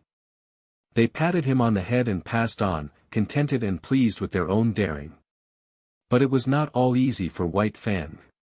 Running behind the carriage in the outskirts of San Jose, he encountered certain small boys who made a practice of flinging stones at him. Yet he knew that it was not permitted him to pursue and drag them down. Here he was compelled to violate his instinct of self-preservation, and violate it he did, for he was becoming tame and qualifying himself for civilization. Nevertheless, White Fang was not quite satisfied with the arrangement. He had no abstract ideas about justice and fair play. But there is a certain sense of equity that resides in life, and it was this sense in him that resented the unfairness of his being permitted no defense against the stone-throwers. He forgot that in the covenant entered into between him and the gods they were pledged to care for him and defend him. But one day the master sprang from the carriage, whip in hand, and gave the stone-throwers a thrashing. After that they threw stones no more, and White Fang understood and was satisfied. One other experience of similar nature was his. On the way to town, hanging around the saloon at the crossroads, were 3 dogs that made a practice of rushing out upon him when he went by. Knowing his deadly method of fighting, the master had never ceased impressing upon White Fang the law that he must not fight. As a result, having learned the lesson well, White Fang was hard put whenever he passed the crossroads saloon. After the first rush, each time, his snarl kept the 3 dogs at a distance, but they trailed along behind, yelping and bickering and insulting him. This endured for some time. The men at the saloon even urged the dogs on to attack White Fang. One day they openly sicked the dogs on him. The master stopped the carriage. "Go to it," he said to White Fang. But White Fang could not believe. He looked at the master, and he looked at the dogs. Then he looked back eagerly and questioningly at the master. The master nodded his head. "Go to them, old fellow. Eat them up." White Fang no longer hesitated. He turned and leaped silently among his enemies. All three faced him. There was a great snarling and growling, a clashing of teeth and a flurry of bodies. The dust of the road arose in a cloud and screened the battle. But at the end of several minutes 2 dogs were struggling in the dirt and the third was in full flight. He leaped a ditch, went through a rail fence, and fled across a field. White Fang followed, sliding over the ground in wolf fashion and with wolf speed, swiftly and without noise, and in the center of the field he dragged down and slew the dog. With this triple killing his main troubles with dogs ceased. The word went up and down the valley, and men saw to it that their dogs did not molest the fighting wolf. Chapter 4. The Call of Kind. The months came and went. There was plenty of food and no work in the Southland, and White Fang lived fat and prosperous and happy. Not alone was he in the geographical Southland, for he was in the Southland of life. Human kindness was like a sun shining upon him, and he flourished like a flower planted in good soil. And yet he remained somehow different from other dogs. He knew the law even better than did the dogs that had known no other life, and he observed the law more punctiliously. But still there was about him a suggestion of lurking ferocity, as though the wild still lingered in him and the wolf in him merely slept. He never chummed with other dogs. Lonely he had lived, so far as his kind was concerned, and lonely he would continue to live. In his puppyhood, under the persecution of Lip Lip and the puppy pack, and in his fighting days with Beauty Smith, he had acquired a fixed aversion for dogs. The natural course of his life had been diverted, and, recoiling from his kind, he had clung to the human. Besides, all Southland dogs looked upon him with suspicion. He aroused in them their instinctive fear of the wild, and they greeted him always with snarl and growl and belligerent hatred. He, on the other hand, learned that it was not necessary to use his teeth upon them. His naked fangs and writhing lips were uniformly efficacious, rarely failing to send a bellowing on-rushing dog back on its haunches. But there was one trial in White Fang's life. Collie. She never gave him a moment's peace. She was not so amenable to the law as he. She defied all efforts of the master to make her become friends with White Fang. Ever in his ears was sounding her sharp and nervous snarl. She had never forgiven him the chicken-killing episode, and persistently held to the belief that his intentions were bad. She found him guilty before the act, and treated him accordingly. She became a pest to him, like a policeman following him around the stable and the hounds, and, if he even so much as glanced curiously at a pigeon or chicken, bursting into an outcry of indignation and wrath. His favorite way of ignoring her was to lie down, with his head on his forepaws, and pretend sleep. This always dumbfounded and silenced her. With the exception of Collie, all things went well with White Fang. He had learned control and poise, and he knew the law. He achieved a staidness, and calmness, and philosophic tolerance. He no longer lived in a hostile environment. Danger and hurt and death did not lurk everywhere about him. In time, the unknown, as a thing of terror and menace ever impending, faded away. Life was soft and easy. It flowed along smoothly, and neither fear nor foe lurked by the way. He missed the snow without being aware of it. An unduly long summer would have been his thought had he thought about it. As it was, he merely missed the snow in a vague, subconscious way. In the same fashion, especially in the heat of summer when he suffered from the sun, he experienced faint longings for the Northland. Their only effect upon him, however, was to make him uneasy and restless without his knowing what was the matter. White Fang had never been very demonstrative. Beyond his snuggling and the throwing of a crooning note into his love growl, he had no way of expressing his love. Yet it was given him to discover a third way. He had always been susceptible to the laughter of the gods. Laughter had affected him with madness, made him frantic with rage. But he did not have it in him to be angry with the love master, and when that god elected to laugh at him in a good-natured, bantering way, he was nonplussed. He could feel the pricking and stinging of the old anger as it strove to rise up in him, but it strove against love. He could not be angry, yet he had to do something. At first he was dignified, and the master laughed the harder. Then he tried to be more dignified, and the master laughed harder than before. In the end, the master laughed him out of his dignity. His jaws slightly parted, his lips lifted a little, and a quizzical expression that was more love than humor came into his eyes. He had learned to laugh. Likewise he learned to romp with the master, to be tumbled down and rolled over, and be the victim of innumerable rough tricks. In return he feigned anger, bristling and growling ferociously, and clipping his teeth together in snaps that had all the seeming of deadly intention. But he never forgot himself. Those snaps were always delivered on the empty air. At the end of such a romp, when blow and cuff and snap and snarl were fast and furious, they would break off suddenly and stand several feet apart, glaring at each other. And then, just as suddenly, like the sun rising on a stormy sea, they would begin to laugh. This would always culminate with the master's arms going around White Fang's neck and shoulders while the latter crooned and growled his love song. But nobody else ever romped with White Fang. He did not permit it. He stood on his dignity, and when they attempted it, his warning snarl and bristling mane were anything but playful. That he allowed the master these liberties was no reason that he should be a common dog, loving here and loving there, everybody's property for a romp and good time. He loved with single heart and refused to cheapen himself or his love. The master went out on horseback a great deal, and to accompany him was one of White Fang's chief duties in life. In the Northland he had evidenced his fealty by toiling in the harness, but there were no sleds in the Southland, nor did dogs pack burdens on their backs. So he rendered fealty in the new way, by running with the master's horse. The longest day never played White Fang out.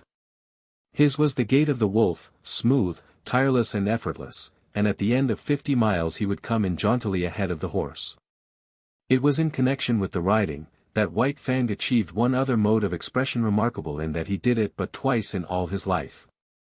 The first time occurred when the master was trying to teach a spirited thoroughbred the method of opening and closing gates without the riders dismounting.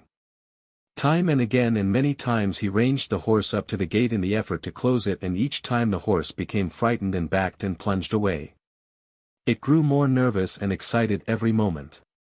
When it reared, the master put the spurs to it and made it drop its forelegs back to earth, whereupon it would begin kicking with its hind legs. White Fang watched the performance with increasing anxiety until he could contain himself no longer, when he sprang in front of the horse and barked savagely and warningly. Though he often tried to bark thereafter, and the master encouraged him, he succeeded only once, and then it was not in the master's presence. A scamper across the pasture, a jackrabbit rising suddenly under the horse's feet, a violent shear, a stumble, a fall to earth, and a broken leg for the master, was the cause of it. White Fang sprang in a rage at the throat of the offending horse, but was checked by the master's voice. "Home! Go home!" the master commanded when he had ascertained his injury. White Fang was disinclined to desert him. The master thought of writing a note, but searched his pockets vainly for pencil and paper. Again he commanded White Fang to go home. The latter regarded him wistfully, started away, then returned and whined softly. The master talked to him gently but seriously, and he cocked his ears, and listened with painful intentness. "That's all right, old fellow, you just run along home," ran the talk. "Go on home and tell them what's happened to me. Home with you, you wolf. Get along home."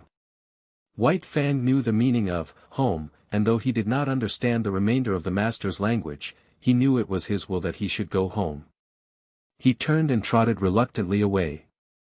Then he stopped, undecided, and looked back over his shoulder. "Go home," came the sharp command, and this time he obeyed. The family was on the porch, taking the cool of the afternoon, when White Fang arrived. He came in among them, panting, covered with dust. Whedon's back, Whedon's mother announced. The children welcomed White Fang with glad cries and ran to meet him.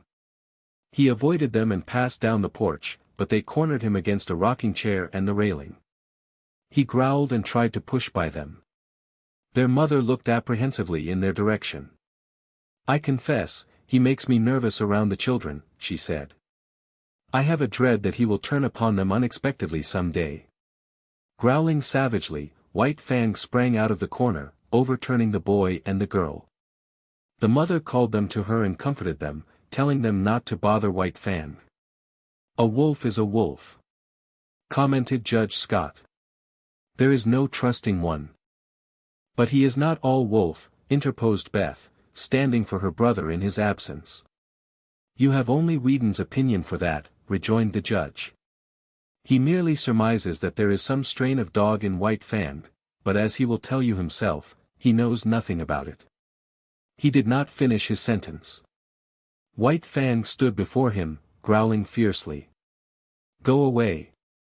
Lie down, sir," Judge Scott commanded. White Fang turned to the love-master's wife.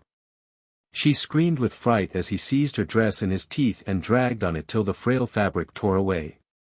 By this time he had become the center of interest. He had ceased from his growling and stood, head up, looking into their faces. His throat worked spasmodically, but made no sound, while he struggled with all his body, convulsed with the effort to rid himself of the incommunicable something that strained for utterance. "I hope he is not going mad," said Whedon's mother. "I told Whedon that I was afraid the warm climate would not agree with an Arctic animal." "He's trying to speak, I do believe," Beth announced. At this moment speech came to White Fang, rushing up in a great burst of barking. "Something has happened to Whedon," his wife said decisively. They were all on their feet now, and White Fang ran down the steps, looking back for them to follow. For the second and last time in his life he had barked and made himself understood. After this event he found a warmer place in the hearts of the Sierra Vista people, and even the groom whose arm he had slashed admitted that he was a wise dog even if he was a wolf. Judge Scott still held to the same opinion, and proved it to everybody's dissatisfaction by measurements and descriptions taken from the encyclopedia and various works on natural history. The days came and went, streaming their unbroken sunshine over the Santa Clara Valley. But as they grew shorter and White Fang's second winter in the Southland came on, he made a strange discovery. Collie's teeth were no longer sharp. There was a playfulness about her nips and a gentleness that prevented them from really hurting him. He forgot that she had made life a burden to him, and when she disported herself around him he responded solemnly, striving to be playful and becoming no more than ridiculous. One day she led him off on a long chase through the back pasture land into the woods. It was the afternoon that the master was to ride, and White Fang knew it. The horse stood saddled and waiting at the door. White Fang hesitated. But there was that in him deeper than all the law he had learned, than the customs that had molded him. Then his love for the master, then the very will to live of himself, and when, in the moment of his indecision, Collie nipped him and scampered off, he turned and followed after. The master rode alone that day, and in the woods, side by side, White Fang ran with Collie, as his mother, Kitch, an old one I had run long years before in the silent Northland forest. Chapter 5. The Sleeping Wolf. It was about this time that the newspapers were full of the daring escape of a convict from San Quentin prison. He was a ferocious man. He had been ill-made in the making. He had not been born right, and he had not been helped any by the molding he had received at the hands of society. The hands of society are harsh, and this man was a striking sample of its handiwork. He was a beast, a human beast, it is true, but nevertheless so terrible a beast that he can best be characterized as carnivorous. In San Quentin prison he had proved incorrigible. Punishment failed to break his spirit. He could die dumb mad and fighting to the last, but he could not live and be beaten. The more fiercely he fought, the more harshly society handled him, and the only effect of harshness was to make him fiercer. Straitjackets, starvation, and beatings and clubbings were the wrong treatment for Jim Hall, but it was the treatment he received. It was the treatment he had received from the time he was a little pulpy boy in a San Francisco slum, soft clay in the hands of society and ready to be formed into something. It was during Jim Hall's third term in prison that he encountered a guard that was almost as great a beast as he. The guard treated him unfairly, lied about him to the warden, lost his credits, persecuted him. The difference between them was that the guard carried a bunch of keys and a revolver. Jim Hall had only his naked hands and his teeth. But he sprang upon the guard one day and used his teeth on the other's throat just like any jungle animal. After this, Jim Hall went to live in the incorrigible cell. He lived there 3 years. The cell was of iron, the floor, the walls, the roof. He never left this cell. He never saw the sky nor the sunshine. Day was a twilight and night was a black silence. He was in an iron tomb, buried alive. He saw no human face, spoke to no human thing. When his food was shoved into him, he growled like a wild animal. He hated all things. For days and nights he bellowed his rage at the universe. For weeks and months he never made a sound, in the black silence eating his very soul. He was a man and a monstrosity, as fearful a thing of fear as ever gibbered in the visions of a maddened brain. And then, one night, he escaped. The warders said it was impossible, but nevertheless the cell was empty, and half in half out of it lay the body of a dead guard. 2 other dead guards marked his trail through the prison to the outer walls, and he had killed with his hands to avoid noise. He was armed with the weapons of the slain guards' live arsenal that fled through the hills pursued by the organized might of society. A heavy price of gold was upon his head. Avaricious farmers hunted him with shotguns. His blood might pay off a mortgage or send a son to college. Public-spirited citizens took down their rifles and went out after him. A pack of bloodhounds followed the way of his bleeding feet. And the sleuth-hounds of the law, the paid fighting animals of society, with telephone, and telegraph, and special train, clung to his trail night and day. Sometimes they came upon him, and men faced him like heroes, or stampeded through barbed wire fences to the delight of the Commonwealth reading the account at the breakfast table. It was after such encounters that the dead and wounded were carted back to the towns, and their places filled by men eager for the manhunt. And then Jim Hall disappeared. The bloodhounds vainly quested on the lost trail. Inoffensive ranchers in remote valleys were held up by armed men and compelled to identify themselves. While the remains of Jim Hall were discovered on a dozen mountainsides by greedy claimants for blood money. In the meantime the newspapers were read at Sierra Vista, not so much with interest as with anxiety. The women were afraid. Judge Scott pooh-poohed and laughed, but not with reason, for it was in his last days on the bench that Jim Hall had stood before him and received sentence. And in open courtroom, before all men, Jim Hall had proclaimed that the day would come when he would wreak vengeance on the judge that sentenced him. For once, Jim Hall was right. He was innocent of the crime for which he was sentenced. It was a case, in the parlance of thieves and police, of railroading. Jim Hall was being railroaded to prison for a crime he had not committed. Because of the 2 prior convictions against him, Judge Scott imposed upon him a sentence of 50 years. Judge Scott did not know all things, and he did not know that he was party to a police conspiracy, that the evidence was hatched and perjured, that Jim Hall was guiltless of the crime charged. And Jim Hall, on the other hand, did not know that Judge Scott was merely ignorant. Jim Hall believed that the judge knew all about it and was hand in glove with the police in the perpetration of the monstrous injustice. So it was, when the doom of 50 years of living death was uttered by Judge Scott, that Jim Hall, hating all things in the society that misused him, rose up and raged in the courtroom until dragged down by half a dozen of his blue-coated enemies. To him, Judge Scott was the keystone in the arch of injustice, and upon Judge Scott he emptied the vials of his wrath and hurled the threats of his revenge yet to come. Then Jim Hall went to his living death. And escaped. Of all this White Fang knew nothing. But between him and Alice, the master's wife, there existed a secret. Each night, after Sierra Vista had gone to bed, she rose and let in White Fang to sleep in the big hall. Now White Fang was not a house dog, nor was he permitted to sleep in the house, so each morning, early, she slipped down and let him out before the family was awake. On one such night, while all the house slept, White Fang awoke and lay very quietly. And very quietly he smelled the air and read the message it bore of a strange god's presence. And to his ears came sounds of the strange god's movements. White Fang burst into no furious outcry. It was not his way. The strange god walked softly, but more softly walked White Fang, for he had no clothes to rub against the flesh of his body. He followed silently. In the wild he had hunted live meat that was infinitely timid, and he knew the advantage of surprise. The strange god paused at the foot of the great staircase and listened, and White Fang was as dead, so without movement was he as he watched and waited. Up that staircase the way led to the Love Master and to the Love Master's dearest possessions. White Fang bristled, but waited. The strange god's foot lifted. He was beginning the ascent. Then it was that White Fang struck. He gave no warning, with no snarl anticipated his own action.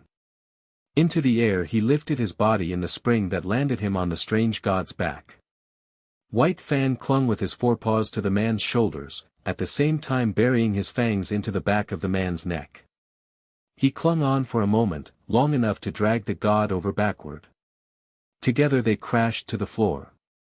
White Fang leaped clear, and, as the man struggled to rise, was in again with the slashing fangs. Sierra Vista awoke in alarm. The noise from downstairs was as that of a score of battling fiends. There were revolver shots. A man's voice screamed once in horror and anguish. There was a great snarling and growling, and over all arose a smashing and crashing of furniture and glass. But almost as quickly as it had arisen, the commotion died away. The struggle had not lasted more than 3 minutes. The frightened household clustered at the top of the stairway. From below, as from out an abyss of blackness, came up a gurgling sound, as of air bubbling through water. Sometimes this gurgle became sibilant, almost a whistle. But this, too, quickly died down and ceased. Then naught came up out of the blackness save a heavy panting of some creature struggling sorely for air. Weedon Scott pressed a button, and the staircase and downstairs hall were flooded with light. Then he and Judge Scott, revolvers in hand, cautiously descended. There was no need for this caution. White Fang had done his work. In the midst of the wreckage of overthrown and smashed furniture, partly on his side, his face hidden by an arm, lay a man. Weedon Scott bent over, removed the arm and turned the man's face upward. A gaping throat explained the manner of his death. "Jim Hall," said Judge Scott, and father and son looked significantly at each other. Then they turned to White Fang. He, too, was lying on his side. His eyes were closed, but the lid slightly lifted in an effort to look at them as they bent over him, and the tail was perceptibly agitated in a vain effort to wag. Weedon Scott patted him, and his throat rumbled an acknowledging growl. But it was a weak growl at best, and it quickly ceased. His eyelids drooped and went shut, and his whole body seemed to relax and flatten out upon the floor. "He's all in, poor devil," muttered the master. "We'll see about that," asserted the judge, as he started for the telephone. "Frankly, he has 1 chance in 1,000, announced the surgeon, after he had worked an hour and a half on White Fang. Dawn was breaking through the windows and dimming the electric lights. With the exception of the children, the whole family was gathered about the surgeon to hear his verdict. 1 broken hind leg, he went on. 3 broken ribs, 1 at least of which has pierced the lungs. He has lost nearly all the blood in his body. There is a large likelihood of internal injuries. He must have been jumped upon. To say nothing of 3 bullet holes clear through him. 1 chance in 1,000 is really optimistic. He hasn't a chance in 10,000. But he mustn't lose any chance that might be of help to him," Judge Scott exclaimed. "Never mind expense. Put him under the X-ray anything. Weedon, telegraph at once to San Francisco for Dr. Nichols. No reflection on you, doctor, you understand, but he must have the advantage of every chance. The surgeon smiled indulgently. Of course I understand. He deserves all that can be done for him.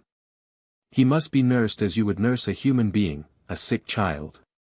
And don't forget what I told you about temperature. I'll be back at 10 o'clock again. White Fang received the nursing. Judge Scott's suggestion of a trained nurse was indignantly clamored down by the girls, who themselves undertook the task. And White Fang won out on the one chance in 10,000 denied him by the surgeon. The latter was not to be censured for his misjudgment. All his life he had tended and operated on the soft humans of civilization, who lived sheltered lives and had descended out of many sheltered generations. Compared with White Fang, they were frail and flabby, and clutched life without any strength in their grip. White Fang had come straight from the wild, where the weak perish early and shelter is vouchsafed to none. In neither his father nor his mother was there any weakness, nor in the generations before them. A constitution of iron and the vitality of the wild were White Fang's inheritance, and he clung to life. The whole of him and every part of him, in spirit and in flesh, with the tenacity that of old belonged to all creatures. Bound down a prisoner, denied even movement by the plaster casts and bandages, White Fang lingered out the weeks. He slept long hours and dreamed much, and through his mind passed an unending pageant of Northland visions. All the ghosts of the past arose and were with him. Once again he lived in the lair with Kitch, crept trembling to the knees of Grey Beaver to tender his allegiance, ran for his life before Lip Lip and all the howling bedlam of the puppy pack. He ran again through the silence, hunting his living food through the months of famine, and again he ran at the head of the team. The gut whips of Mit Saw and Grey Beaver snapping behind, their voices crying, "R.A. Rah!" When they came to a narrow passage and the team closed together like a fan to go through. He lived again all his days with Beauty Smith and the fights he had fought. At such times he whimpered and snarled in his sleep, and they that looked on said that his dreams were bad. But there was one particular nightmare from which he suffered the clanging monsters of electric cars that were to him colossal screaming lynxes. He would lie in a screen of bushes, watching for a squirrel to venture far enough out on the ground from its tree refuge. Then, when he sprang out upon it, it would transform itself into an electric car, menacing and terrible, towering over him like a mountain, screaming and clanging and spitting fire at him. It was the same when he challenged the hawk down out of the sky. Down out of the blue it would rush, as it dropped upon him changing itself into the ubiquitous electric car. Or again, he would be in the pen of Beauty Smith. Outside the pen, men would be gathering, and he knew that a fight was on. He watched the door for his antagonist to enter. The door would open, and thrust in upon him would come the awful electric car. 1,000 times this occurred, and each time the terror it inspired was as vivid and great as ever. Then came the day when the last bandage and the last plaster cast were taken off. It was a gala day. All Sierra Vista was gathered around. The master rubbed his ears, and he crooned his love growl. The master's wife called him the blessed wolf, which name was taken up with acclaim, and all the women called him the blessed wolf. He tried to rise to his feet, and after several attempts fell down from weakness. He had lain so long that his muscles had lost their cunning, and all the strength had gone out of them. He felt a little shame because of his weakness, as though, forsooth, he were failing the gods in the service he owed them. Because of this he made heroic efforts to arise, and at last he stood on his 4 legs, tottering and swaying back and forth. "The blessed wolf!" chorused the women. Judge Scott surveyed them triumphantly. "Out of your own mouths be it," he said. "Just as I contended right along. No mere dog could have done what he did. He's a wolf." "A blessed wolf," amended the judge's wife. "Yes, blessed wolf," agreed the judge. "And henceforth that shall be my name for him." "He'll have to learn to walk again," said the surgeon, "so he might as well start in right now. It won't hurt him. Take him outside." And outside he went, like a king, with all Sierra Vista about him and tending on him. He was very weak, and when he reached the lawn he lay down and rested for a while. Then the procession started on, little spurts of strength coming into White Fang's muscles as he used them, and the blood began to surge through them. The stables were reached, and there in the doorway lay Collie, a half-dozen pudgy puppies playing about her in the sun. White Fang looked on with a wondering eye. Collie snarled warningly at him, and he was careful to keep his distance. The master with his toe helped one sprawling puppy toward him. He bristled suspiciously, but the master warned him that all was well. Collie, clasped in the arms of one of the women, watched him jealously and with a snarl warned him that all was not well. The puppy sprawled in front of him. He cocked his ears and watched it curiously. Then their noses touched, and he felt the warm little tongue of the puppy on his jowl. White Fang's tongue went out, he knew not why, and he licked the puppy's face. Hand-clapping and pleased cries from the gods greeted the performance. He was surprised, and looked at them in a puzzled way. Then his weakness asserted itself, and he lay down, his ears cocked, his head on one side, as he watched the puppy. The other puppies came sprawling toward him, to Collie's great disgust, and he gravely permitted them to clamber and tumble over him. At first, amid the applause of the gods, he betrayed a trifle of his old self-consciousness and awkwardness. This passed away as the puppy's antics and mauling continued, and he lay with half-shut patient eyes, drowsing in the sun. The end.